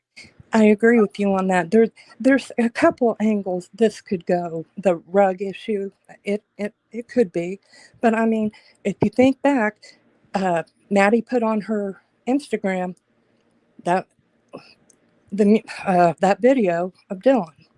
I don't think her and Dylan got along. I think maybe Maddie, or maybe they both were going at each other. I don't know, but maybe Maddie had been kind of mean to her, humiliating her. Remember that one charged her for utilities, and then the next day, another person charged her for utilities. Yeah. That could be, and that would be a reason you did not call your boyfriend, because he was there. Mm-hmm. Yeah, I can agree. I think a lot of people have thought for a long time that Quinn was either at the scene, was there, maybe even in the room with her, or showed up very quickly because he was in town. And I still feel that way too. I do, that he was, after seeing that Banfield video and then seeing Dylan standing in front of her boyfriend's truck that's identical to the one we see in the video. I thought that was her dad's truck. I was told it was her boyfriend's truck. That they both have the same type vehicle too. So I mean, maybe it could be either one. If that's the case, that's even more problems. Well, I was just gonna say, if that was the case and it was her father, what the hell's he doing driving around campus that time of night? You know what I mean? That's still weird. But either way, and she knew, and I'm going to stand on this. Bethany may have knew. I don't know. I'm going to stand on Dylan knew, because she would not have felt comfortable coming out of that room. I wouldn't. Find me one person. Well, maybe I don't know, somebody with a loaded gun or something might come out, but an unarmed female, young female, no. I'm an older female. I definitely think she knew. I think she fed it to Bethany. Maybe Bethany didn't know the full extent. I will say, though, that I don't believe that Dylan possibly knew the extent of what happened. I don't think so. I don't think so. I think because I believe Tim. I don't think either one of them knew the extent it was going to go to. I think she may have thought that they were going to get beat up real bad, and that was going to be the end of it. And then at some point realized that they were dead, they were killed. Because I still think that at least her went through that house, okay, and saw what happened. And I do believe that after everybody showed up with Hunter showing up in that they also went through the house and saw the extent of everything too. Yeah. Maybe not Bethany, because she seemed ultra sensitive to it and couldn't really possibly handle all that. And yeah, that's what I think too, and that's just an opinion. So because if you're Hunter and I'm Dylan, and we go and we see Xana on the floor, puddle of blood, Ethan on a bed full of blood, and parts of his leg missing, we're going to go, oh, wait a minute. Maddie and Kaylee's upstairs. We got to check on them. Why aren't they down here? And I would go. I'd be like, yeah. And I'd go upstairs to look. So you can't tell me that they didn't know, because people who didn't even show up they knew it was all four of them. How did Kaylee's cousin or whatever know to call Christy and go, hey, Kaylee's dead?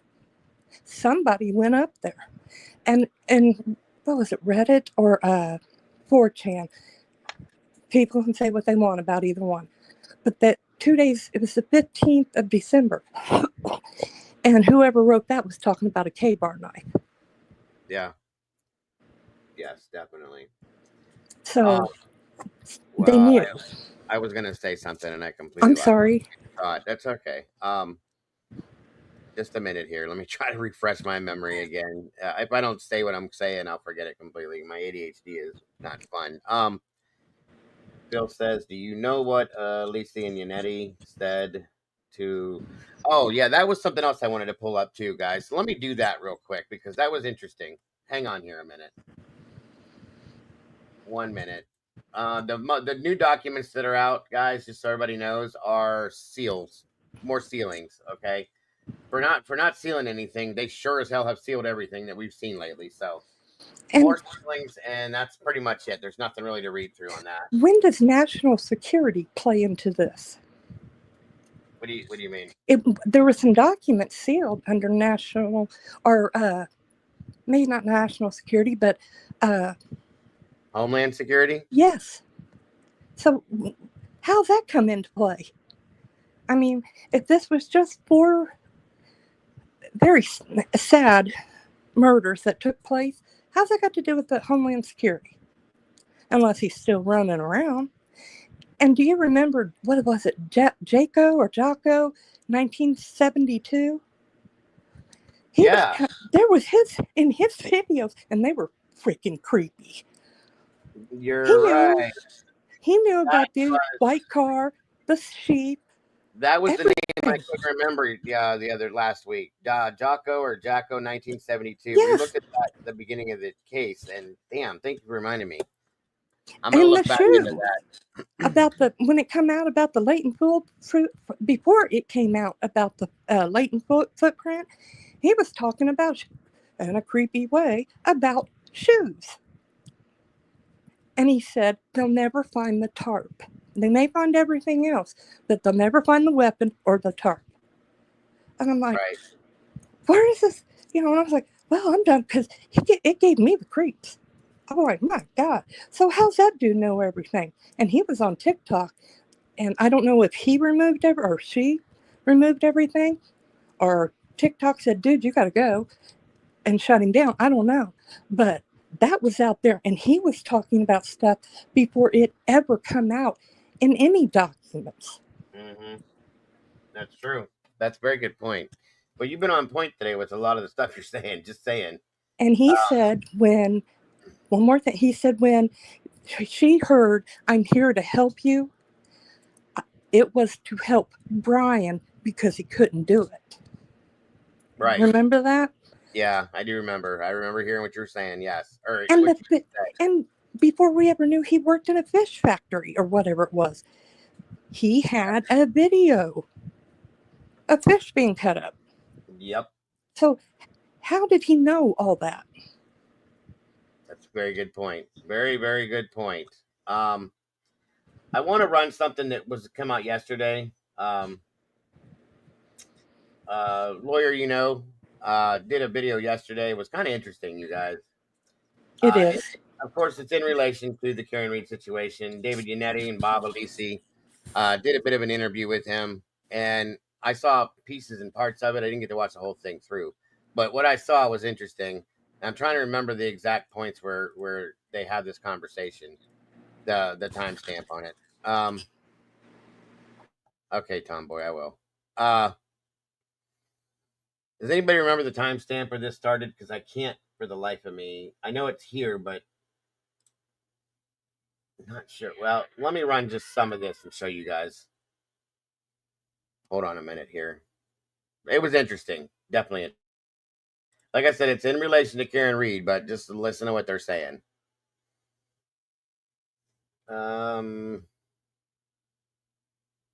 What'd you say, Phil? The questions, it was in the questions at the end. Hang on.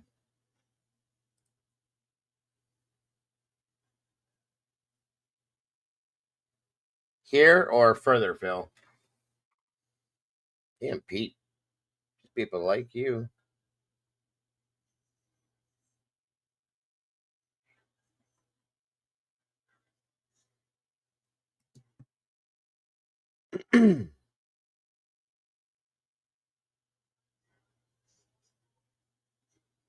Gonna go through the whole thing. I don't have time to go through the whole thing.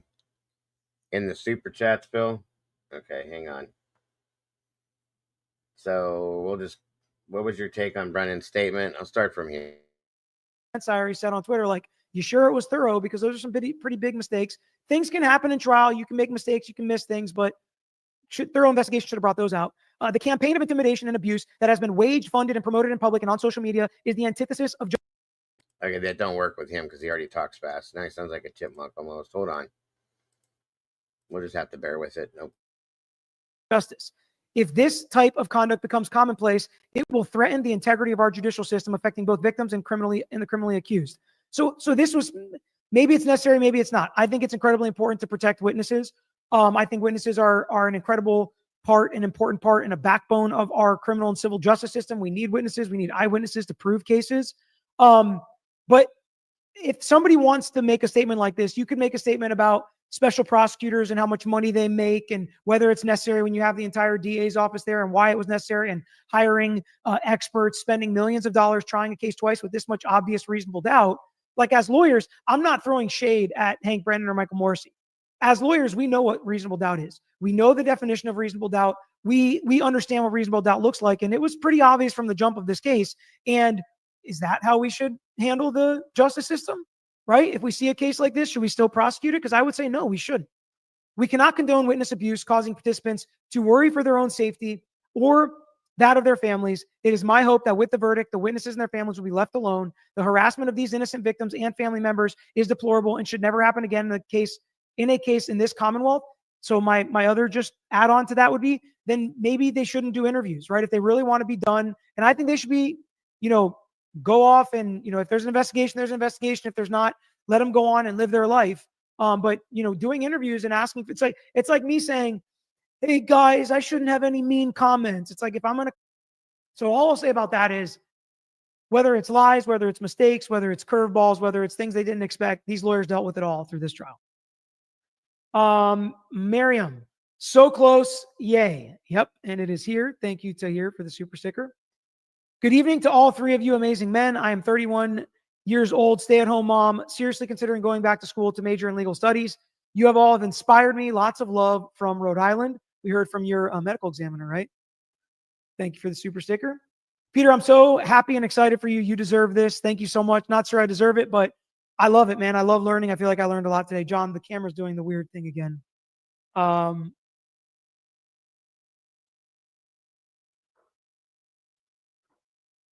really? That's it? I don't think that's it, John. But anyways, I was so worried I wasn't going to go through Karen Reed trial withdrawal, including Peter's recaps. I'm so grateful for Peter and these brilliant attorneys who have as much as my heart as they do have my brains. We still have a couple things left on this case and this trial, so it's not fully over yet. On Runkle's interview, we got a teaser that there's evidence of where John O'Keefe did pass, but Judge C didn't allow. Legally, can either of you tell us more? This was not something necessarily we wanted to go into in the interview tonight. Super chats for support. I'm sure Peter has his questions ready. Tons. And I appreciate you guys for sending me your questions as well. I tried to work in as many as I could. First super chat. Love watching all three of you. Thanks for all you have done and all I have learned over the past few months from Central Illinois. It's wild how all over the country this is. This judge gave you a run for your money like none other. How did you remain calm when it appeared so many rulings were against you? Not all heroes wear capes. It was a blessing watching you guys. Yeah. And they talked about how you deal with a difficult judge, how you deal with, you feel like you lost an argument you shouldn't have or a witness you shouldn't have, and you just pivot and you do better. I love that advice, frankly. So excited for this conversation. Great job, Peter. Thank you so much. It's easy to sit here and just ask questions. I felt like these are the easiest streams in the world for me, right? I'm not even have to react or give my opinion on anything. I love it. Christy, did the team feel like Judge Bev liked Mr. Alessi and Miss Little the most out of the defense team, like the chat often felt? I'm sure there were at times for them where it felt more difficult for one of them than others on certain days. I love tacos. Thanks for gifting 5 memberships. This is my first super chat. I love the dream team and Pita. You are all the best lawyers. Yeah, it was quite a team, man. Quite a team. Olivia, I have watched this trial 2 times since day one. I'm from Florida, and I love you guys and the awesome job you did for justice.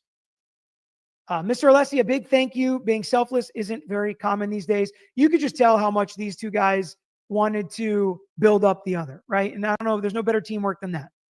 Leslie, I think I speak for all the others in the chat. Will AMPEV be looked at as a result of this trial? It has to be hard to mount the defense against the Commonwealth and the judge, but the dream team did it.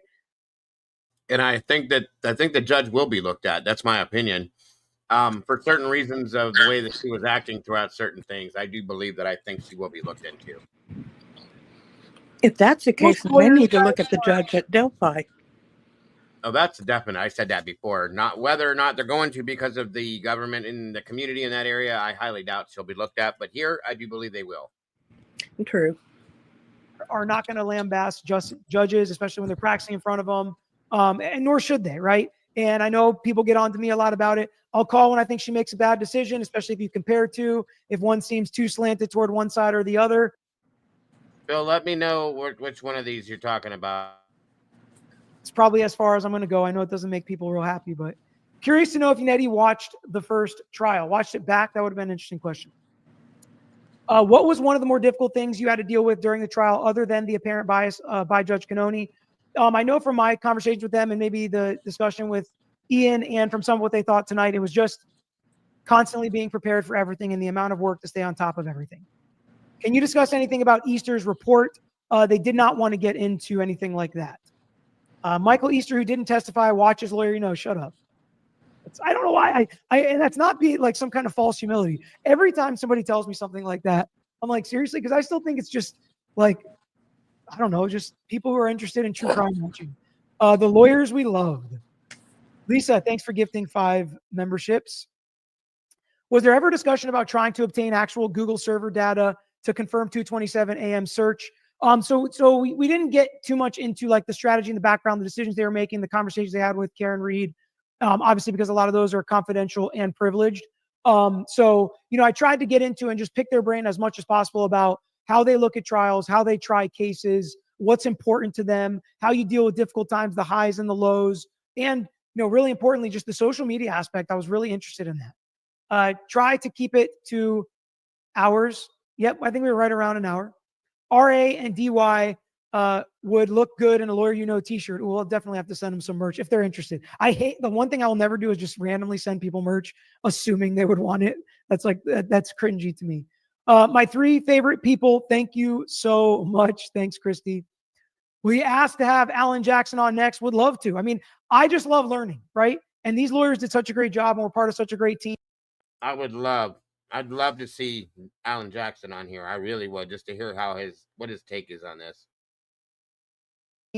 I feel like I can learn so much from them, frankly. Would love to continue it. Nancy, and I hope to talk to David and Bob again. If they really do start to do this, which I really think they should, I think it would be incredibly interesting and fun. From my perspective, maybe we can connect again. Never thought I'd be fangirling over lawyers, but here I am, all giddy like a kid in a candy store. Trust me, we lawyers never would expect anybody to fangirl or fanboy over us being lawyers. At least I should say I never expected it. What are their thoughts on Brennan's statement? Did Bob think Hank deliberately mispronounced his name? Maybe that's the way the prosecutor says it versus the way a defense attorney says it. And we got their take on Brennan's statement.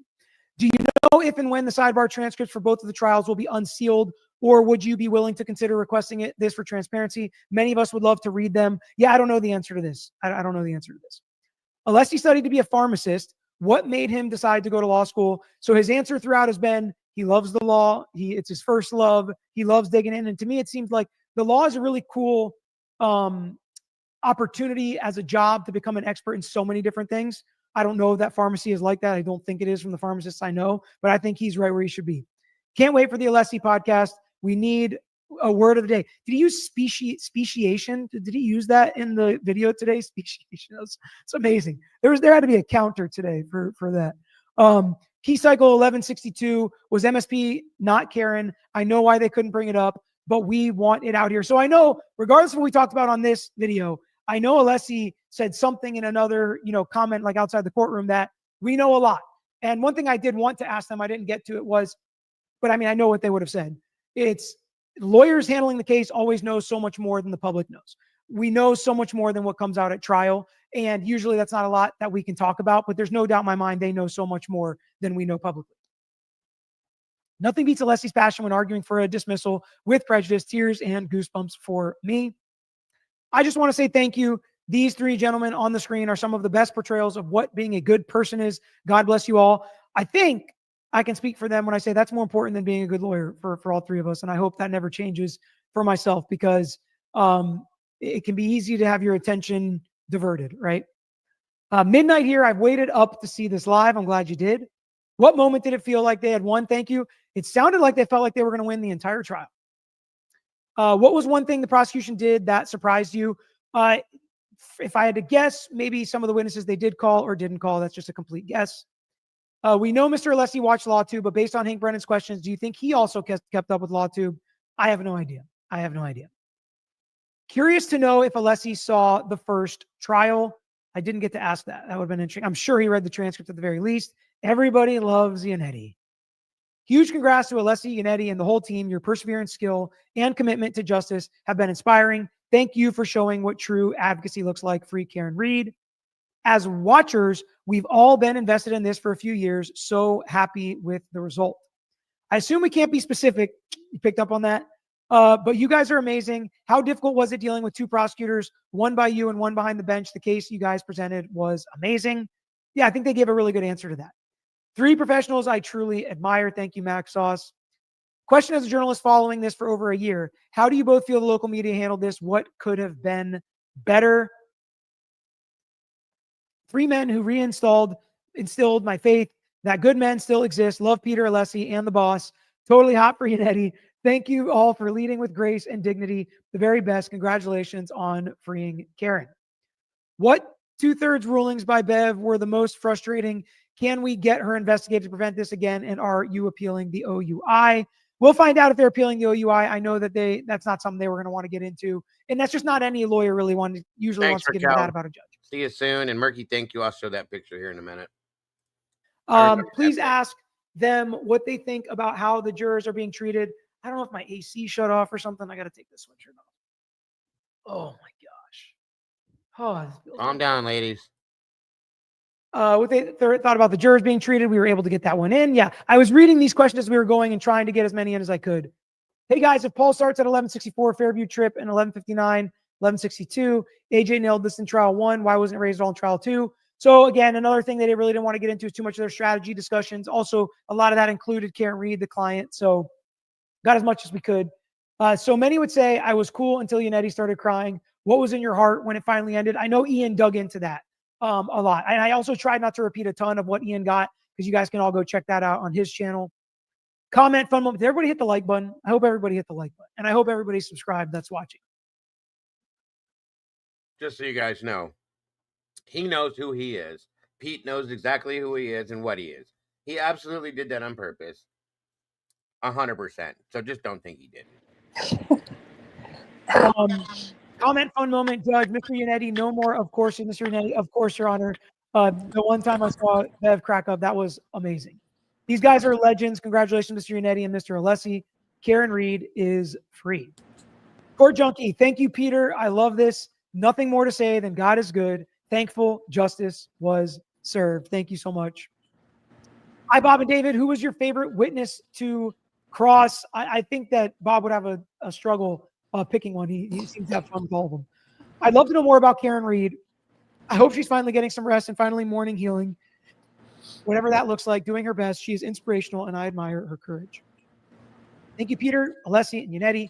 Ryan Nagel et al. Wasn't asked to identify Karen as the woman he saw in the car by Brennan. Why not? So, I mean, they might have a guess, but why Brennan did what he did is hard for other lawyers to do anything more than guess. British Lass here, where there is zero transparency. I know so much about U.S. law, but I don't even know my own rights here. How was the television televisation of the trial helped, hindered practice and conduct? So they answered that a ton, but I want everybody else. Chronic shock. I appreciate this comment. Everybody in America, be thankful for your blessings, right? And the fact that we do get this and we can learn about our justice system and our rights. How do you feel about the Commonwealth's comment made today? We did get their take on that. Everyone loves David Yannetti, Alessi. I think those two, those are the words I remember, and it's true. I'm a big fan of you too, Alessi. Does Mr. Yannetti still have work with Bev on other cases? How is that? If yes, I'm pretty sure he has to practice in front of her with it where his offices are. What are your thoughts on Hank Brennan's statement? I'm really glad we got this because I saw a lot of you had that question. Thank you for all your hard work to free Karen Reed. This is just mind-blowing right now. Favorite moment of trial 2, excluding the not guilty verdict? I'm sure the not guilty verdict would be both of their answers to that. What do you guys think their favorite moments were? John, Alessi, awesome you are here. What specific evidence or insight initially convinced you to join Karen Reed's team pro bono, given your background in environmental and financial law rather than criminal defense. So the last part of this, I will tell, I joked with Yannetti or with Alessi we had a phone call earlier, and we've talked a little bit, and he kind of laughed. He's like, he was almost Bill, do you know what we're looking for exactly and what you were talking about? Are you even still here? Mittens, good to see you. There was a reason. This was an interesting interview, but I didn't want to go through the whole thing. It's like an hour in some odd sense, you know what I mean? But there was something Phil was pointing out in the super chat area, and there's quite a few here, so I wasn't sure if he knew exactly what. If I put it on 2 times speed, we ain't gonna know what the hell he's saying. He already talks fast, Tomboy. Not exactly. Well, what? Well, I never thought she was guilty of hitting him, but I heard people saying she was guilty of the OWI, so she had to have hit him. Now, and I lost interest after that. I'm like, I'm done. That doesn't make sense because you can have an OWI without hitting somebody. That's what I thought. But I won't name the creators. They know what we don't. Okay, that's what I thought it was. Backing up to earlier, guys, when they said that they knew what we don't know, they do. They said that it was MSP, Massachusetts State Police, blah, blah, blah, and that they know something we don't know. Well, here's my thing with this case, you guys. I think that this needs to be reinvestigated the right way, and I think that the homeowner where John was found needs to be looked into deeply, as well as everybody that was there that night absolutely does. Period. That's just period. In this case, that's all period. Nothing else. Will it ever happen? I absolutely doubt it. Maybe, but right, Phil. They can't say it out loud. I get it. They can't because maybe they can't because they are looking into something like that. Who knows? But I don't think they should put the family of John O'Keefe through it again. You've done twice. It's not going to look good when you go, oh, look, we've got it right this time, the third time. Mm-hmm. I just think, and I'm so sad, and I am sad about it. I just don't think his mother broke my heart. I did see her, and she broke my heart. And I think leave him alone. Agreed. Twiz, I 100% agree with you. I said that earlier. If John, okay, first off, you have to take into account John O'Keefe's height.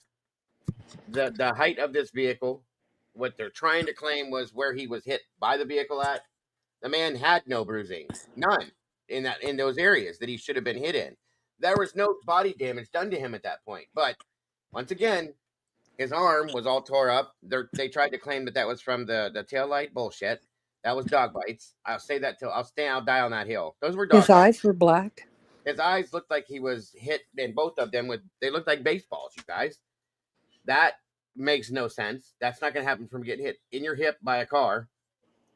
None of it made any sense. And like the juror said, there's no way that they made anyone believe that he got hit by the car. For what happened to that man, if any of those injuries came from that car, she would have had to have been going like 50 miles an hour and hit him in that sense, okay? I've seen people get hit on many times. I've been on accident scenes where people got hit by cars going 30, 35 miles an hour that have way less damage than his body had. But they had it in the right places. There's the problem. None of the wounds or any issues on his body were in the right places for him to get hit by a car. Period. They would have had a better chance saying she attacked him with a ball bat. 100%. Than hitting him with her car. And what happened to this man? He got out of the car. He went in the house. They beat the living shit out of him. The dog was sicked on him or attacked him when he tried to defend himself against the dog's owner. They drug him outside. He died. That's what happened here, period. That's how I see this. End of story. Nothing. I don't see how you can say it went any other way. It doesn't. No. That's the case. That's how they should have tried this. Okay, but they didn't do it. And they didn't do it because brothers in blue, blah, blah, blah, whatever. Call it the blue wall. That's what it's called. His kids and his mother, I didn't see his father. Like I said, his mother broke my heart. Let the family move forward. Stop dragging him in a courtroom and And they used his mother. I mean, let's be serious. They used his mother for the sympathy, and oh my God, look what it's done to her. She had nothing to do with what happened. I mean, nothing. No. So, and isn't this her second time testifying? I just would. I think she's been through enough. She's been through more than enough. Yes. If it was my kid, I'd look at the prosecution and go, "Don't talk to me. Don't come near me. Leave me alone." Right. Yeah, 100%. Because, like I said, they would have had a better try of going, "Hey, she got out of her car, took a ball bat, and beat the shit out of him." They would have maybe had a chance then. But no, not the car. Very true. Very true. And no, Cat Lady, I'm sorry. we're not having a pool party. It's just 350 degrees here. So everybody that's here is getting in the pool, except for me, because I don't do that too often. But Caden just got home from work. His brother, they work together. They both came here, and Brandy already was heading out. It's 3:00 here, so this is about the time they get in. So they're all just going out there to float and not be hot. So not a pool party, just. I drove by the pool we have here the other day.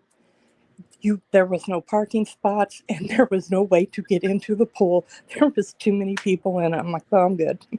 Right, mine becomes a community pool too, and all my family and friends know, because we're one of the only people that have a pool, that they will show up when it's hot like this. It's beyond hot. Oh yeah. It's like I said yesterday was 120 with the heat index and the real feel, which is insane to me. I've never seen it. It's 92 right now, so We was 125 yesterday with the heat index. Probably back up there again where it is. So guess who's not going out there? But it's supposed to storm, what, tonight or tomorrow for the next 3 days? Really bad? I think we're supposed to be getting some of that this way too. And yeah, we're having a pool party. Yeah. Indiana, Mother Nature, when it comes to Indiana, she's like, "Here, watch this." And she'll go, "It'll either be 125 like it was yesterday, or we'll have snow on the ground today." It's that's Ohio too, where we have the most bipolar weather. Yes. Mother Nature here is completely bipolar. Hey, Eve 22, good to see you. It's been a while. I wanted to show you guys something, and before we get out of here, this is another thing I want to just keep up with, because I didn't get to do it yesterday either. But before we do that, I am going to say that today's show, we talked a little bit about it, but we always end up in these same conversations.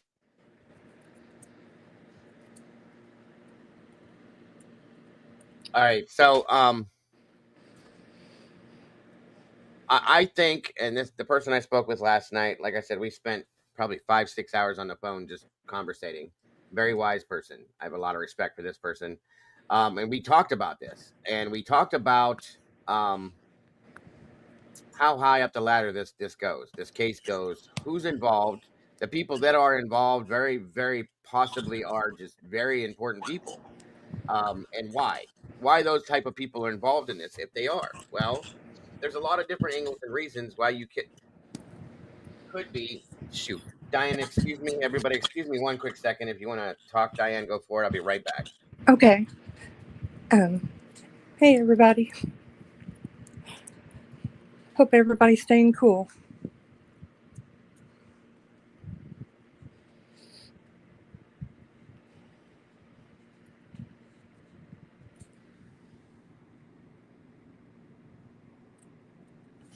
Twiz, didn't you go to the court hearing? Or one of them, or one or two of them?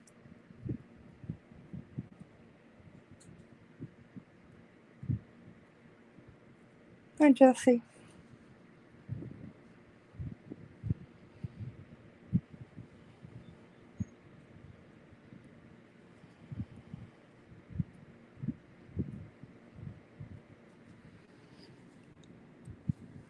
You've been to several of them. Are you going to attend every one of them? What's it start in June or? All right, I'm back. Thank you, dear. Are you going back, Twiz, for the? I think Twiz is going for the trial for sure. All right, I thought about it, but I swear to God, I would lose my shit. Going, how's that make any sense to anybody? And I'd get thrown out. Yeah, I couldn't. I can't. I just can't between my schedule here with my grandkids and stuff like that, I just can't do it. But I will be live streaming it the best way I can, and I'll watch it with you because I would end up in jail, and I do not want to end up in a Boise jail. Kiss my rear end, sir. You and your salami and your coffee, all of it. I thought you were sick. You ain't supposed to be drinking. Well, actually, if you're sick, yeah, that would help. Either way, enjoy it. I'm just teasing you, sir. Enjoy it, enjoy it, enjoy it. When you say how high up the ladder does this go, that would narrow it down. For it to be the case, that would be Scott Green, which if anybody does their research on him, it's not good. No, and his net worth is pretty high up there for no apparent, and it shouldn't be. When you have or college girls calling you daddy, that's a problem. We're talking about Idaho. I just wanted to close out the Idaho part of it since I jumped over to that. I want to come back and close that out, Miss Cat Lady. I feel like that's what the biggest part of the conversation was supposed to be about, and it was to an extent, but we get wrapped up in what we're talking about, so it happens. I feel like this is huge. It's probably the biggest case that we'll ever see in this aspect, in my opinion. It's huge. It goes way up, and I think that there are very important, very high profile people involved in this. Okay. So I got to ask you. I mean, you don't have to tell me, but where it is, to me, it kind of comes down to two. One, the rugs issue. It could be, and the only reason I could see everybody trying to cover it up and go, "Oh no, it's this guy, not that," is because they have a hand in the money that is transferred. Yeah. But the problem with that, if it's AB. You don't move on your own. It comes from the very top. Who are you referring to with AB? Aryan Brotherhood. Oh, that. Okay, I got you. You don't do anything on your own. You make no decisions on your own. You're told what to do. Mm-hmm. Things like this come from the very, very top. Right. Well, and those individuals are scattered in between a California prison, the Supermax. I think that's in Utah. I think Texas really has nothing to do with it. They're kind of on their own. They're not. The AB does not acknowledge them. There are little break-off groups, but the rules still apply. You don't do anything until you're told to do it. But I also feel that they're not just the people that are on the inside that are involved in this group. There are people that have money that finance things. There's people that have power. Oh, yes. This is a powerful thing. This is run by power and money, in my opinion. The whole thing. Every bit of it is based on power and money in some aspect or of it. In my opinion. Now, I will tell you real quick, the AB, and I do know for a fact, they're hooked up with the Mexican mafia and other groups. They have a business agreement. Do they like each other? No. But do they have a business agreement between the two of them? And yes, they do. That's the same thing that happens in prison. AR even spoke on that at one point in time. Take care, good trouble. Thank you. And said that there's a lot of groups that are in prisons, the AB per se, the Black groups, the Muslim groups, the Mexican groups. They all hate each other in some senses, but as far as business goes, they work together and get along for that matter. That's something that does happen for sure. Yeah, money. Money seems to change the color of your skin immediately. They're like, hey. Molly. And yes, that's true. Money and power don't always mean that it's a gang. That's a fact. That's a huge fact. Good point, Molly. And that's very true. That's very true. Yes, but the problem with that, Dago, is, God, I got to watch what I say here. There's groups other than AB that have they call them territories. You don't step into their territories. Right. So if you're a little peon coming out of the East Coast coming over into California, thinking you're going to roll up on the HA and take over on that. No, that's not going to happen, because they're going to let you know, not so politely, get the hell out of there, go find another one. The same is. The AB is the same way. Right. That's why what's that? Camelo Anthony or whatever his name is. Carmelo Anthony, yeah. Yes, that's why when he steps into a Texas prison, he can't find any protection anywhere. He has the Texas AB, which is not associated with AB, but unless he chooses to hook up with somebody in particular, yeah. No, he's been flashing gang signs and saying he's in this. Oh God, I forget. Now they want him. You don't say, "Oh yeah, I'm part of the AB," or "I'm this." Right. They don't take kindly to that, and so between the AB, the Texas AB, I cannot remember that group that he said he was in. They're waiting on him. So I mean, you don't, it's territory, that's how everybody gets along. This is mine, that's yours. You stay over there, I stay over here. Anybody crossing over and going, "Oh yeah, I'm gonna do," no. And what has happened, what the agreement up in the East Coast, Oregon, Washington, Idaho, the AB, it has little split off groups. It does.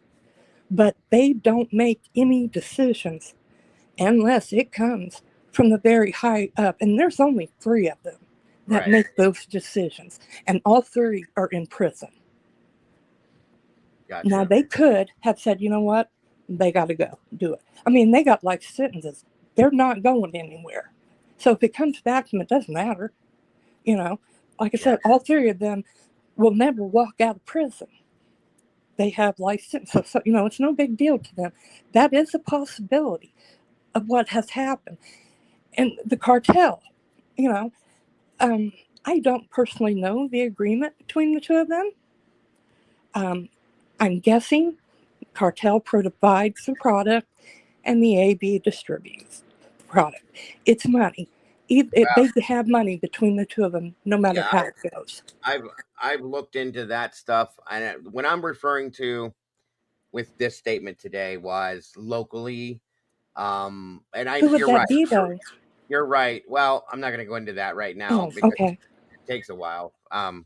But there are some big money people, some very high powered people that live in this area. I did name one of them. And he wasn't talked about a whole lot with this. And I'm not saying that he's involved because, of course it's been denied, Doug Wilson with the Christ Church and all that kind of stuff. That's a whole other entity over here, but it's not something to completely ignore, in my opinion. I'll just say that and I'll leave that there. I'm not going to talk about it anymore. But there are, it's a whole other show, SRB, absolutely.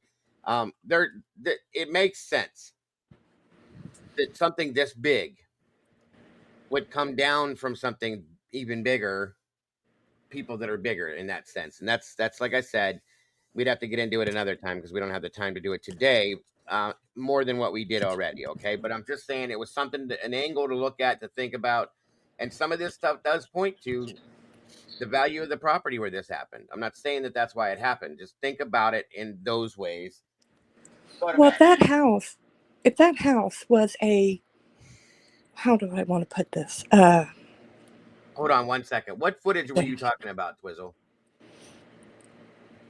I've been wanting to ask you that for a minute. What footage are you talking about, bud? Go ahead, Diane. Oh fuck! I just forgot what was I saying. I do that all the time. But fuck! I don't know what the hell I was saying. Of the Carmel. Oh, really? I didn't know there was any footage out. I figured there could. Yeah. Be. Oh, yeah. It's out. It's out. His self-defense theory is gone.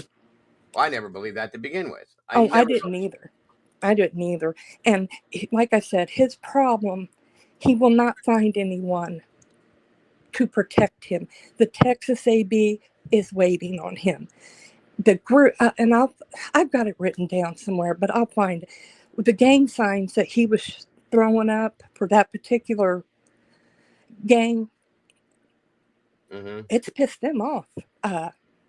He's not part of, but he's out there, throwing up gang signs with guns and shit.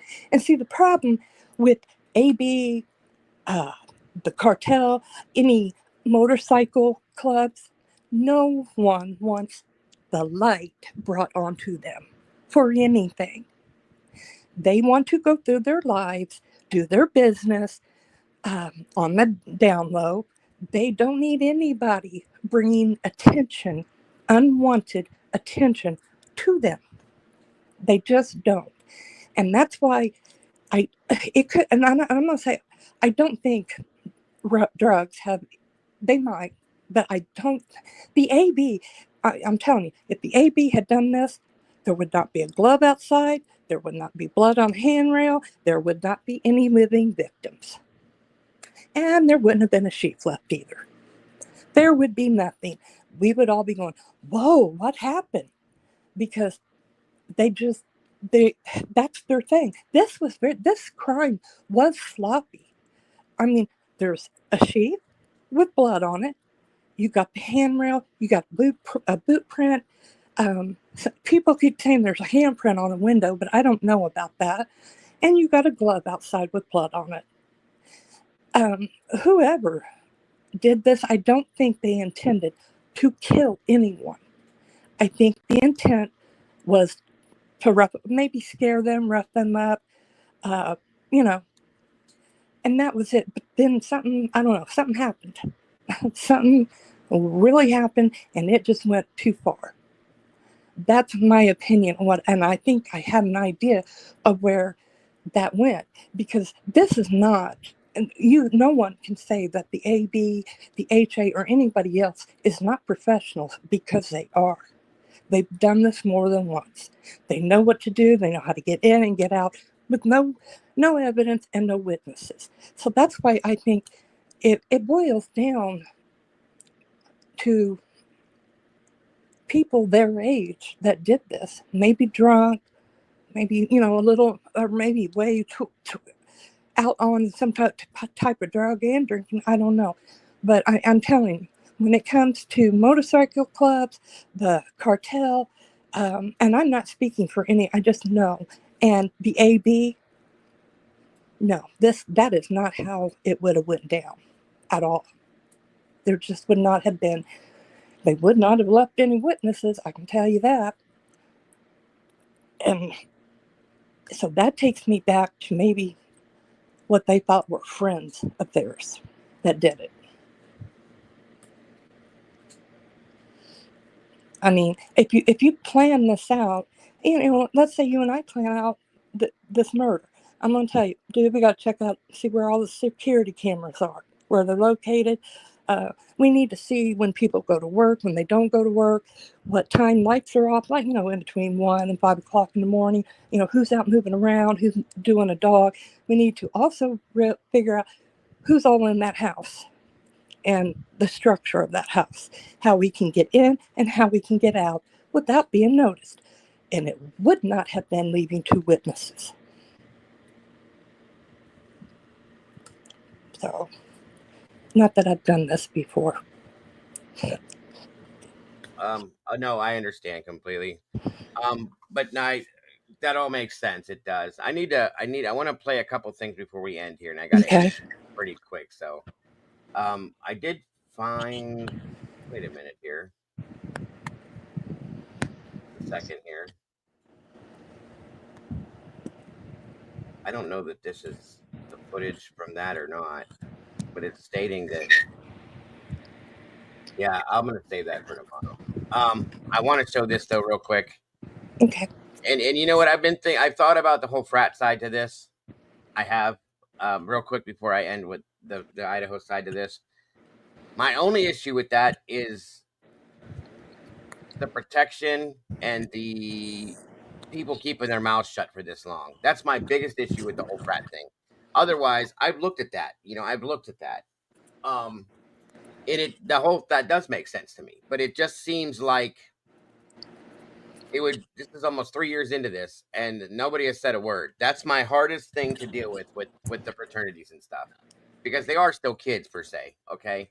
They don't have the age advantage that we have to be able to unless there's a fear. Now that is something that does make sense too.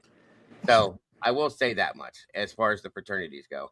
And I have looked at it. You know, I've looked at that theory in depth, and I lean that way quite a bit. I'll be honest with you guys, I do. So there is that. So that's pretty much where I'm at with that. And that's true too. That's very true. If it was only just a couple who would say anything outside of that, right? And I'm sure that they were looked at too by law enforcement. I don't, that's what I struggle with that, but I have leaned that way for sure.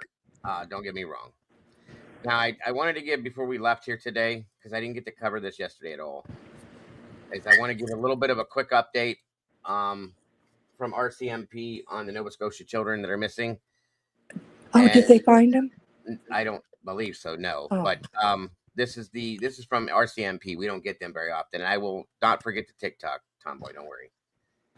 Hang on. To be clear, we don't have evidence to suggest that an abduction took place at this time. Is it something you're still investigating, whether or not they could have been abducted?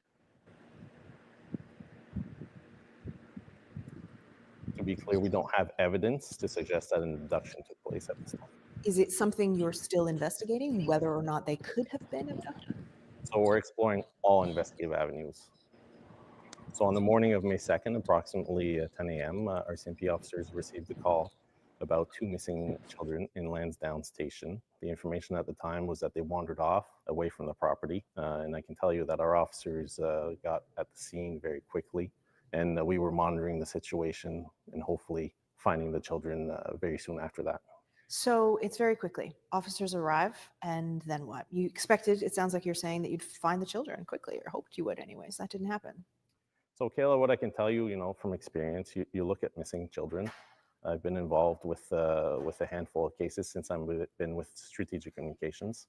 Most oftentimes, the children are located very quickly after officers arrive at the scene, right? And that's our hope every single time, that they wandered off and you can find the children. Because I'm sure, like every officer out there, I'm not on the road currently, but your heart is pounding, the adrenaline is rushing, you're trying to find those children, right? This case started just like that? That's what you're correct. describing, you thought you'd go there, find them very quickly. Yeah, absolutely. And our officers were nearby in an ongoing search for a kayaker that had gone missing the day prior. And I can tell you I was monitoring the situation remotely. And our officers, I could tell they were getting there as quickly as possible. There are some, as you are aware, many theories out there. Some people think, well, maybe it's really just a tragic accident. Maybe they just wandered off into the woods. But you've said that it's suspicious. So at the very least, why does the RCMP view this case as suspicious? So every missing person's investigation is suspicious until it's proven that it's not.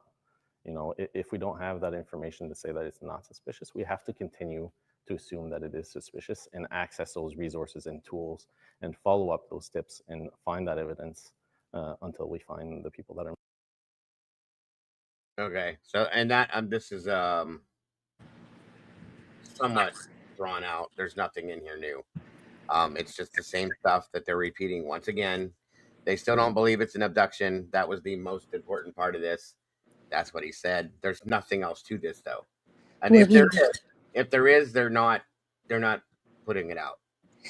If they truly believe there was no abduction, then that really puts the scenario of a mother putting the babies in a car and going, I got to go back and get the baby. I call all kids babies, I'm sorry. But little boy and little girl into a car with somebody and telling them, I have to go back, get my baby, and I'll be right down here. Mm-hmm. That if they firmly believe that there was no abduction, then it is on her. And, putting your kids in a car with somebody and telling them to take them because you're trying to get out, there's no crime against that.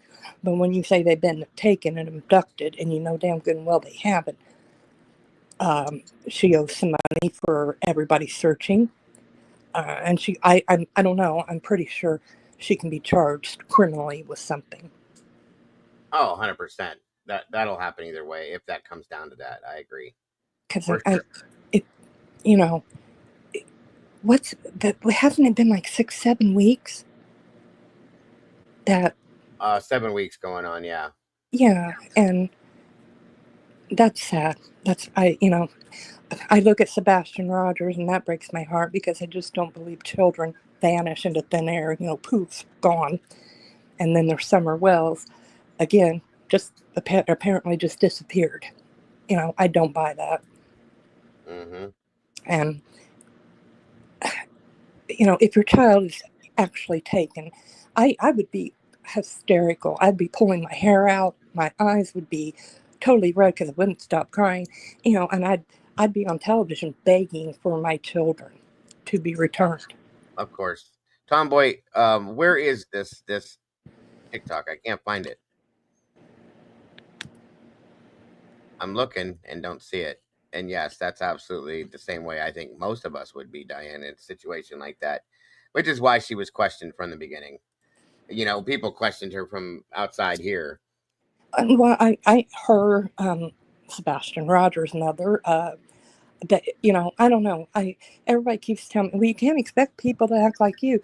I'm thinking, wait a minute, if your child, there was a woman in Florida, she had 2 twins, a little boy, little girl, and an older child. And her little girl just seemed to vanish in front of everybody's eyes. Nobody knew nothing. She was found dead in a house. And that mother got on TV and was telling me, I am coming for you. I'm going to kill you. You better hope the police get to you first. That's what I expect out of mothers, even fathers, just not, oh, well, Humpty Dump, woo hoo hoo. No, I'm too judgmental. God. No, I understand. What is it about, Tomboy? Because I'm looking in there and I don't see. I see a Twitter message and I see a document you sent me, and then unless it's back a ways. Hang on here. No. Nope. That's not it. Nope. Have you seen that criminal mine hole on TikTok? No, I don't really follow TikTok too much. Check it out. I'll have to look at it. Okay, I found it. That's Twitter, not TikTok, Tomboy. Jeez, got me looking for TikTok stuff. Telling you what. Anyway, hold on, guys. You want me to play this here real quick? Hang on. I don't know, Nancy Drew. Which one of these stories do you think is more believable? Karen Reed and John O'Keefe are at the waterfall, happily gushing about how John's niece just got into a private school. And then in the 5-minute drive between the bar and the McAlbert's house, they suddenly get in some outrageous fight. And then minutes after they pull up, other people pull up and see that Karen is sitting in the car alone. Which apparently means that John was, crouched on the ground on the side of the car, hiding from the other people pulling up. And then once they took the time to walk inside, Karen Reed pulled 50 feet ahead, backed up 84 feet in reverse at 24 miles an hour, hit John perfectly with a clipping motion on the back of her taillight, sending John in a triple-double axle pirouette backwards 7 feet into the snow, putting dog-art bites on his left arm, and mysteriously making his Apple Watch look like he just walked 86 steps and down 3 flights of stairs, while simultaneously causing lashes on the front of his face, which nobody can explain, and leaving shards of glass on the back bumper of the car that got towed and drove for 50, 60 something miles that didn't match the glass that was supposedly in his hand. And then Jen McCabe butt dialed John's phone 7 times, and then Higgins, after a long day at work, decided at 2:30 in the morning after throating whiskey gingers all day, decides he's going to go back to the police station at 2:30 in the morning to move car. And then he's caught on a surveillance camera texting, making phone calls in the parking lot, which he says he doesn't remember because they were butt dialed.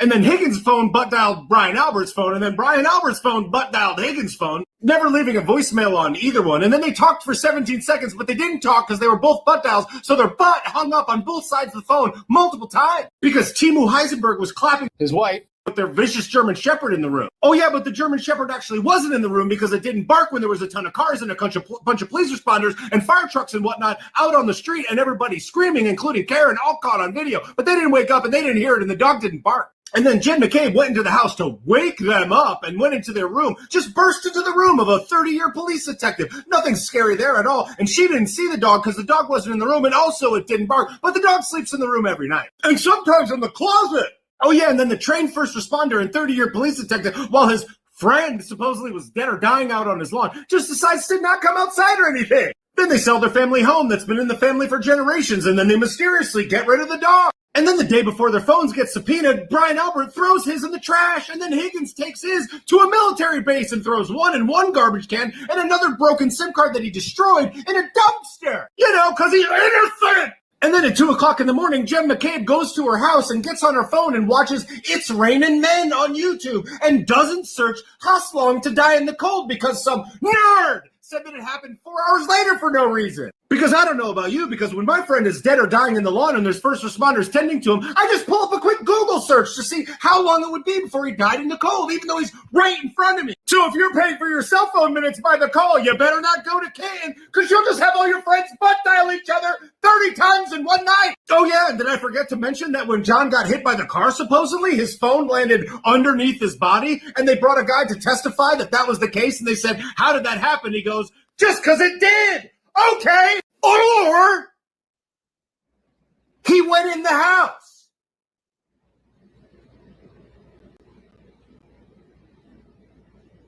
Which is more believable? That dude should do the Idaho 4.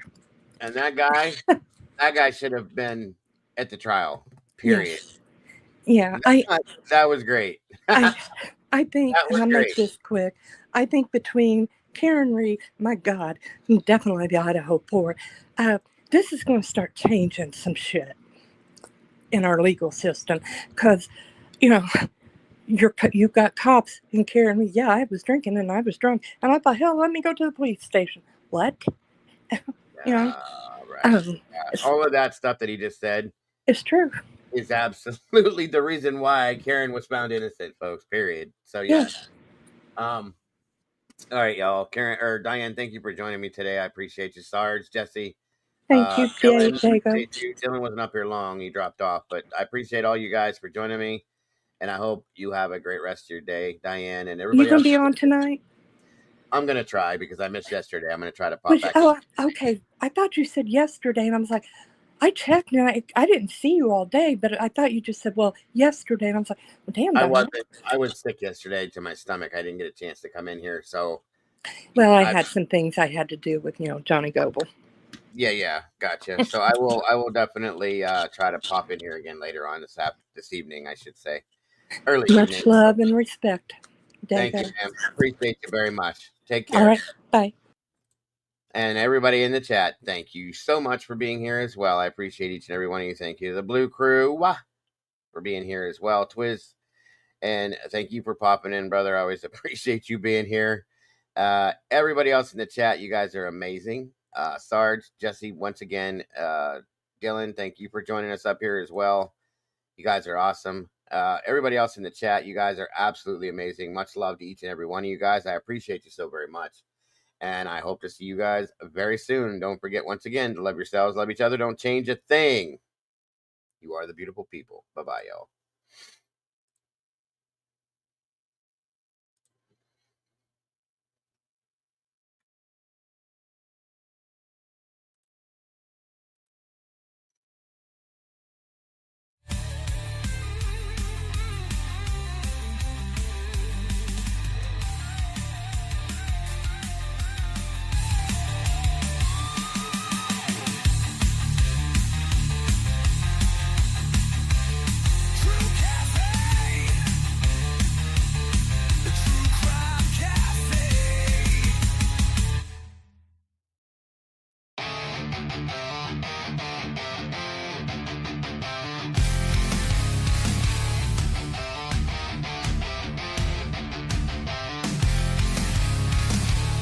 Black like the sins in my mind. Sitting here where the lost souls unwind. Blood stains on the counter never fade. This is where the guilty come to trade. True Crime Cafe, where the secret's spilled. Every cop's a confession, every shot could kill. Underneath the neon lies a dark valley.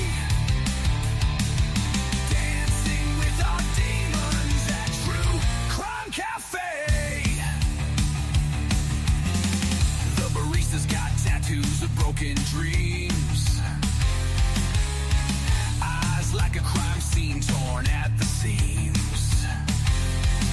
The jukebox plays a dirge for the damned. In this twilight world where nothing is planned. True Crime Cafe, where the secrets spill. Every cup's a confession and every shot could kill. Underneath the neon lies a dark ballet. Dancing with our demons at True Crime Cafe.